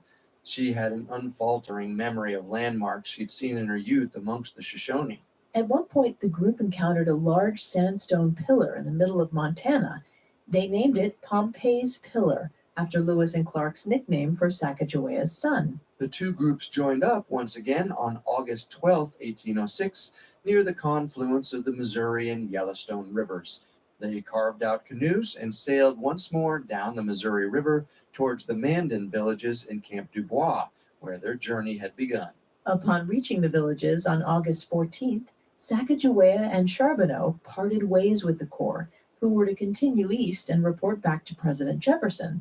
Charbonneau was paid $500 and was given about 320 acres of land in the new territory as payment for his services. Sacagawea, as a native woman, was awarded nothing. Clark wrote a letter to Charbonneau years later, acknowledging Sacagawea's contributions and the party's failure to repay her for them. He wrote, quote, Sacagawea, who accompanied you on that long, dangerous, and fatiguing route to the Pacific Ocean and back, deserved a greater reward for her attention than we had in our power to give, end quote. Clark offered to take little Jean-Baptiste back east with him, to raise him in the civilized United States where he might grow up with more opportunities. But Sacagawea was loath to part with her child while he was so young, and she and Charbonneau were both more comfortable in the open plains of the West. Neither of them had any desire to move east to the United States with the rest of the party. Lewis and Clark returned to the United States in late September 1806, a month after they parted ways with Sacagawea. They sent word to President Jefferson that their mission was complete. They had traveled all the way across the Louisiana Purchase territory and even further to the Pacific Ocean in a little under 2 years. Shockingly, every member of the original party had survived but one, Sergeant Charles Floyd, who died of appendicitis before they crossed the Rocky Mountains.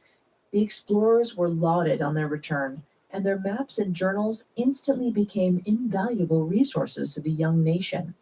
But though she was occasionally cited in their journals, Sacagawea's contributions went widely unacknowledged. After the expedition, reports of Sacagawea's life became scarce. In fact, we can't even say for sure where she lived or when she died. We do know that Sacagawea, Charbonneau, and their son, Jean-Baptiste, lived with Charbonneau's other wives among the Hidatsa tribes of Missouri for 3 years after their return in 1806. Sacagawea likely turned her focus to farm work and motherhood. In 1810, when Sacagawea was 22, Charbonneau sent 5-year-old Jean-Baptiste back east to Clark, who enrolled him in a Catholic boarding school. We don't know how Sacagawea felt about being separated from her son, but it's likely she didn't have much say in the matter either way. Soon after that, Charbonneau was hired as an interpreter for the Missouri Fur Company. He and his wives relocated to South Dakota's Fort Manuel Lisa. Sacagawea became pregnant again in 1811 and gave birth to a daughter named Lizette in August 1812. After giving birth, she once again became violently ill. Whether her illness was the same one which had afflicted her on the journey after Jean-Baptiste's birth is unknown, but the symptoms appeared to be similar. Documents from Missouri suggest that Sacagawea succumbed to her illness on December 20th, 1812. She was just 25 years old. John C. Luttig of the Missouri Fur Company recorded her death in his journal. Quote, Sacagawea died of a putrid fever. She was a good and the best woman in the fort, aged about 25 years. She left a fine infant girl, end quote. Baby Lizette was only 4 months old at the time.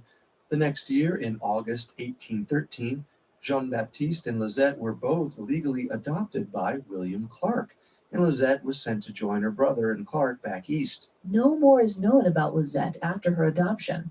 It's assumed she did not survive her childhood. Meanwhile, Jean-Baptiste grew up to become a trapper, hunter, and gold miner, and served as a scout in the Mexican-American War. But the Shoshone tell a different version of events. According to them, instead of dying in 1812, Sacagawea moved west on her own and eventually settled back in Wyoming with her original tribe. She lived a long life and died amongst her own people on April 9, 1884, at the age of 95. Unfortunately, because Luttig's details about Sacagawea's early death were vague at best, and the Shoshone did not write down their history, there's no way to be absolutely sure which version of Sacagawea's fate is the truth. Regardless of whether she died young or lived a long and full life, Sacagawea's legacy lay dormant for some time after the expedition ended. She didn't rise to popularity until the beginning of the 20th century, when suffragettes Eva Emery Dye and Grace Raymond Hubbard lauded her as an example of feminine power and contributions to the United States. She became a symbol of the women's suffrage movement, and Eva Dye wrote that, quote, the story of Sacagawea has awakened the women of the entire country, end quote. Dye's 1802 book, The Conquest, isn't a fully factual biography. She fictionalized Sacagawea's story, embellishing the scant few facts we know about her life to build her up into a legend and a rallying point for American women. In truth, Sacagawea's contributions don't need to be embellished in order to stand out. She was amazing enough on her own. Sacagawea's translation skills, diplomacy, and foraging abilities contributed unequivocally to the survival of Lewis and Clark's Corps of Discovery. She helped open the doors to the United States' westward expansion and became an enduring symbol of American women and women's rights.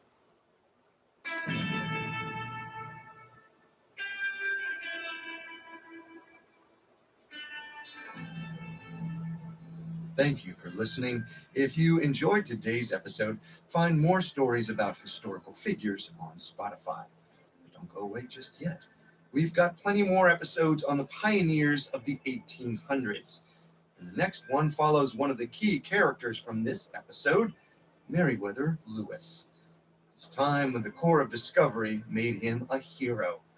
But this success did not last. A mere 3 years after he returned from the wilderness, Meriwether Lewis was found shot to death. Who killed him and why remains a mystery to this day. Keep listening to Wild Wild West to hear the full story. Wild Wild West is a Spotify original from Parcast. It is executive produced by Max Cutler. This collection was developed by Chelsea Wood. Wild Wild West was written by Robert Teamstra with writing assistance from Abigail Cannon. Production assistance by Bruce Katovich and Ron Shapiro, fact-checking by Cara Mackerline, and hosted by Carter Roy. This episode of Wild Wild West comes from Historical Figures, hosted by Vanessa Richardson and Carter Roy. with sound design by Paul Liebeskind and production assistance by Ron Shapiro, Paul Muller, Maggie Admire, and Carly Madden. This episode of Historical Figures was written by Jeanette Manning.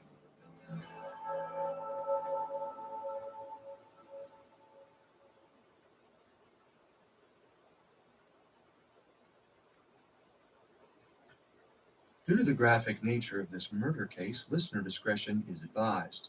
This episode includes dramatizations and discussions of murder, suicide, and assault that may be disturbing for some listeners. We advise extreme caution for children under 13.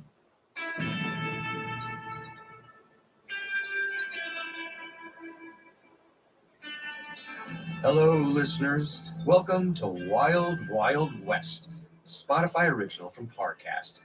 In this series, we're pulling from Parcast's archives to deliver a complete picture of the American West, the good, the bad, and the ugly. In the early 1800s, Meriwether Lewis and William Clark set out to chart the untamed territory acquired in the Louisiana Purchase. Guided by Sacagawea, they wanted to find a route across the western half of North America. Within 3 years, they had reached the Pacific Ocean, gaining valuable insight into the new frontier. This mission was an immense success, with the Corps of Discovery returning from the West as heroes. However, not every one of the explorers had fame and fortune in their future. In this episode from Unsolved Murders, Wendy McKenzie and I will be following Meriwether Lewis from his triumphant return to his untimely demise.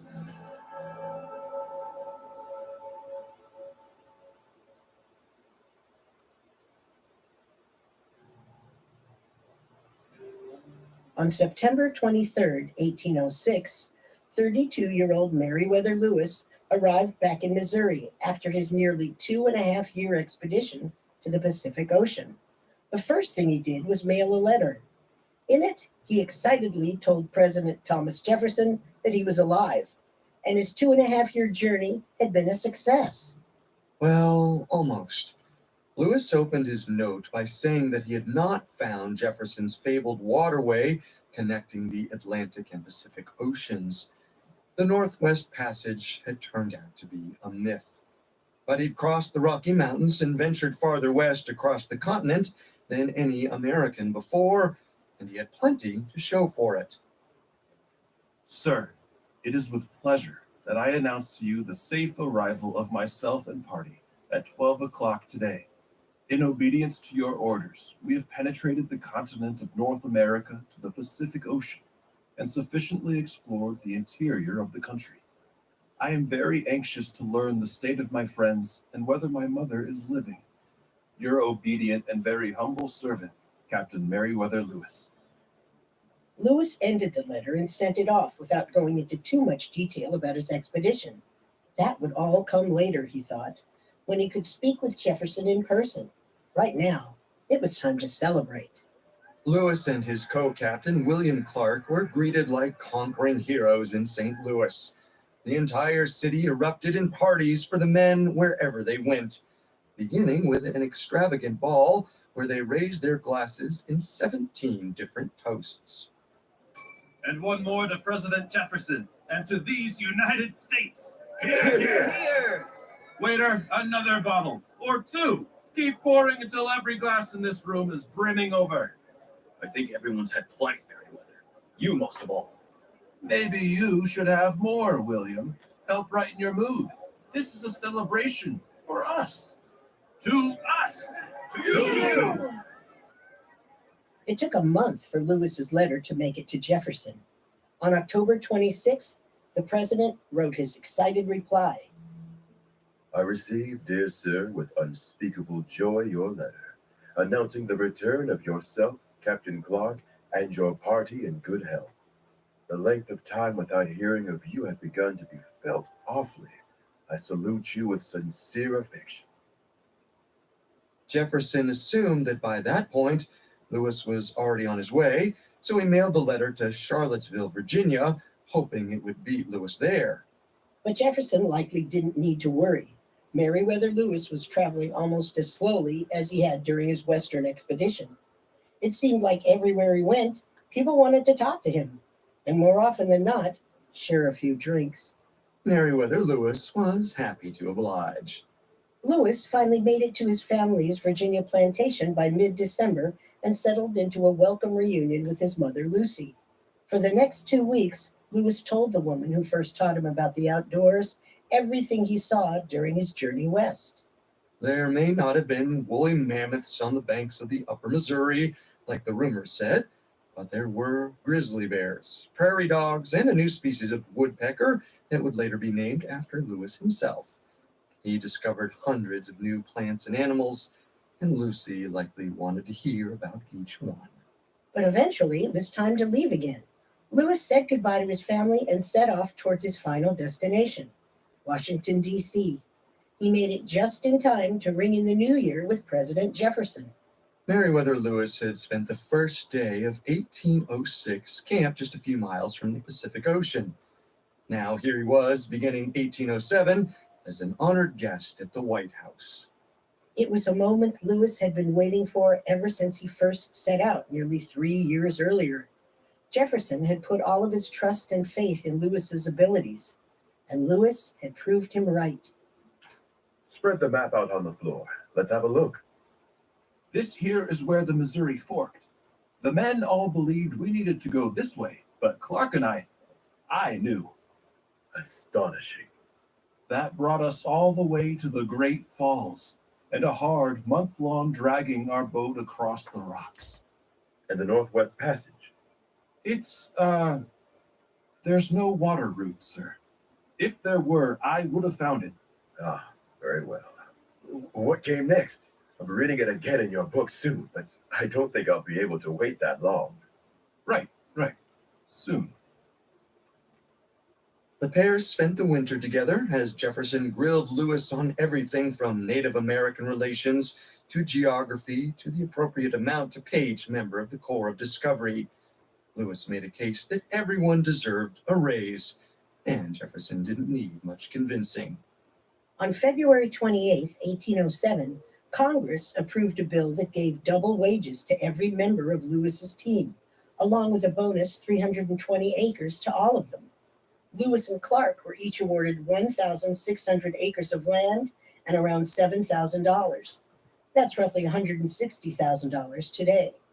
It was a big payday, but Jefferson likely felt they earned more than that for their service, so he had one more reward to give to Meriwether Lewis. That same day, Thomas Jefferson nominated Lewis to be the new governor of the Territory of Louisiana. No other American alive knew that area better than Lewis himself. He had climbed its mountains and drank from its streams and traded with its indigenous peoples. He seemed like the perfect man for the job. But as it turned out, Lewis's new appointment would start his life down a dark path, one that would soon end in his shocking death.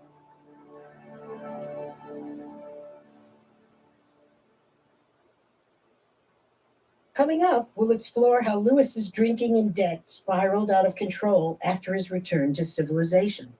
And now, back to our story. In the spring of 1807, 32-year-old Meriwether Lewis left Washington and headed to Philadelphia.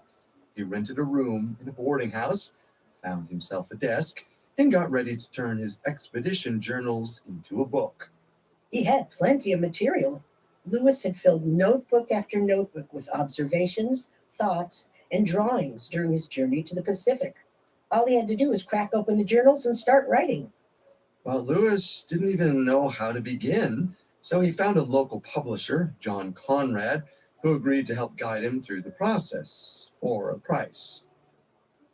We'll have to pay an artist for the sketches, a flora and fauna, and another to prepare the maps, and then there will be the editor's salary and the printer's salary and my salary, of course. Right.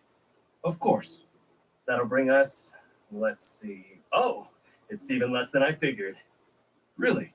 Just shy of an even 5,000. Wonderful. Ah, wonderful. With Lewis footing the bill, Conrad helped Lewis put together a plan for the book. On June 3rd, 1807, they released a formal prospectus to drum up interest in the project. It read, This work will be prepared by Captain Meriwether Lewis and will be divided into 3 volumes, the first containing at least 700 pages, the second and third from 400 to 500 each, printed on good paper. The volumes will be put to press at as early a period as the author can prepare them for publication. With that, Lewis suddenly had 3 books to write instead of 1. The first 2 would focus on the journey itself. The third was set to include everything from maps to scientific findings to information about the Native American tribes that Lewis had met along the way. but the journals just sat in his room, untouched. He couldn't seem to start writing. And the pressure was on. Lewis knew that Jefferson was anxious for the manuscript that he promised. Now Conrad was bugging him for it as well. To make matters worse, it seemed like no matter where Lewis went in Philadelphia, someone was always stopping to ask him about the book's progress. Captain Lewis, how's it coming? Oh, don't let me hurry you, but let me tell you, I'm not the only one who can't wait to read it. Ah, well, patience is a virtue. I'm still working on the first manuscript. Come inside. Join me for a drink. It would be my pleasure. Thank you, but I should be getting back. Oh, come now. A quick one to get the ink flowing. On me. I suppose I can't say no to that. Philadelphia was full of men wanting to buy Lewis a drink, and he rarely turned one down. Lewis spent the summer of 1807 drinking and partying almost every day. He was beloved just about everywhere he went. But when he came home each night, his stack of unopened journals likely taunted him from their place on his desk. Lewis hadn't even started to organize the journals in any narratively meaningful way. He'd also promised Jefferson that he'd leave to start his governing position in July. But the months slipped away in a sea of endless toasts with friends, fans, and local ladies. Lewis partied with many different women during his time in Philadelphia, but what he really wanted was a wife. There was only one person who he felt was worthy of marriage. Her name was Letitia Breckenridge, and she wanted nothing to do with him. Lewis first met Letitia in the late fall of 1807, when he and his younger brother were visiting Clark's family in Virginia. She was the daughter of famous general and politician James Breckenridge.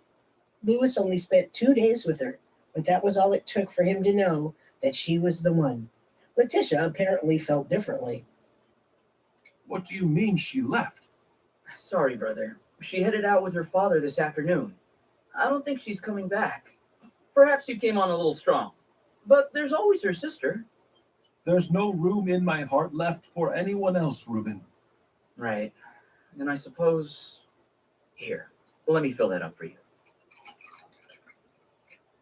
By the end of 1807, Lewis's triumphant return was starting to fade. The days of celebration at the White House were over. Now he was drinking too much, rejected by the woman of his dreams, and struggling to write his book. His life was spiraling out of his control, and he hadn't even started his new job in politics.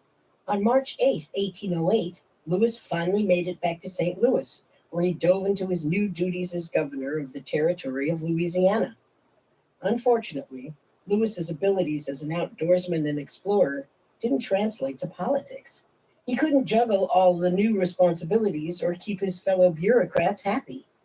Lewis was used to leading a team of men who followed his orders. He didn't like negotiating or compromising with his fellow politicians. Besides, he was a man who felt most comfortable camping under the stars on the edge of a distant river. Now he was trapped behind a desk, and the work kept piling up. Even Jefferson seemed to be getting frustrated with him. That summer, Lewis received a letter from his old friend and mentor, checking in on the progress of his book.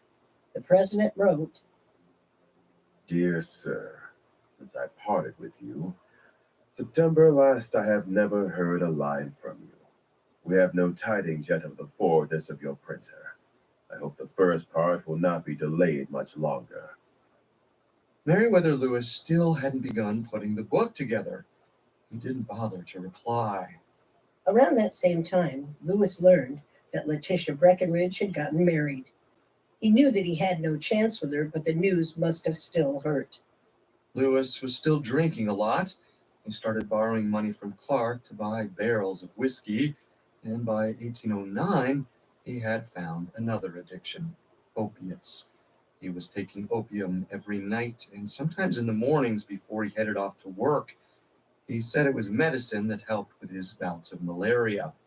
The man who once tamed the wilds of the Western Territory now struggled to hold his life together. In the summer of 1809, everything fell apart for good.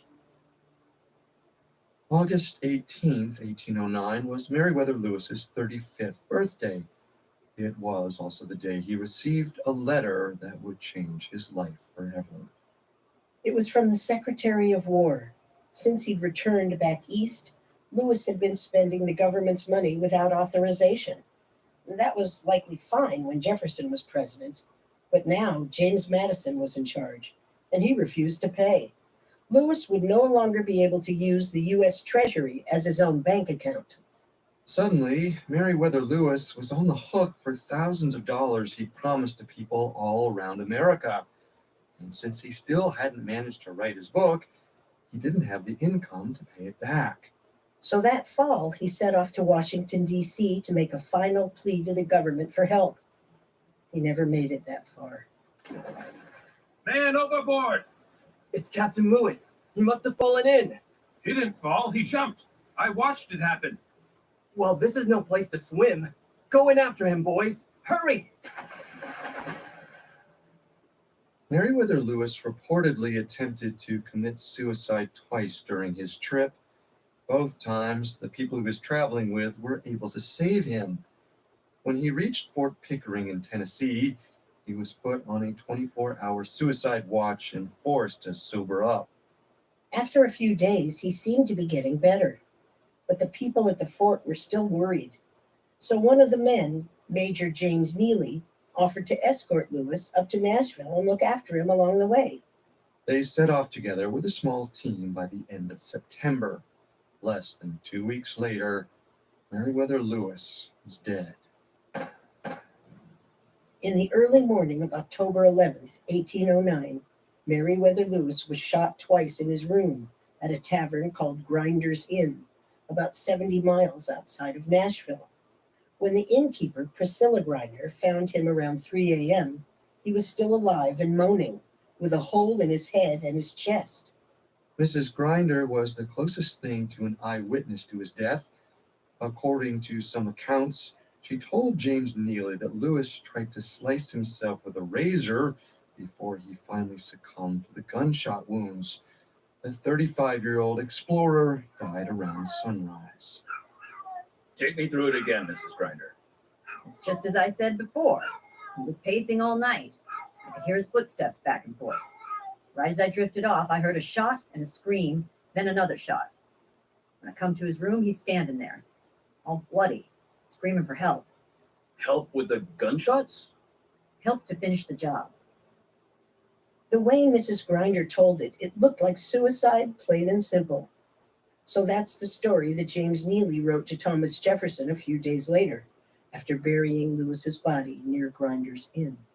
But years later, on her deathbed, Mrs. Grinder would change her story completely. And the supposed suicide of Meriwether Lewis started to look a lot like murder. After this, we'll explore the various murder theories and potential killers. And now, back to the story. In the fall of 1809, Thomas Jefferson was still settling into his new routine in Virginia. It had only been a few months since he'd handed the presidency over to James Madison and moved out of the White House. Now he was back at Monticello full-time. Jefferson was still adapting to the relatively quiet life of retirement in November when he received a letter from a man named James Neely. The former president tore the letter open and was shocked by the first handwritten line. Sir, It is with extreme pain that I have to inform you of the death of His Excellency Meriwether Lewis, who died on the morning of the 11th, and I am sorry to say, by suicide. I had him as decently buried as I could in that place. News of Lewis's death traveled fast. When William Clark heard, he mourned the loss of his friend and co-captain, but accepted the suicide story without question. Jefferson did too. The former president had known Lewis nearly his entire life and had seen him struggle with depression, which Jefferson called hypochondriac affections, for years. Jefferson would later write, While he lived with me in Washington, I observed at times sensible depressions of mind.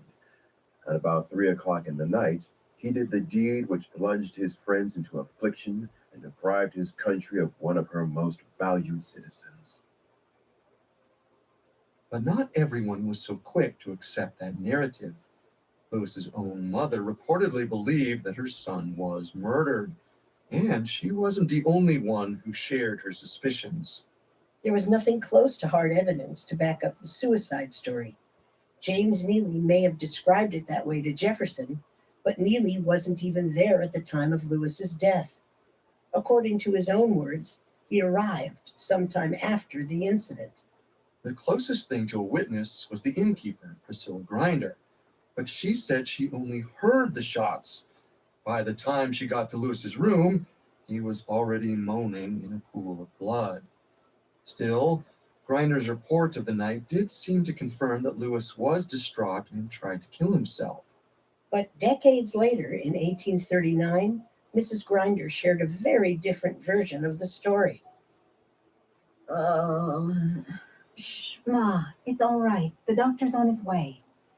I keep dreaming about that day with Captain Lewis, back when your father was still alive. The night of his suicide? I can't imagine. It must have been awful the way he shot himself in the head and in the chest. Shot himself? He didn't shoot himself. Those men shot him. Which men? The 2 or 3 men on horseback. We challenged to that duel. He was so brave. He had his pistol out, ready to go. But the men. Ma? That was just the first problem with the suicide narrative. In 1848, only a few months from the 40th anniversary of Meriwether Lewis's death, the Tennessee government sent a committee to Lewis's burial site to finally build him a proper memorial. They allegedly exhumed his body to confirm that they had the correct grave, and were shocked at what they found. This is the coffin, all right. I recognize the nails. This is Meriwether Lewis, or what's left of him. But look at the skull. I think I've seen enough. We know it's him. Let's bury him. No, look. Lewis shot himself, right? Of course. Now let's just nail the lid back on. And how do you explain the bullet hole in the back of his head?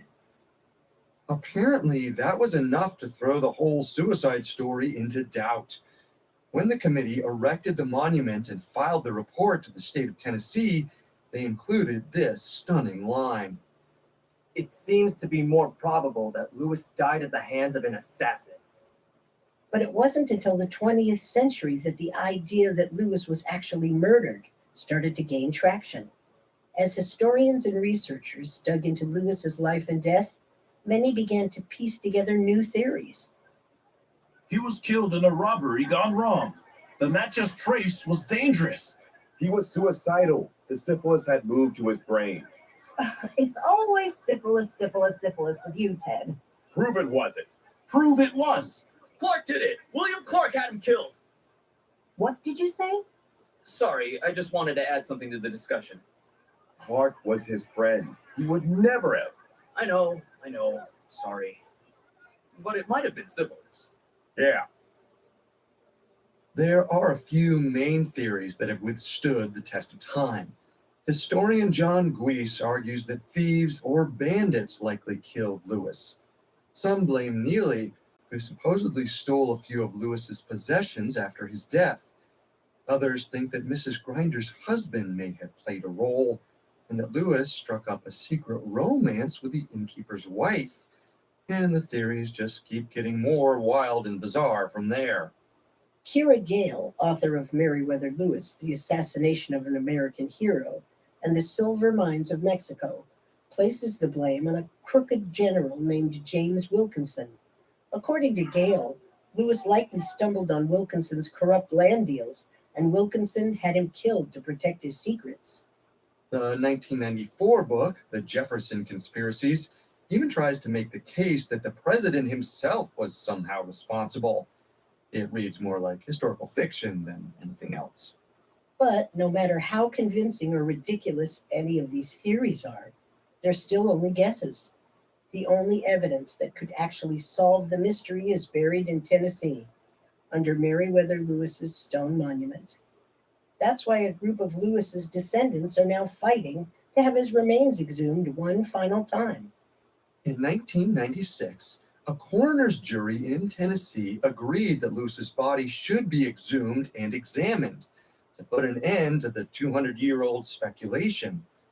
Unfortunately for them, Lewis's grave is located on what is now a national park, and the National Park Service apparently had no intention of digging up dead bodies on federally protected land. Lewis's descendants have been working to change the Park Service's mind ever since. On July 8, 2009, dozens of members of Lewis's family held a press conference in Washington, D.C., with a plan to put pressure on the Park Service. Meriwether Lewis was my great-great-great-great-uncle. We share the same blood, and we're not going to stop until we get the true story of our ancestors' death.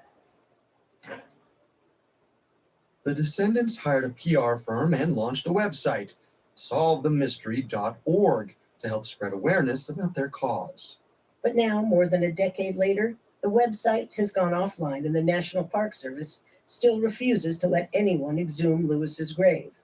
It looks like the mystery of whether the great American explorer died by his own hand or someone else's will remain buried 6 feet underground.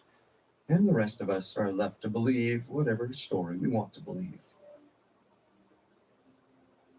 After looking at all of the evidence, I think it's most likely that Lewis committed suicide. He struggled with depression throughout his life and tried to kill himself twice just days before his death. Besides, neither Clark nor Jefferson questioned that explanation at all. If Lewis's best friends believed he committed suicide, then I do too. I get that, but there's just too many loose ends for me to fully accept that story. So much of that narrative is dependent on Mrs. Grinder's testimony, and she did not turn out to be a reliable witness. That doesn't prove he was murdered, but it doesn't prove it was suicide either. We may never know. Ultimately, the centuries-long discussion over his death says more about us than Meriwether Lewis. It's a look at how we take control of history. Most of the murder theories feel like people grasping for easier ways to remember an American icon. But acknowledging his struggles with depression or potential suicide doesn't mean he wasn't brave or heroic. It's part of what makes him that way. To truly honor Meriwether Lewis, we have to accept who he really was. An ordinary man who managed to live an extraordinary life.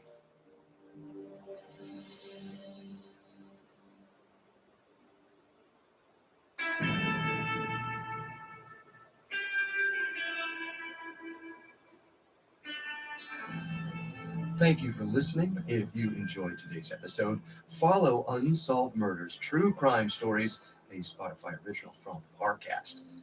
Lewis and Clark are some of the most famous travelers across the American West. Their groundbreaking exploration paved the way for thousands of future settlers. However, the West was still hostile terrain for white settlers, and not every expedition ended as successfully as the Corps of Discovery. Our next episode takes place almost 40 years after the death of Lewis. In it, we cover the story of the Donner Party. What started as a hopeful journey for this wagon train quickly turned into a desperate fight for survival against the uncompromising elements. Wild Wild West is a Spotify original from Parcast. It is executive produced by Max Cutler. This collection was developed by Chelsea Wood. Wild Wild West was written by Robert Teamstra with writing assistance from Abigail Cannon. Production assistance by Bruce Katovich and Ron Shapiro, fact-checking by Cara Mackerleen, and hosted by Carter Roy.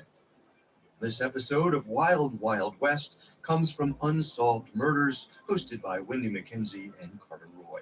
With sound design by Michael Langsner and production assistance by Ron Shapiro, Carly Madden, and Isabella Way. This episode of Unsolved Murders was written by River Donahue, with writing assistance by Giles Hofseth, fact-checking by Bennett Logan, and research by Nikki Taylor. The amazing cast of voice actors includes Tom Bauer, Bill Butts, Eddie Lee, Harris Markson, Laura Faye Smith, and Jim Wong.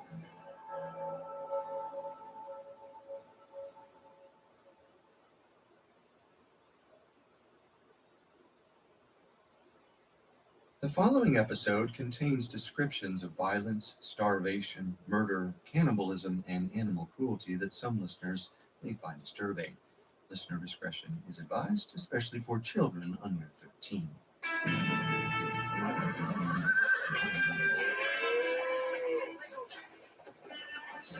Howdy, fellow travelers. Welcome to Wild Wild West, a Spotify original from Parcast.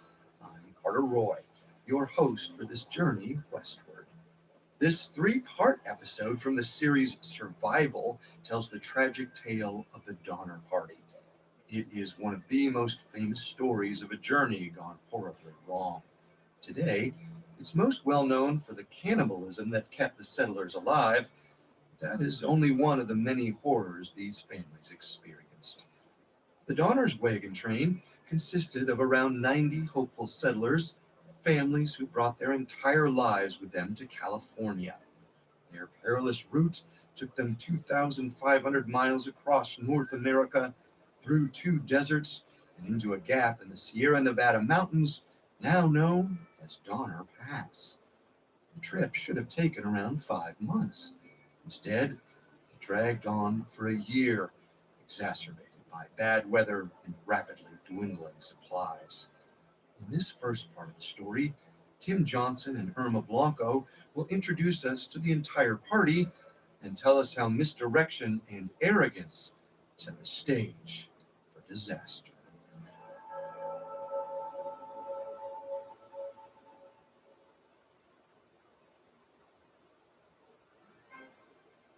For Americans, the 1840s was the age of manifest destiny.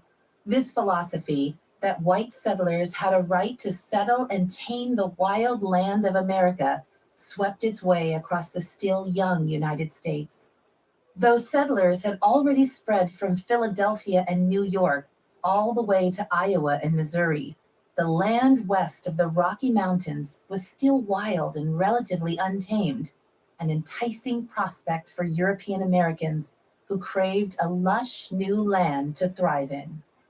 This new interest was spurred in no small part by a book published in 1845, The Emigrant's Guide to California and Oregon.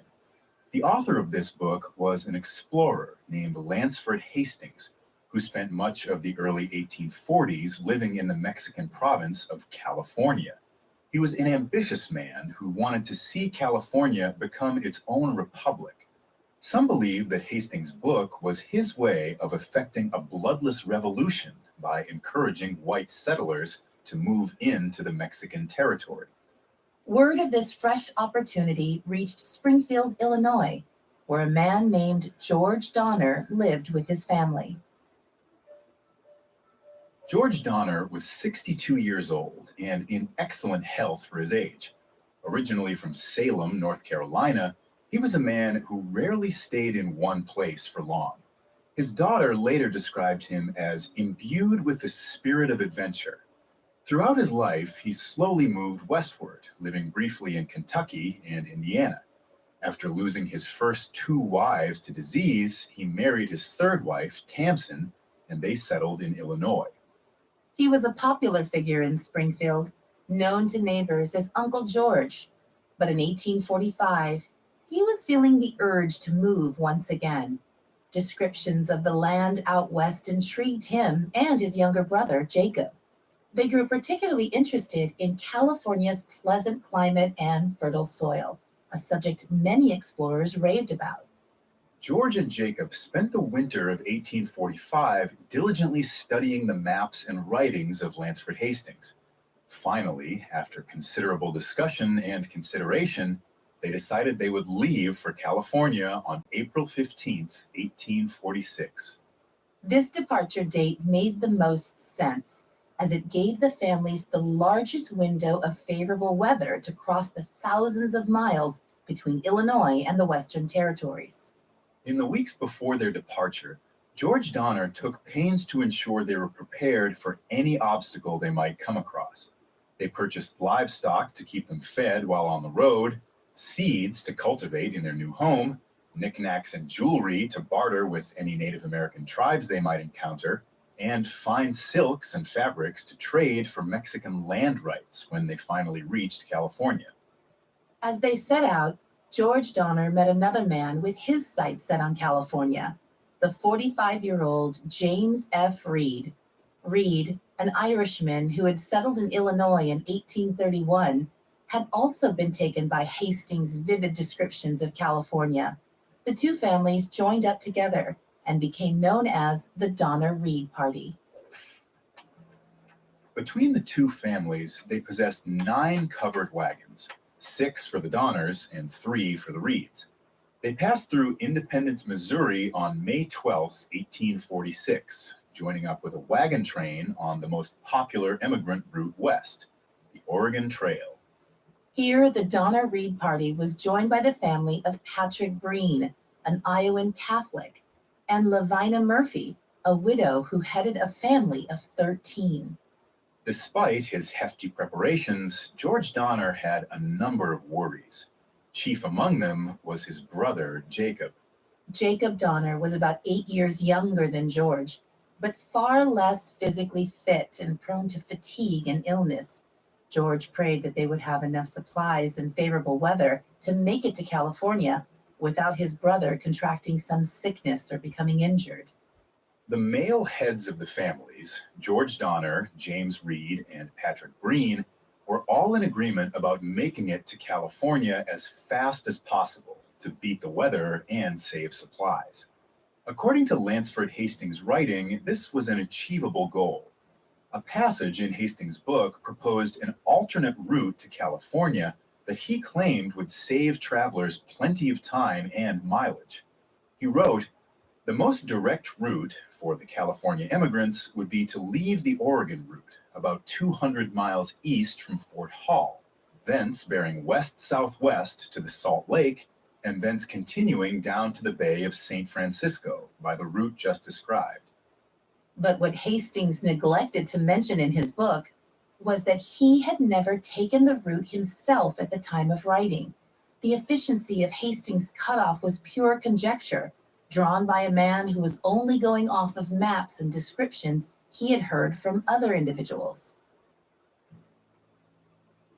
On June 27th, the Donner-Reed Party arrived at Fort Laramie, a popular trading post in eastern Wyoming. The very same day, James Kleiman, a companion of Lansford Hastings, arrived at the fort as well. Kleiman and James Reed were old friends from the 1832 Black Hawk War, having served together in the same company. Reed sat down with Kleiman and asked him about the shortcut to California proposed in Hastings' book. Kleiman's face fell when he heard the optimism in Reed's voice. He told Reed, in no uncertain terms, to take the more established route to California. He said, "Take the regular wagon track and never leave it. It is barely possible to get through if you follow it, and it may be impossible if you don't." Reed protested, saying the regular wagon trail was too far out of the way and would cost them days, if not weeks, of extra travel. Kleiman insisted. In the tail end of 1845, he and Hastings had crossed back from California through the Hastings Cutoff. It took them over the Sierras, through the winding canyons and thick brush of the Wasatch Mountains, and across the Great Salt Desert. He told Reed that the route Hastings described was inhospitable at best and deadly at worst. Reed parted company with Kleiman that night, undeterred. Whatever warnings Kleiman gave him about Hastings' new route, they were outweighed by Reed's own desire for a more direct path to California. As the party continued west, they were accompanied by a number of settlers bound for Oregon. On July 11th, they encountered a man coming the opposite direction. He introduced himself as Wales B. Bonney. He had with him a letter that he was supposed to deliver to any settlers traveling west. It was an open letter penned by Lansford Hastings to all California emigrants now on the road. Unlike Kleiman, he extolled the benefits of his new cutoff, which he had just explored. He advised everyone who read the letter to head straight to Fort Bridger, where he would be waiting to escort settlers west along his route. Reed was delighted by the news. He and the other families had been growing worried about the lateness of the season. It was already halfway through the summer, and they still had half their journey to go. With this encouragement, the Donner Reed group parted company with the rest of the wagon train on July 18th and headed for Fort Bridger. Now an autonomous company of their own, the Donner Reed party voted on who would be the captain of their group. The choice was between the heads of the three families, George Donner, James Reed, and Patrick Breen. James Reed's stern military demeanor had made him automatically unpopular among the group. George and the older men respected his experience and fortitude, but amongst the younger men and women in the group, Reed came off as overbearing and unnecessarily cruel. Patrick Breen, on the other hand, was too much of a Catholic for many of the Protestants in the group. So the group elected George Donner, who had neither the temperament of Reed or the piety of Breen. It would be the easiest decision the party made throughout their entire trip. But not everyone was thrilled with the new plans. One of the other settlers wrote in his journal as they left the Donners, "The Californians were much elated and in fine spirits with the prospect of better and nearer road to the country of their destination. Mrs. George Donner, however, was an exception."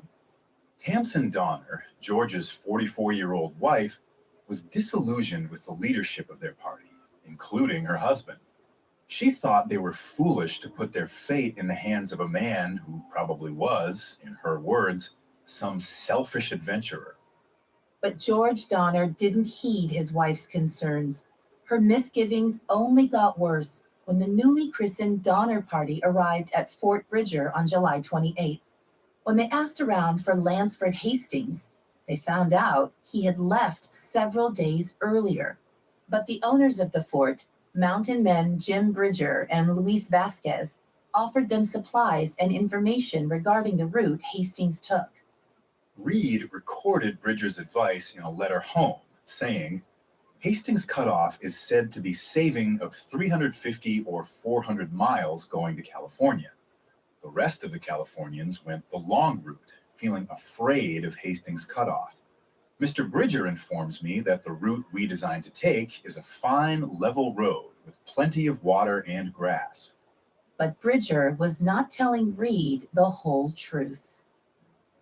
Some days before, a friend of Reed's named Edwin Bryant visited Fort Bridger and left a letter for Reed.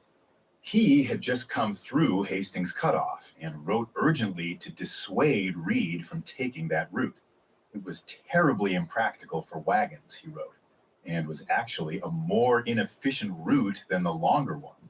Jim Bridger did not give this letter to Reed or even mention that Bryant had come through. He could not risk the party turning back. His business depended on it. Bridger and Vasquez had been running Fort Bridger since 1843. By 1846, the established route to California circumvented this trading post altogether, meaning their supply of customers had sharply declined over the preceding 3 years. But if Hastings' cutoff became a popular route for settlers going to California, Bridger and Vasquez would be able to revive their failing business. Neither George Donner nor any of his companions suspected Bridger had any hidden agenda, though many of them remarked in letters home that Fort Bridger wasn't much of a fort at all, more a pitiful collection of cabins surrounded by meager fortifications. After trading for supplies and fresh livestock, the Donner Party set out once again on July 31st, hoping to catch up with Hastings on his route to California. A week later, on August 6th, they encountered the first evidence of Hastings at the eastern end of Weber Canyon, a narrow pass into the Wasatch Mountains. Hastings had left a note there tied to some sagebrush. Its contents were not encouraging.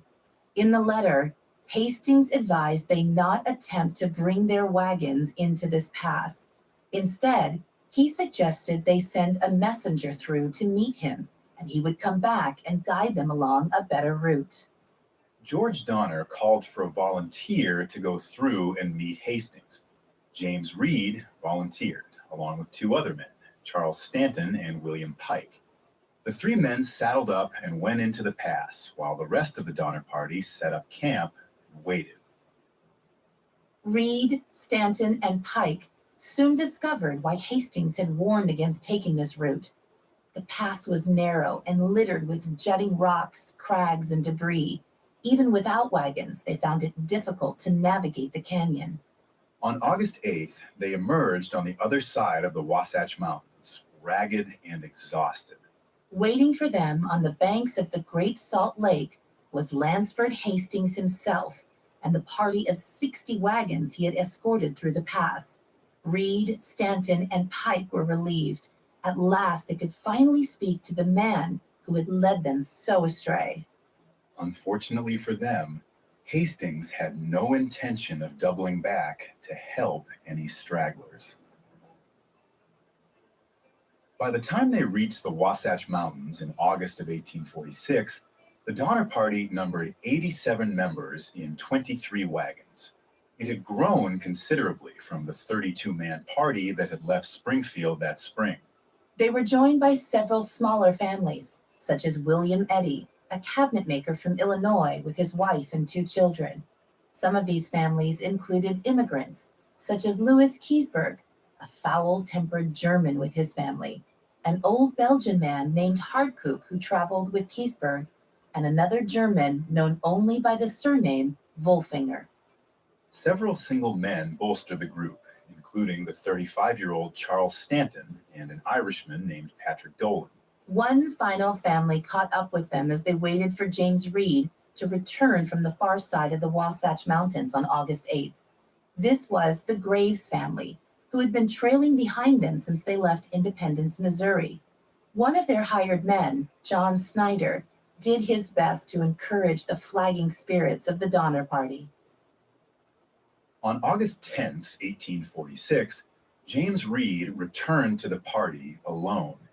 He had left Charles Stanton and William Pike resting on the other side of the mountains. He passed on a message from Lansford Hastings, the explorer whose book had guided them to what looked like a dead end. Reed, Stanton, and Pike had demanded that Hastings show them a better route through the mountains than the horrible one they had just taken. Hastings indicated a nearby pass through the mountains, but would not be joining them. He was preoccupied with his own wagon train and would not wait for the Donners to catch up with him. When he finally returned to the Donners, Reed claimed that following Hastings' guidance, he had found another route that would circumvent the narrow canyon. He called this route Reed's Pass.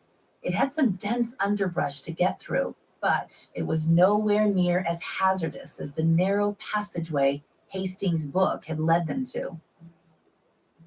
Encouraged, the party turned southwest to follow this new path. At first, it was promising, only sloping gently upward toward the pass in the mountains.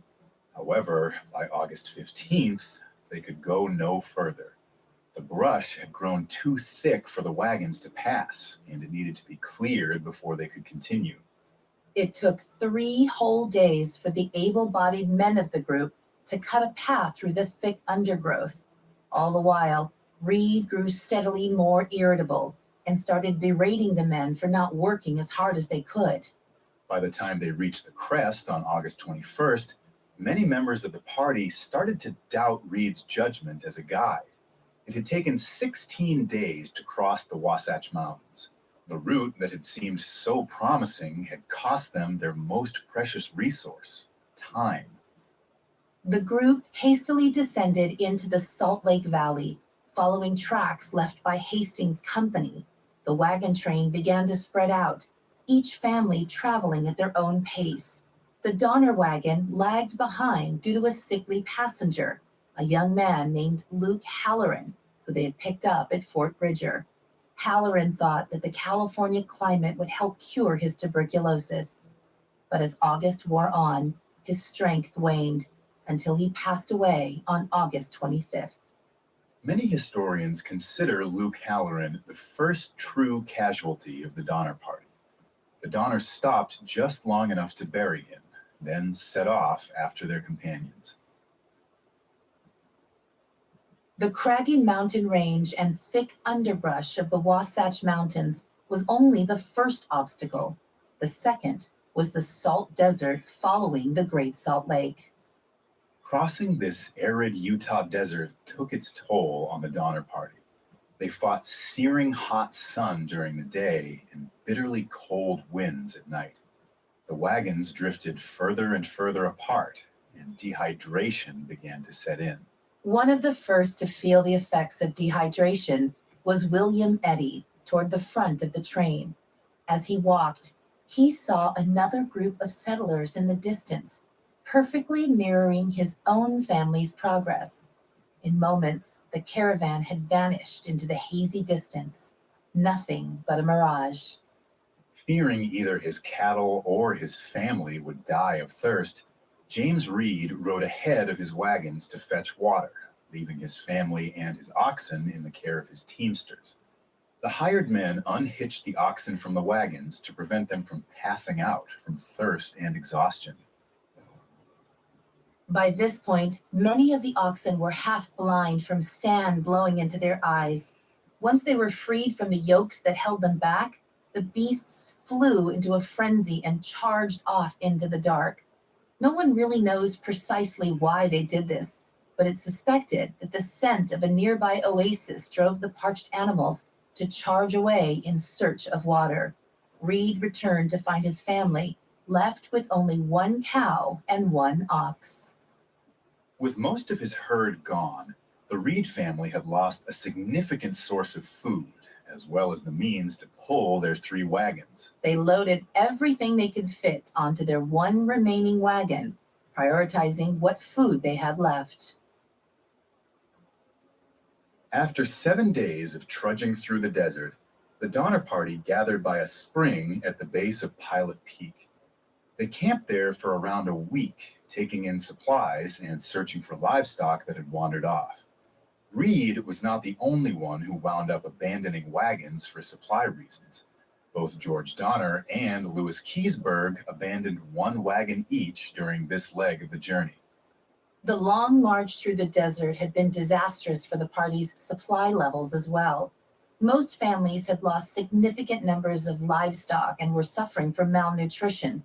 With food stores running low, the group decided to send someone ahead to bring them supplies from Sutter's Fort, the nearest Californian trading post. 2 men volunteered, Charles Stanton and William Big Bill McCutcheon. Reed gave McCutcheon a letter to deliver to Sutter, promising that Reed would repay him for any provisions that the 2 men took back with him. Stanton and McCutcheon set off, and a few days later, on September 10th, the Donner Party broke camp and soldiered on.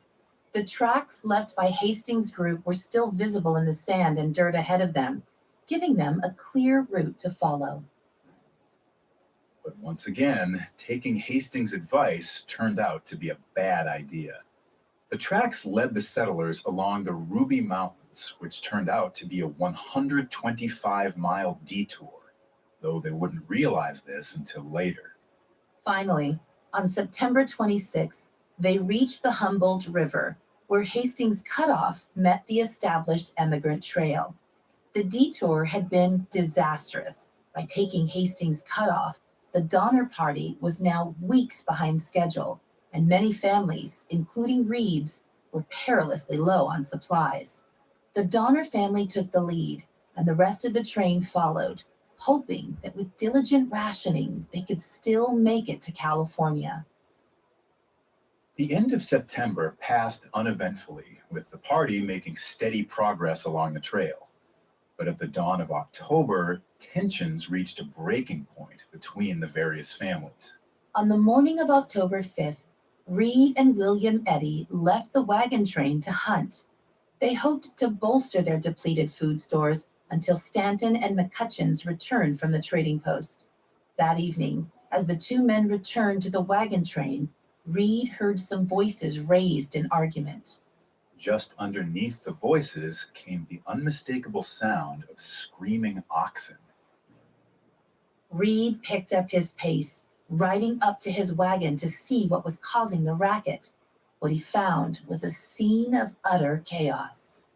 The team of oxen belonging to the Graves family had become tangled with Reed's remaining ox and his family wagon. Graves's driver, 23-year-old John Snyder, was furiously whipping the oxen in an attempt to separate the teams.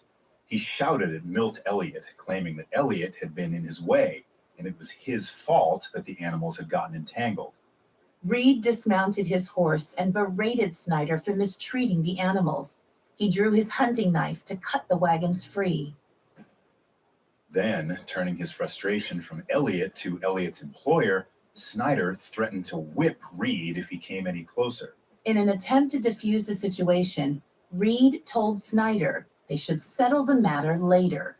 Snyder replied, "We will settle it now," and struck Reed in the head with the butt of his bullwhip. This blow knocked Reed to the ground. Snyder leapt on him, furiously striking him several more times. Margaret Reed attempted to break up the fight, but received a blow to her head as well. When Snyder went to strike again, Reed stood and plunged his knife into Snyder's chest, puncturing his left lung. Snyder stumbled into the arms of his employer, Billy Graves, who caught him and lowered him to the ground. Moments later, John Snyder was dead. Reed was immediately filled with remorse. He reportedly threw his bloody hunting knife aside in despair. He offered boards from his own wagon for a coffin, but this was rejected by the Graves family. With their captain, George Donner, 2 days ahead, the company formed a council to decide what should be done with James Reed, who was now considered a murderer. John Snyder, though only a hired hand, had been popular among the company. Reed, on the other hand, was the caustic and haughty man who had insisted they take a difficult route. Most of the party had not seen the events that led to John Snyder's death and doubted Reed's claim of self-defense. Some men wrote down affidavits from all the witnesses, which they stored for an eventual trial in California. Others wanted to dispense frontier justice that very day. Louis Keysburg raised his wagon tongue in the air and said that Reed should be hanged from it immediately. The two sides, friends of Reed and of Snyder, debated the issue back and forth the entire evening. Finally, they settled on a sentence that appeased the majority. Reed would be banished from the party without food or weaponry. In the desert, this was tantamount to a death sentence, but one that didn't force his family to watch him die. On the morning of October 6th, the day after Snyder's body was buried, Reed bade farewell to his family and rode off into the wilderness on his prize mare Glaucus. That night, in direct defiance of the group, Reed's daughter-in-law Virginia and Milt Elliott rode out after him. When they caught up with Reed, they gave him his rifle, pistols, ammunition, and a handful of crackers. They then returned to their families. On his way west, Reed passed the Donner family wagons, where he claimed to have been sent ahead to seek additional supplies in California. George Donner may have been skeptical that Reed would so willingly abandon his family, but he didn't question him. One of the Donner's teamsters, Walter Heron, volunteered to go with Reed for supplies. The two men then set off ahead on Reed's horse. Many in the Donner Party would never see them again. Soon afterward, a German member of the party, a Mr. Wolfinger, lost all of his own livestock and had to abandon his wagon. His wife, Doris, went ahead with the rest of the party, while two men, Joseph Reinhardt and Augustus Spitzer, stayed behind to help Wolfinger salvage what goods he could carry. Reinhardt and Spitzer rejoined the party a few days later with solemn news for Mrs. Wolfinger. They claimed her husband had been killed by members of the Paiute tribe who had attacked and burned the wagon. When news of this claim reached the Donner wagons, George Donner made a note of it. It was no secret Wolfinger carried a considerable sum of money on his person, so his sudden death was suspicious. Rumors of murder began to circulate among the weary travelers. The party was starting to come apart at the seams. After months of marching together, many families openly resented their neighbors and started to keep mostly to themselves. Along the wagon train, families were making efforts to lighten the load for their weary oxen. The Keysburg family even kicked their traveling companion, the old Belgian named Hardcoop, out of their wagon. Hardcoop begged other wagons to take him in, but his pleas fell on deaf ears. Most families didn't want to tax their remaining oxen with another passenger. Raids from nearby Paiute natives had driven off or wounded many of the livestock, and those that remained were a precious commodity. Hardcoop fell behind and was never seen again. On October 15th, a Paiute raid killed all but one of William Eddy's cattle, forcing Eddy, his wife, and child to abandon many of their possessions and continue on foot. The next day, Eddy arrived at Patrick Breen's wagon, where he begged for some water to help his family cross the alkali desert. Breen, who had 7 children of his own to think of, refused to share. Eddy seized a rifle and pointed it at Breen, telling him that he would kill for the water if he had to. Breen let him fill a bucket and continue on his way. Despite the threat, Breen let the whole incident go. The man was desperate, and he would have done the same for his own family. The desert finally ended when the Donner Party reached the Truckee River on October 17th. Eddy, relieved, set about hunting nearby geese for his family. All they had left to eat was flour, but their father was a skilled marksman, and soon he brought back 9 geese for his children to eat. On October 19th, Charles Stanton returned from Sutter's Fort with supplies for the flagging party. Trailing behind him were 7 mules laden with flour, dried beef, and other supplies. But missing was his companion, Big Bill McCutcheon. He had fallen ill at Sutter's Fort and couldn't return.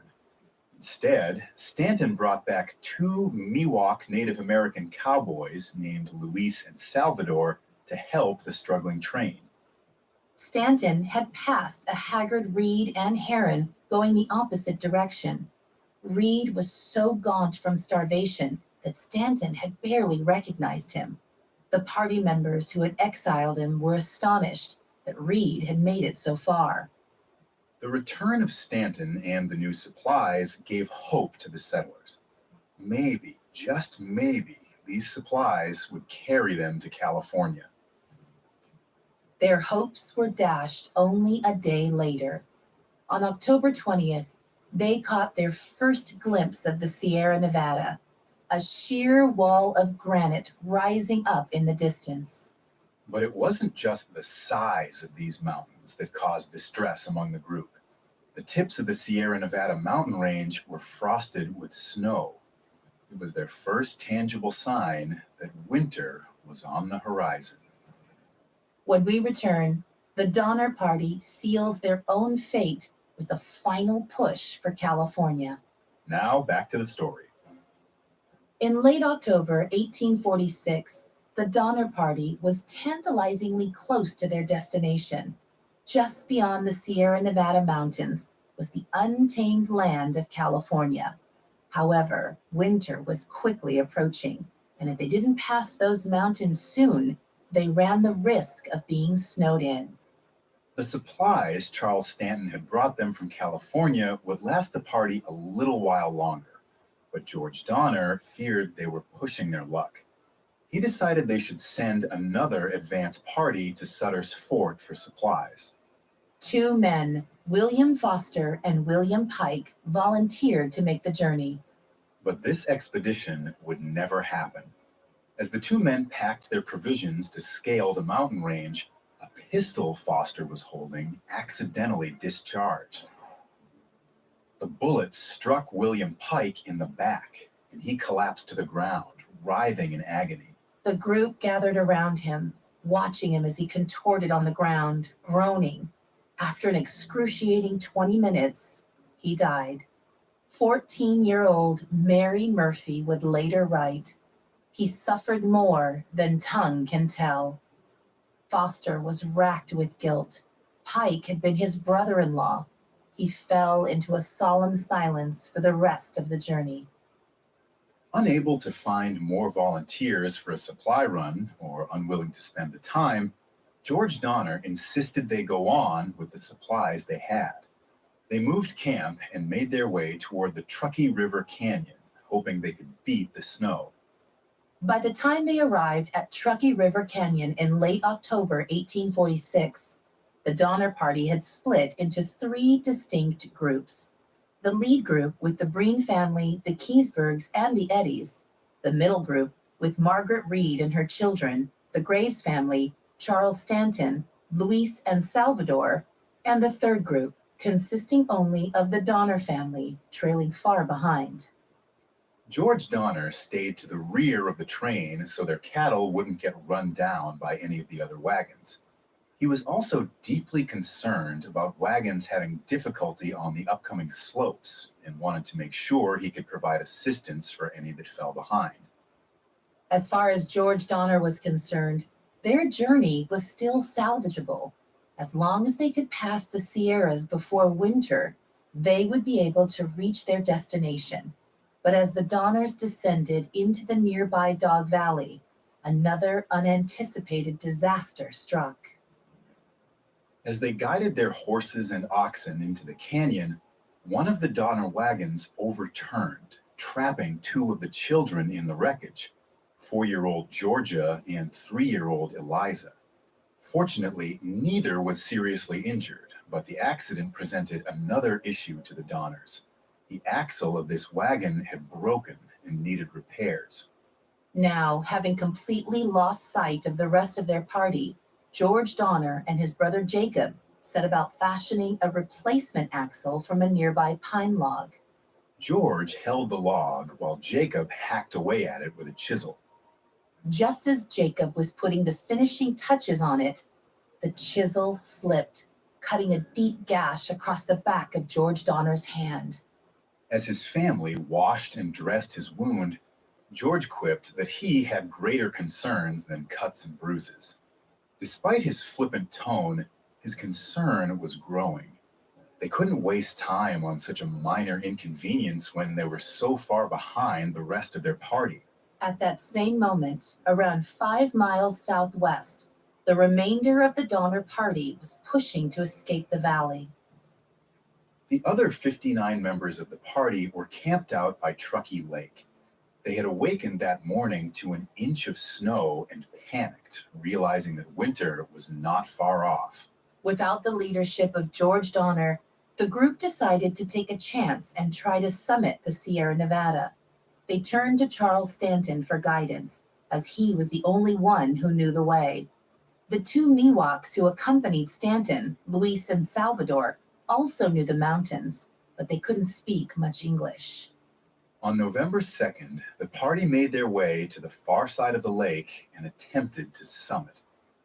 Though it was still only fall, the rocks were already slick with snow and ice. Iron-rimmed wagon wheels couldn't gain any traction on the rock, and they began to slide backwards on the steep incline. The drivers beat at the oxen mercilessly to force progress. but the wagons could only move forward mere feet at a time. Though Stanton and the Miwoks could scout ahead a good ways up the mountain on foot, the wagons lagged far behind them. By this point, everyone had stepped out of their wagons in an attempt to lighten the load for their exhausted animals. Some men even attempted to push their own wagons, hoping that would be just the encouragement the oxen needed to make real progress. Almost all of the women carried their children, adding to their exhaustion. Stanton returned from scouting ahead to find the party had come to a complete standstill. Dark storm clouds gathered overhead. Some of the men lit a nearby pitch pine on fire, and everyone gathered around it for warmth. Stanton attempted to persuade the family to press on, but night was drawing in fast. The men and women were tired. Instead of setting up camp, many simply put buffalo skins and blankets on the ground, laying down to sleep by the burning pine. On the morning of November 3rd, Louis Keseberg awoke to a terrible shock. He stepped out of his wagon to what seemed like an empty plain of white snow, devoid of life. When he cried out in alarm, heads started popping out of the snowbanks, having been buried during the night. One by one, the settlers awoke and jumped to their feet, brushing snow from their clothing and shaking their blankets dry. The valley had been transformed from green to white overnight. Winter had finally caught up with them. Concern gave way to panic, and the families gathered by the burnt tree to figure out a course of action. They faced a terrible choice: either attempt to summit the icy mountain, which they had already failed to do the day before, or head back to the lake and risk getting trapped in by the snow and cold. In the end, after a heated discussion, they decided to take the latter option. This is unsurprising. The dreadful mountain climb was fresh in their minds from the previous day, and at least a return to the lake could promise shelter and a chance to assess their options and think of a new plan. The 59 men, women, and children guided their wagons back down the mountains. As they made their way back to the lake, snow began to fall. Gently at first, but soon increasing in speed and intensity. The settlers quickly realized that neither the tents they had been using nor their covered wagons would be enough protection against the cold. They would need to construct more permanent shelters. Patrick Breen discovered a primitive cabin a mile to the east of the lake, which he claimed for his family. It was a crude structure made of pine saplings with a dirt floor and no roof. This structure had been erected by a young migrant named Moses Schallenberger, who had spent the winter of 1844 in the valley. To make the cabin habitable, the Breens fashioned a roof out of hides and canvas. The 9 Breens were joined by Patrick Dolan and a Mexican drover named Antonio in the cramped 168 square foot space. Louis Keseberg constructed shelter for his own family up against the Breens' cabin. Southwest of the structure, close to the lake, William Eddy and William Foster located a large concave boulder. They hurriedly gathered materials and constructed 3 walls of a cabin up against it. 16 individuals, including Eddy, Foster, and Lavina Murphy's families, all moved into this stone cabin. The final structure in the lake camp was nearly a mile to the east and slightly north of the Breens' cabin. This cabin was built by Franklin Graves and consisted of 2 adjacent chambers, one for the Graves family and the other for the Reeds. Since James Reed's departure, Franklin Graves had taken some sense of responsibility for his wife and children.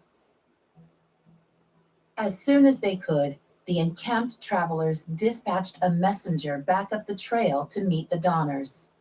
The Donner family had reached a stream now called Alder Creek when they heard the news that the rest of their company had failed to cross the Sierras, and were now constructing cabins by the lake for shelter. Fearing that a full blizzard was not far off, George and Jacob Donner began working on a log cabin by the creek. This was slow going, as George couldn't use his injured right hand, and Jacob was feeling weak from travel. As the snow piled up around them, they abandoned the unfinished cabin and threw together 3 canvas tents. Family, one for Jacob's, and a third for their teamsters. Between the 2 camps, there were 81 people in total, 59 at the cabins by the lake and 22 by Alder Creek. By this time, the original party of 87 that traveled west from Independence was down to 79. 5 had died, 1 had been banished, and 2 had gone west for help. Those that remained in the Truckee River Valley were unprepared for winter. If they stayed, they would run out of food in days, and if they tried to climb the Sierras, they would risk both starvation and freezing to death. After walking over 2,000 miles, they were just over 100 miles away from the nearest settlement in California, Sutter's Fort. But as the families huddled together in their makeshift shelters, the beautiful land of California had never felt farther away. Many of their party would never lay eyes on any land beyond the frozen basin they were now trapped within.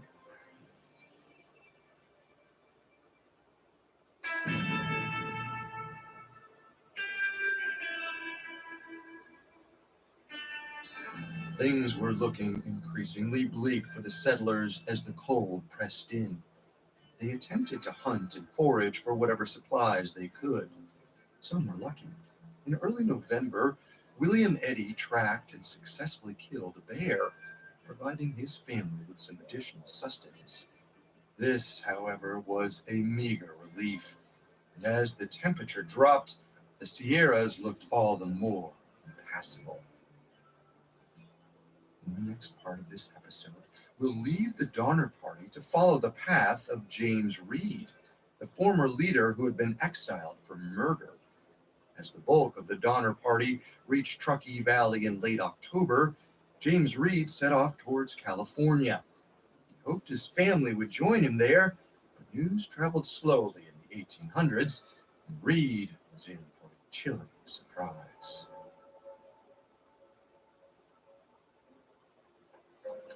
James Reed and Walter Heron had a very rough time getting through the mountains.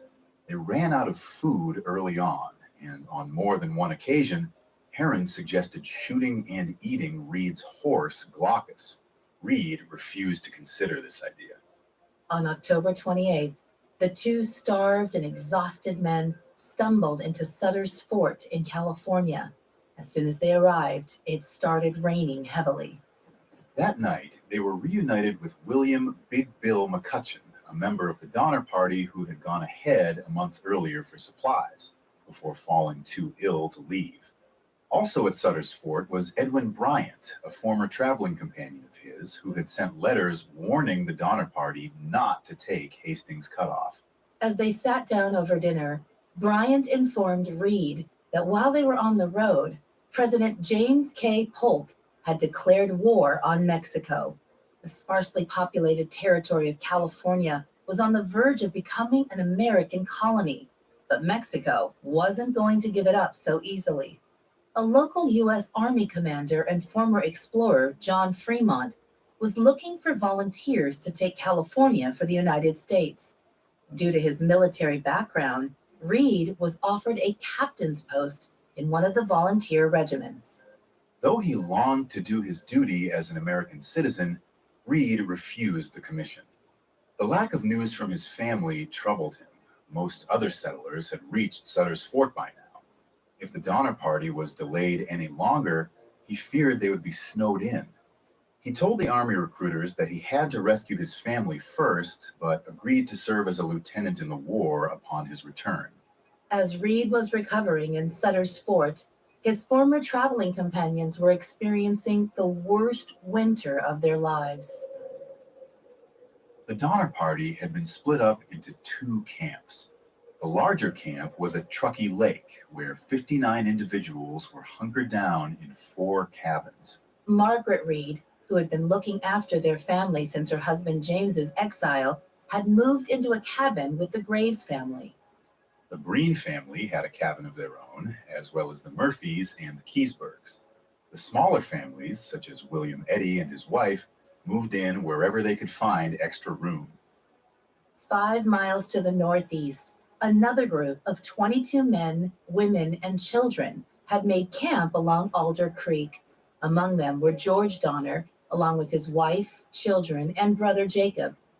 Due to what seemed like a minor hand injury, George had not managed to complete their log cabins before the snowfall became too heavy to work in, and had been forced to take shelter in 3 hastily constructed canvas tents. Both camps were set up by the evening of November 3rd, when a massive storm descended on the Sierras. It snowed for 8 days straight.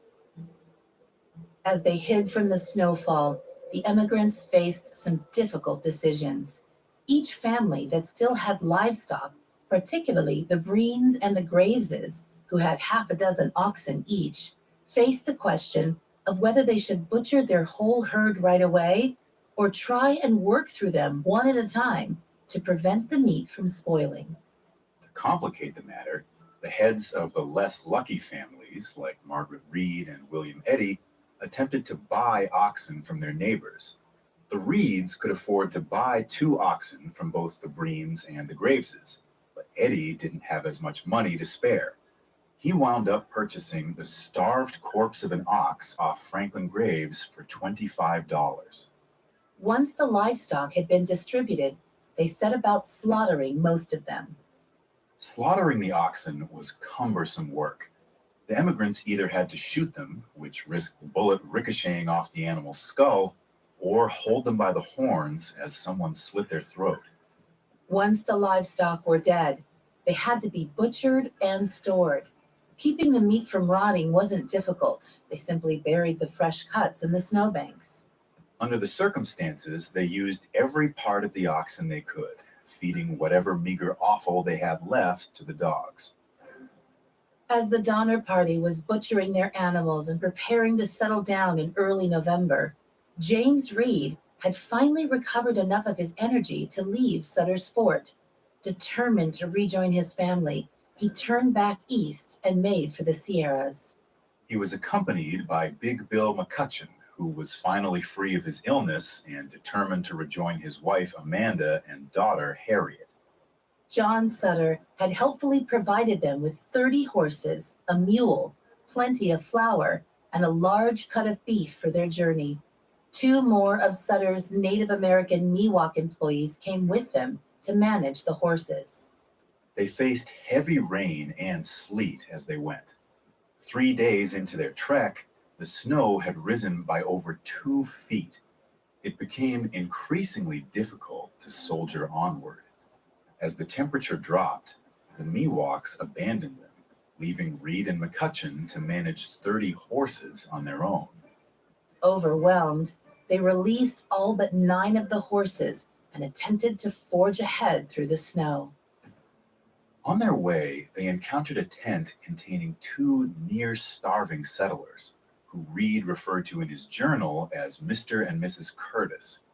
In return for some flour and beef, Mr. Curtis offered Reed and McCutcheon some of the meal they had been cooking when the men arrived, a piece of their family dog. The weather became exceedingly harsh as Reed and McCutcheon continued to fight their way east. Climbing uphill through 9 feet of snow, dragging 9 horses behind them, Reed and McCutcheon grew exhausted 1 day after leaving the Curtis's shelter. They finally conceded that the weather was too strong for the both of them. As the snowfall intensified, the men turned back west. They couldn't have known it, but they may have been only 10 or 12 miles from reaching their families at Truckee Lake. When he returned to Sutter's Fort, Reed described their aborted mission to John Sutter. Sutter told him that there were not enough able-bodied men to form a suitable relief party to help them, due to the ongoing war with Mexico. Sutter then asked Reed how much livestock the rest of the party had with them. Reed later wrote, Sutter made an estimate and stated that if the immigrants would kill the cattle and place the meat in the snow for preservation, there was no fear of starvation until relief could reach them. Reassured, Reed rode out to San Francisco, where his post in the Mexican-American War awaited. If the war ended soon, maybe he'd be able to gather the rescue party he needed. As James Reed rode west, his wife Margaret prepared to hunker down for the winter and wait for rescue in the Truckee Lake camp. She could not risk bringing her children out into the cold. But not all of the settlers had given up hope of escape. The 57-year-old Franklin Graves had no intention of getting stuck there all winter. They had no reason to expect a rescue party, so they had to get help themselves. The day the snow stopped on November 12th, he set about rallying a party to scale the mountain. Later that day, Franklin Graves set off for the mountain with 12 to 15 individuals, all men, save for Franklin's 2 daughters. They were guided by Charles Stanton and the 2 Miwoks, Luis and Salvador. The expedition was doomed from the start. When the team reached the west end of Truckee Lake, they encountered banks of snow rising almost 10 feet high. Every step sank deep into the snow, making forging forward exhausting and inefficient. Soon, they could go no further. Frustrated, they turned back. When Franklin arrived back at Truckee Lake at midnight, he had no intention of admitting defeat. He only needed to look at the meager food stores to know they wouldn't last the winter. During the 8 days of snowfall, the families had worked their way through almost all of the meat the cattle and oxen had provided them. Some men had attempted to fish in Truckee Lake, but had little success. Eventually, the river had frozen too solid to break through the ice. William Eddy borrowed a rifle from William Foster and set about hunting for the group. He was a talented marksman, but there were very few animals to be found in the surrounding wilderness. On November 14th, Eddy and Foster surprised the camp by dragging a grizzly bear carcass in from the surrounding mountainside. They butchered it and distributed the meat between the families. Female grizzly bears can weigh up to 400 pounds, and males can weigh up to 600. But even 600 pounds of meat wouldn't go far when divided between 81 hungry people. Within days, the grizzly carcass had been picked clean. On November 21st, Franklin Graves's group made another attempt at scaling the mountain. 2 days later, they returned, defeated. Another heavy snowfall hit on November 26th, preempting another escape attempt.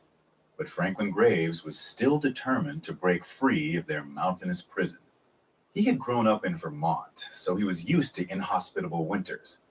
He set about making snowshoes, enlisting the help of Charles Stanton and William Foster. Stanton and Foster didn't know how to make snowshoes, but they could help him gather the necessary materials.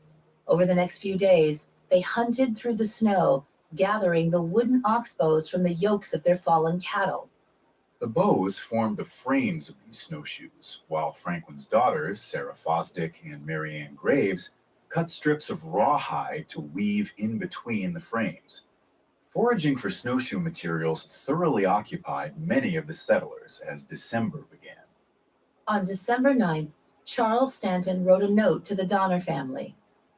The storm prevented us from getting over the mountains. We are now getting snowshoes ready to go on foot.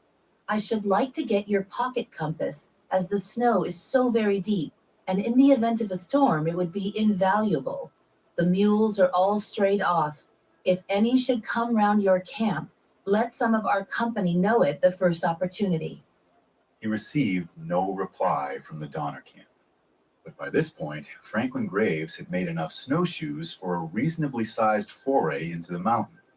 They would have to go with or without the Donners' help.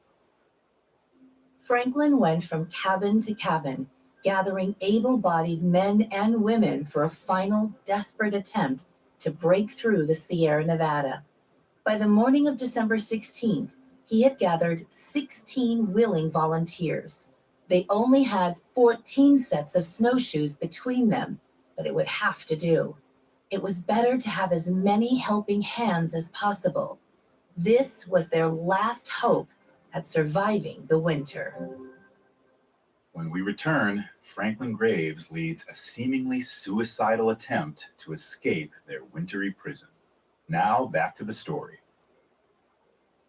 By December 16th, Franklin Graves had found 16 individuals to follow him out of the valley. In all, the party numbered 10 men, 5 women, and 2 boys.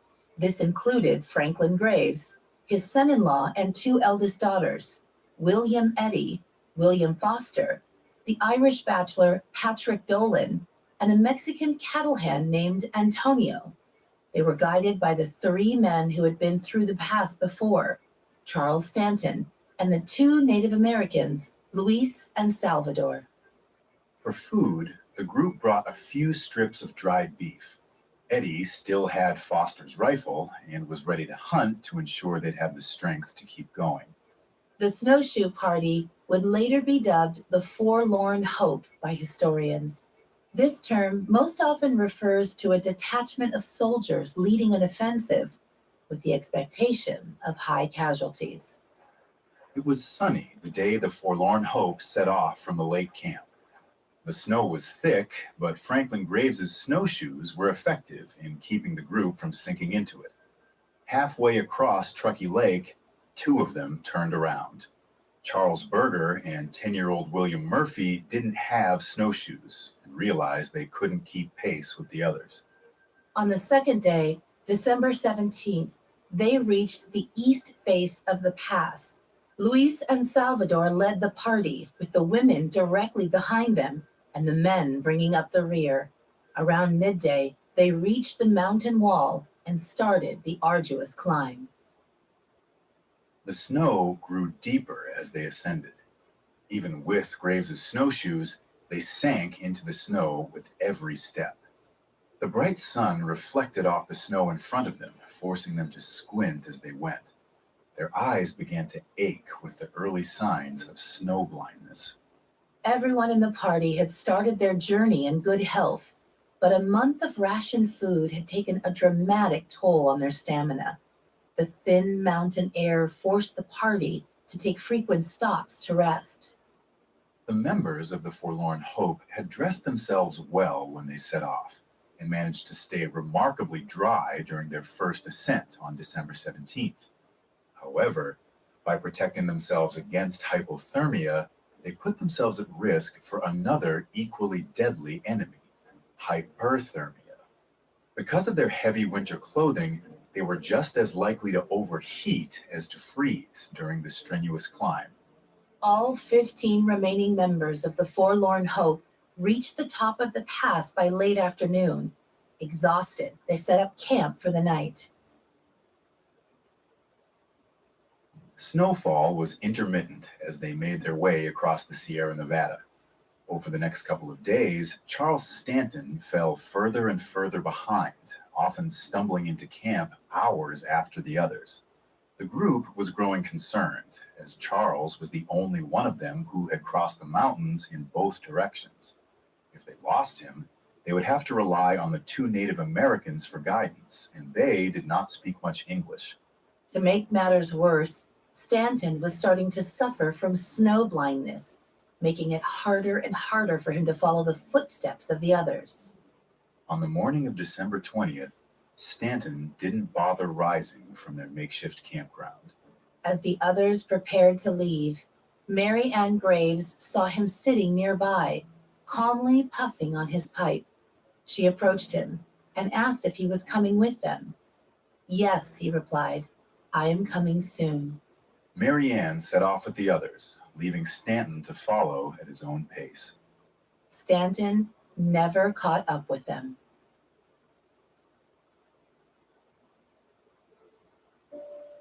As the snowshoe group made their way along the Sierra Nevada, Patrick Breen continued his daily journal back by the lake. News traveled slowly between Truckee Lake and the Donner family's camp at Alder Creek.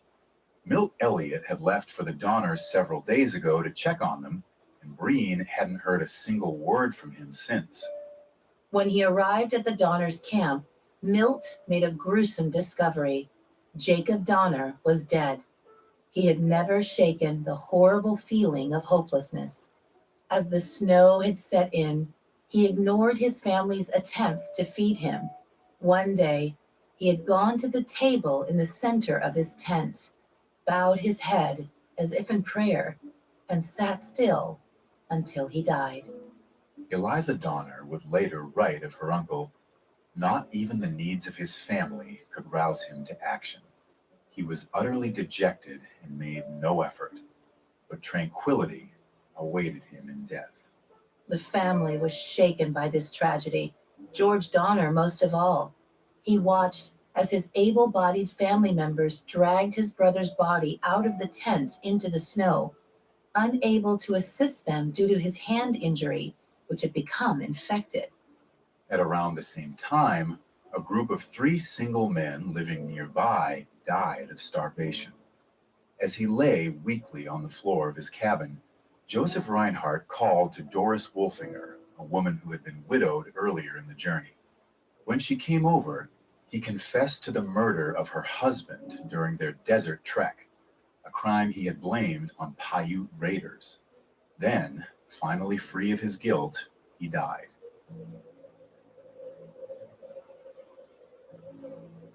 As the Alder Creek camp coped with their losses, the forlorn hope was struck by a powerful blizzard. The 14 remaining men and women could barely see anything in front of them. Without Stanton, they relied exclusively on Luis and Salvador to guide them, but the 2 Miwoks were unable to make out any landmarks through the white curtains surrounding the group. They argued amongst themselves, bringing the journey to a halt. They were almost out of food and had no idea which direction was west. The foot and hoof prints they had been following up until this point had vanished beneath the snow. Some argued they should return to their families. Marianne Graves vehemently opposed this, saying she would rather die than watch her brother and sister starve to death at the lake. Eventually, the group had no choice but to press on. That same afternoon, without any tracks to guide them, they made a tragic mistake. A low ridge rose above them. Fearing it led only higher into the mountains, they skirted it to the left and went downhill. If they had climbed this ridge, they would have found themselves back on the established emigrant road and well on their way to Sutter's Fort. By following the deceptive path downhill, they led themselves into yet another canyon, a funnel for the blizzard they were caught in.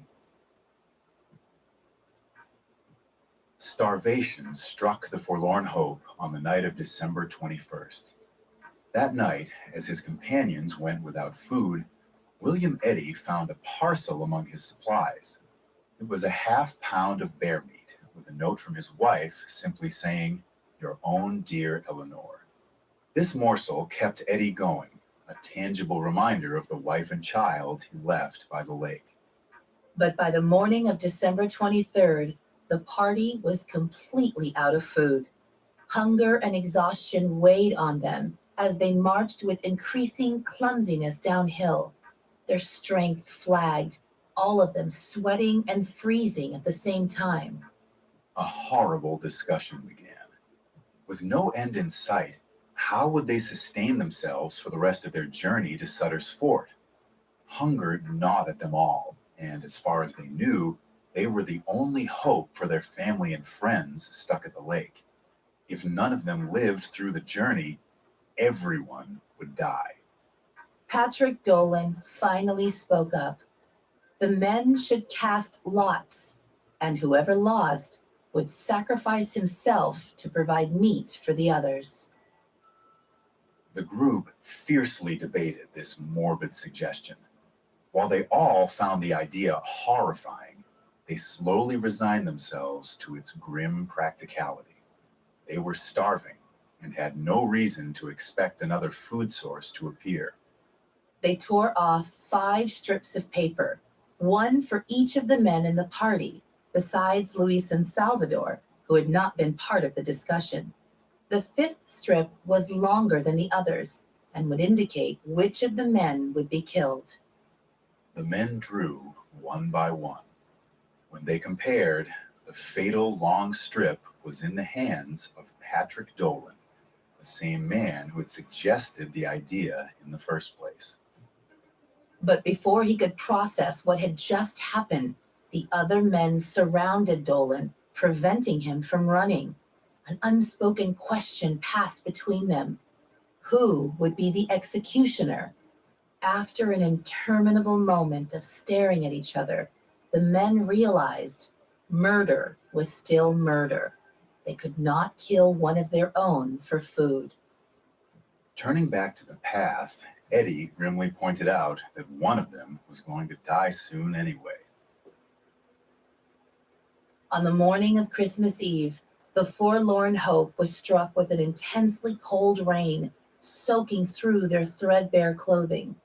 With some difficulty, they built a smoky fire in a snowbank beneath some trees. Once they succeeded, they realized the fire had been built over a snowy stream. The fire melted through the snow, its embers plummeting into the river below. Where they had built the fire, there was now just a hole in the ice looking down into freezing waters. It only grew colder as the day wore on. By dusk, Franklin Graves was shaking heavily. Both Patrick Dolan and the 12-year-old Lemuel Murphy had started crying out in despair, most likely suffering from a unique blend of shock, hypothermia, and desperate, gnawing hunger. That night, they managed to build another fire with cotton from Harriet Pike's cloak and sparks from the flintlock rifle Eddie carried. It was a welcome sight. Antonio, the Mexican cattle drover, crawled over to the fire pit and lay down in its warmth. A few hours later, his hand fell into the fire pit, and he did not remove it. He was past caring. Later that night, Franklin Graves stopped shivering, his breathing gradually becoming more shallow. Eddie told him that he was dying. Franklin didn't seem to care. He called Sarah Fosdick and Mary Ann Graves over to his side. The 2 women tried to rub warmth into his limbs, but he made no effort to assist them. Franklin told his 2 daughters that the life of the rest of their family depended on their survival. He told them to do whatever they had to do to survive and instructed them to eat his corpse once he died. By 11 p.m. on Christmas Eve, Franklin Graves was dead. The fire had gone out, and it seemed like the 12 remaining settlers were going to freeze to death if they didn't do something soon. William Eddy had an idea, an old frontier trick he had just remembered. He suggested everyone lie in a circle with their feet toward the middle. Then he would completely cover them with their blankets, forming a small, low tent. This method trapped the body heat of the party under the blankets, warming them and protecting them from the snow. The group agreed, and Eddie set about erecting this low tent. They all huddled in the circle, temporarily safe from the harsh winds. But with this temporary relief from the cold came a greater awareness of their collective hunger. Franklin Graves's final words hung over the forlorn hope ominously, a promise of relief that they could not ignore forever. When they awoke at sunrise on Christmas Day, Patrick Dolan was gibbering madly. He started to thrash and yell, and suddenly he tried to crawl out into the blizzard. Eddie attempted to wrestle him back under the blankets, but Dolan slipped free, crawling out of the shelter. As he went, he began stripping his clothes off and charging off into the cold half naked. Dolan is an early example of what forensic pathologists call paradoxical undressing. During the early stages of hypothermia, blood vessels shut off to conserve warmth in the core of the body, causing numbness in all extremities. In the final stages of hypothermia, the vessels open back up, causing an intense feeling of heat to course throughout the body, even as the victim freezes. No doubt Dolan had just reached this stage of hypothermia. Finally, Dolan returned to the rest of the group and slid back under the coverlets. He was dead by late afternoon. Their campsite became known as the Camp of Death. Here, the Forlorn Hope spent Christmas Day starving while the bodies of their companions lay nearby. Christmas Day for the Truckee Lake Camp was a gloomy affair. For the last few days, Margaret Reed had been serving her children a glue-like brew made from boiled ox hides. It was nutritious enough to keep them going, but tasted horrible. Christmas dinner in the Reed half of the cabin was a surprise for all of the children. Margaret had been saving a few dried apples, a teacup full of white beans, a little bit of rice, 2 square inches of bacon, and some tripe left over from the slaughtered oxen. It wasn't much, but compared to the boiled ox hides they had been eating, it was a veritable feast. In the Breen cabin, the exhausted Patrick Breen recorded, "Extremely difficult to find wood. Uttered our prayers to God this Christmas morning. The prospect is appalling, but we trust in Him." In their cabin, Lavina Murphy and Eleanor Eddy boiled bones for broth. And once the broth was served, they boiled the bones again and again until they were soft enough to be eaten whole. 5 miles to the northeast at Alder Creek, the Donners ate bones for Christmas dinner as well. George Donner did very little to help his family on Christmas. The infection from his cut hand had spread halfway up his right arm. The man who had been elected to lead the wagon train was now virtually an invalid. Back in the Camp of Death, the men dragged Patrick Dolan's body over to where they had laid the frozen remains of Franklin Graves and Antonio. Though they did not speak openly about it, the remaining members of the Forlorn Hope had decided what they were going to do about their starvation. They had come to the unconscious agreement that they would have to eat their deceased companions. On December 26th, growing mad with hunger, the 12-year-old Lemuel Murphy thrashed wildly, attempting to escape the tent. He grabbed at the other's arms and bit at them, crying, "Give me my bone." Due to his size, he was easily restrained. The others forced him into the center of the tent between their feet. His sister, Sarah Foster, held his head in her lap throughout the night, trying to comfort him. At around 2 a.m., Lemuel Murphy stopped breathing. They dragged him out of the tent and set him by the other 3 bodies. There were now only 10 members of the Forlorn Hope left. By the time the sun rose that morning, most of the survivors were ready to eat the dead. First, they had to start a fire. William Eddy set out using another old woodsman's trick to get the fire lit. He poured some black powder onto the tinder with hopes that he could force the damp wood to ignite. The gunpowder ignited more strongly than Eddy expected, burning his face and hands.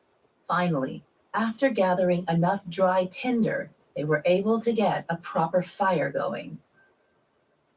When they realized what their white companions were planning on doing, Luis and Salvador moved away from the camp and made their own fire.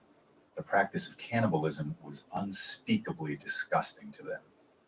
When the Native Americans turned their backs on them, the 3 men, Jay Fosdick, William Eddy, and William Foster, set about butchering the 4 bodies. There was not much meat to be found on the starved corpses, but that did not deter the hungry survivors. They ate in separate groups so that no one would have to eat their family or watch someone eat their family. An alarming fact casts this gruesome meal into a different light. They had only gone 6 days without food.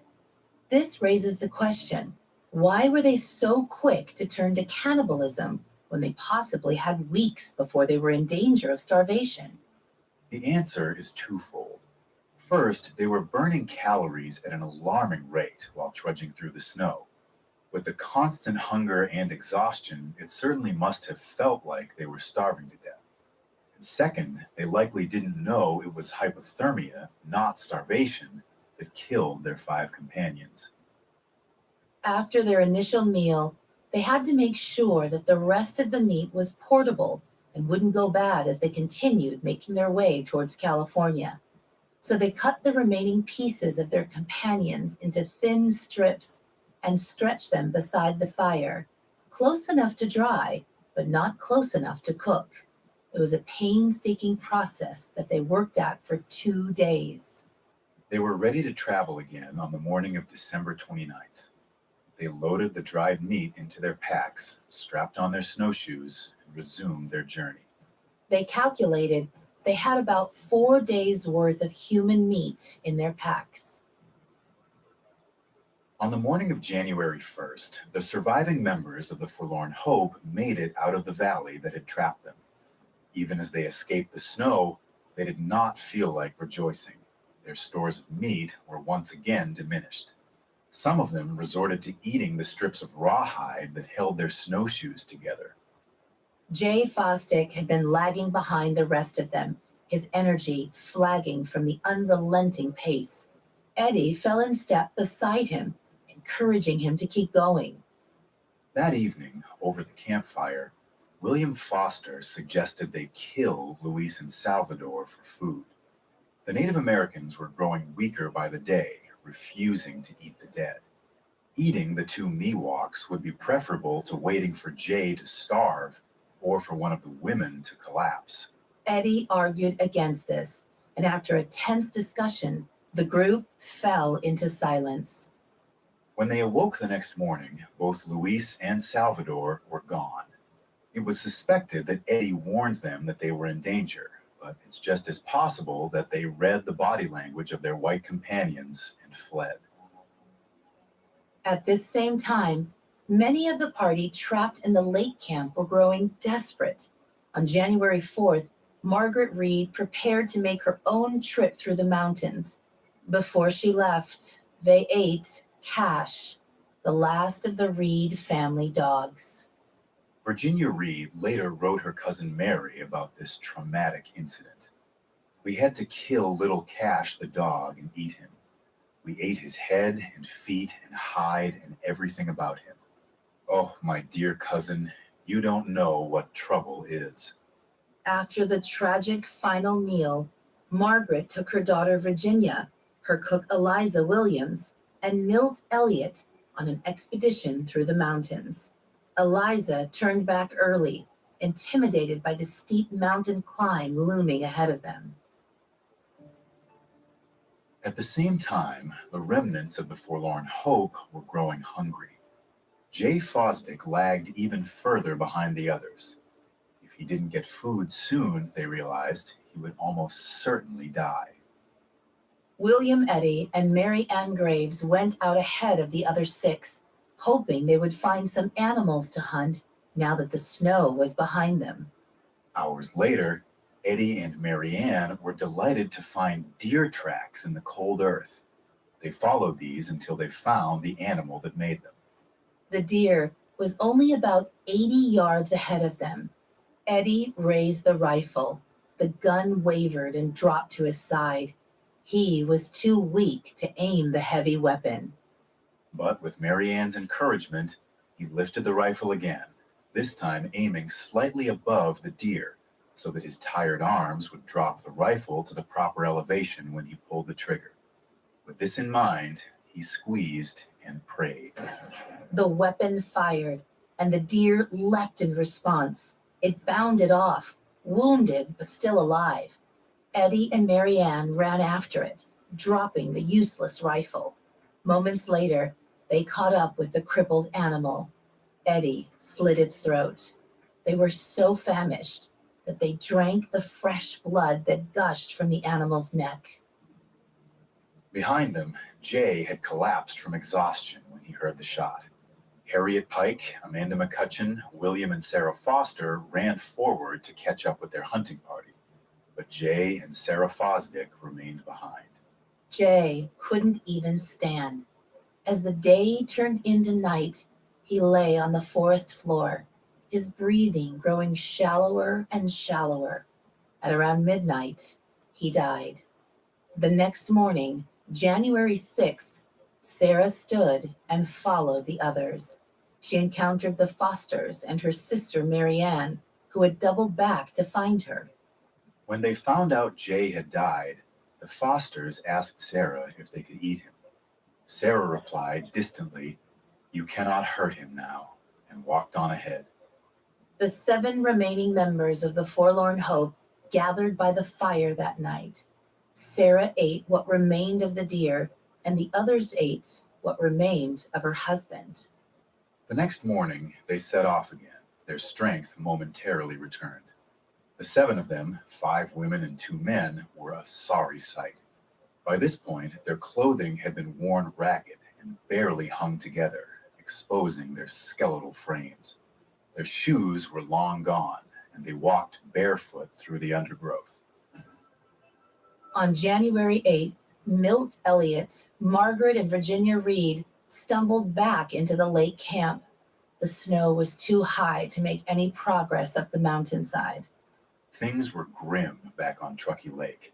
Families were growing weaker. Patrick Breen described how the snowbanks made life increasingly difficult for them. Quote, "Snow higher than the shanty. It must be 13 feet deep. Cannot get wood this morning. It is a dreadful sight for us to look upon." Between the camps at Truckee Lake and Alder Creek, 6 members of the company had died, and the threat of starvation loomed constantly over those who still lived. They were running out of ox hides to eat, and bedbugs ravaged them whenever they tried to sleep. The stranded families were running out of time. Their only hope of rescue was the 7 emaciated men and women trudging their way above the American River. By some accounts, William Foster was becoming deranged as the Forlorn Hope soldiered on. According to Eddie, Foster approached him privately and proposed killing Amanda McCutcheon for food.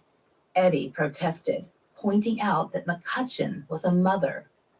Foster then proposed killing Sarah Fosdick and Marianne, both of whom were childless. Eddie rejected this idea vehemently. Soon after, they started to see bloody footprints in the dirt ahead of them. Following them, they discovered Luis and Salvador, the 2 Native American Miwok guides who had abandoned them several days prior.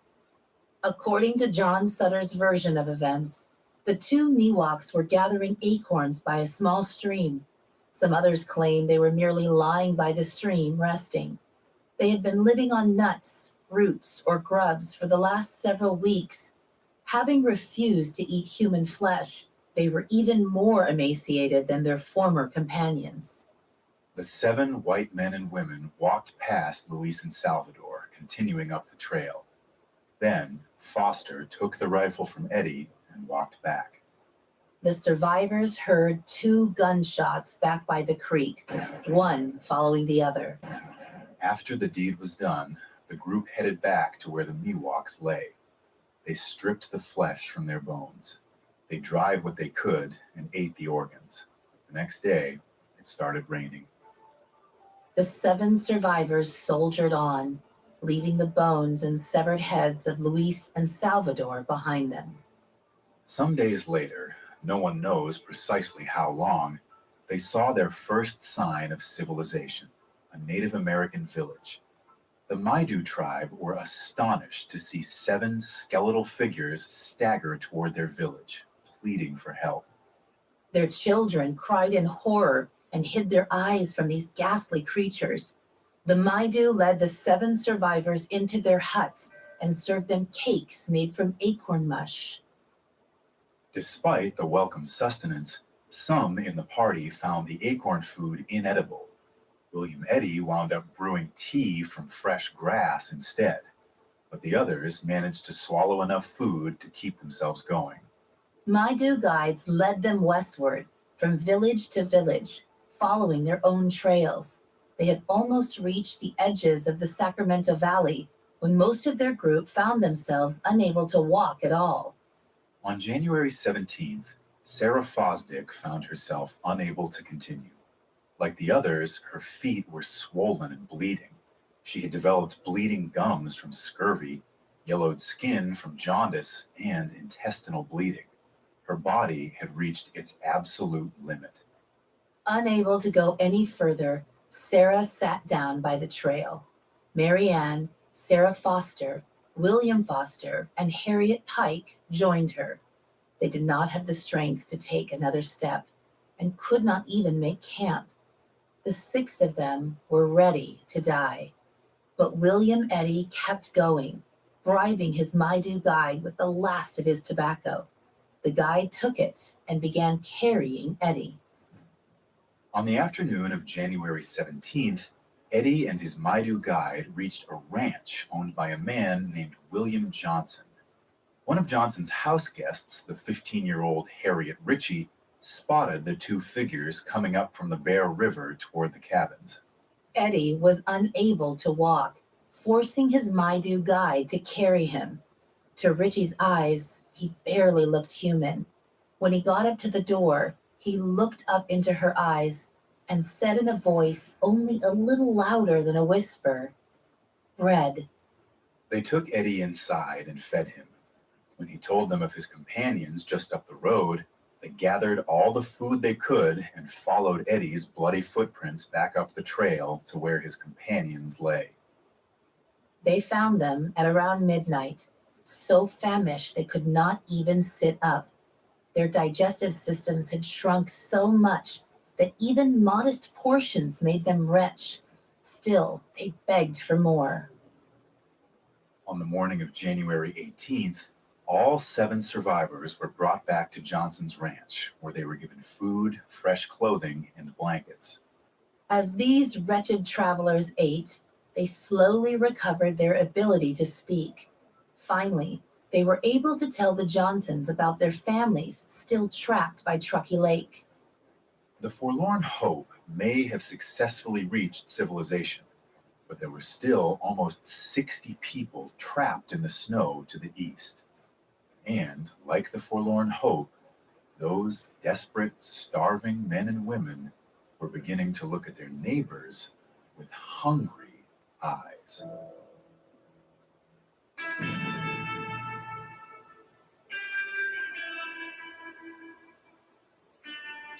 More than half of the men and women sent to fetch help had died, and those that survived were utterly spent.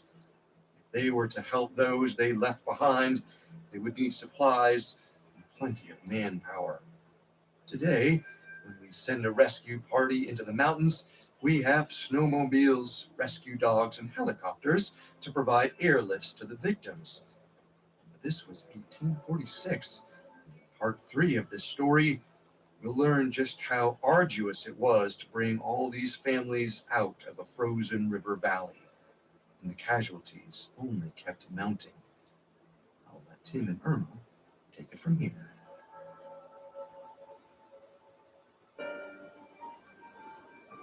After slaughtering almost all of their livestock for food and getting buffeted by multiple snowstorms, the men and women of the Donner Party faced the likely prospect that they would be trapped in the Truckee River Valley for the rest of the winter.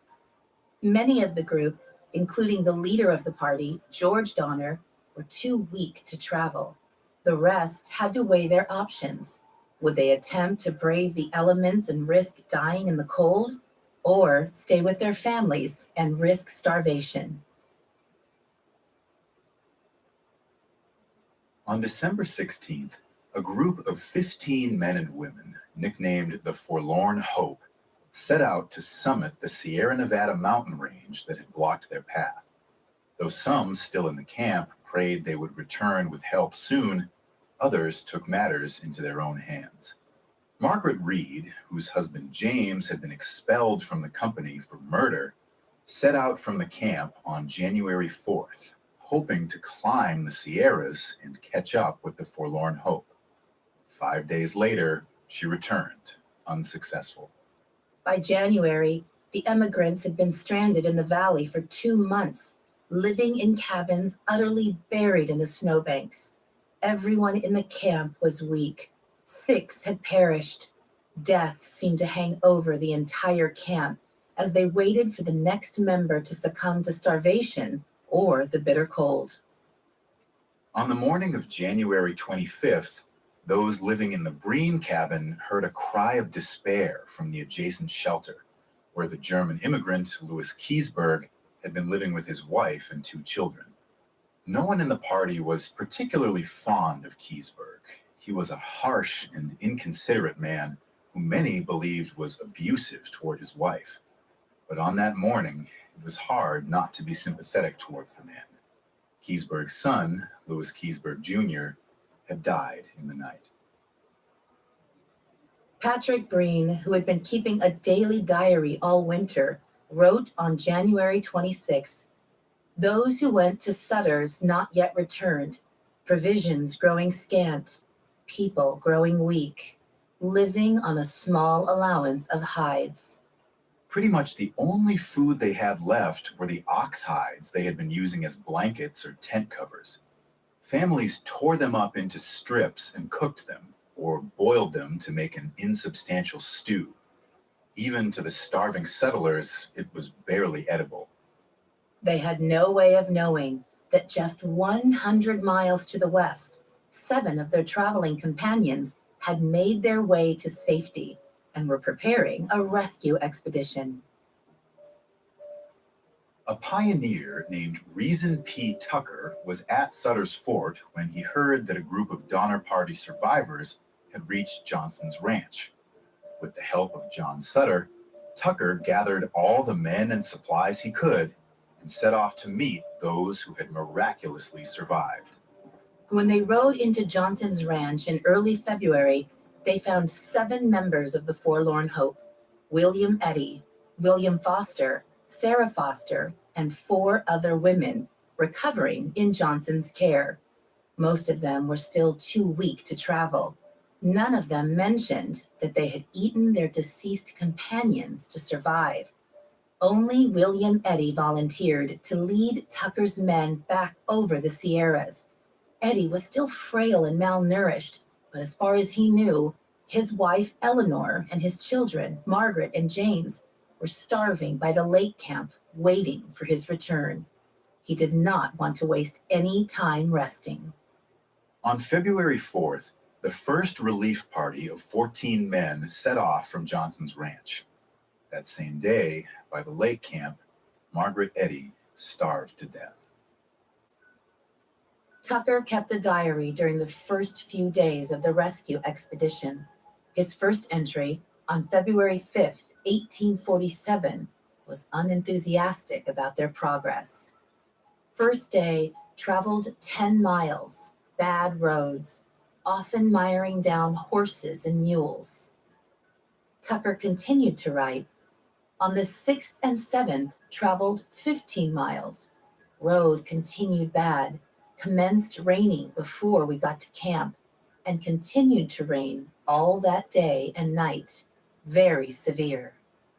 Even if they got to the lake camp soon, they'd have to fight the harsh winter in both directions. Fortunately for the trapped emigrants, this posse was not the only one headed their way.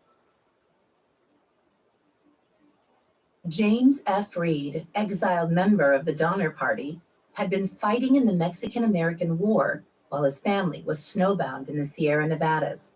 He participated in the Battle of Santa Clara, hoping that if the war ended swiftly, he would be able to gather men to rescue the Donner Party. But shortly after the battle, he received a letter from William Big Bill McCutcheon, who was in Napa Valley gathering men and supplies to rescue his infant daughter, Harriet, from the mountains. This letter tersely read, "You had better come in haste, as there is no time to delay." On February 7th, James Reed left San Francisco for Sonoma, determined to join up with McCutcheon. 3 days later, On February 10th, the first relief party began to pass through the snow-covered parts of the mountain. Tucker recorded in his diary, animals floundering in snow and camped at the Mule Springs. The elevation was 3,849 feet, and the pack animals were not the only ones struggling. William Eddy's strength was flagging. As the snow piled up around him and the ground grew steeper, he realized he didn't have the energy to make it up the mountain. On February 11th, he reluctantly took the pack mules and went back down the slope. On February 18th, the rest of the group reached the summit of the Sierra Nevada, overlooking Truckee Lake. The entire canyon was white with snow. Not a single cabin was visible by the lake. Without William Eddy to guide them, Tucker had no way of recognizing the camp. But they descended anyway, making their way down the mountains and across the frozen surface of the lake. By their estimation, the snow was around 18 feet high. Any cabins would be completely buried. The men shouted across the snowbanks, praying that they hadn't arrived too late. At the sound of a human voice, figures began to appear. Daniel Rhodes, a member of the First Relief, described his first shocked impression of the Donner Party. We saw a woman emerge from a hole in the snow. As we approached her, several others made their appearance. They were gaunt with famine, and I never can forget the horrible, ghastly sight they presented. This first woman they saw, 35-year-old Lavina Murphy, cried out to the rescuers in a hollow voice, "Are you men from California, or did you come from heaven?" The camp was a grisly sight. 11 had died so far, and bodies lay scattered about the camp, half buried in the snow. The families of the deceased barely had the strength to drag the bodies a few feet away from their shelters, alongside the bones of their slaughtered oxen. The party distributed small portions of food among the Murphy cabin, being careful not to overfeed the shrunken survivors. Later that evening, Tucker spied another column of smoke rising from a hole in the snow half a mile to the south. Tucker reached the smoke's origin around 8 p.m. It was coming from the Graves cabin. Tucker was greeted by a starved Elizabeth Graves, who had watched her husband and 2 oldest daughters leave over 2 months ago. She asked Tucker where Franklin was and whether he, Sarah, Mary Ann, and Jay had gotten through. Tucker told her that they had made it, but were too frozen to make the return journey. This was only a partial truth, as both Franklin and Jay had died during the trip. Tucker reasoned that admitting the full truth would dishearten Elizabeth and her remaining children even further. Elizabeth was suspicious, automatically fearing the worst had happened to her family. The next day, Tucker and the others traveled northeast to the Alder Creek camp. There, they found the Donner family, with only a single ox hide between them for food. Tamsin Donner and her recently widowed sister-in-law Elizabeth had 12 children between them, who they struggled to feed. Tamsin's husband George was bedridden, his entire right arm infected from a cut on his hand. Tucker explained to the women that they could only bring enough food for a couple of days. He told them they needed to bring everyone who could walk out of the valley. Of the whole group, Tamsin Donner was in the best condition physically. She still had enough energy to walk about their tent, while the rest of her family was reduced to crawling. But despite her relative strength, she would not go with them. She couldn't leave her husband behind. Between the 2 camps at Alder Creek and Truckee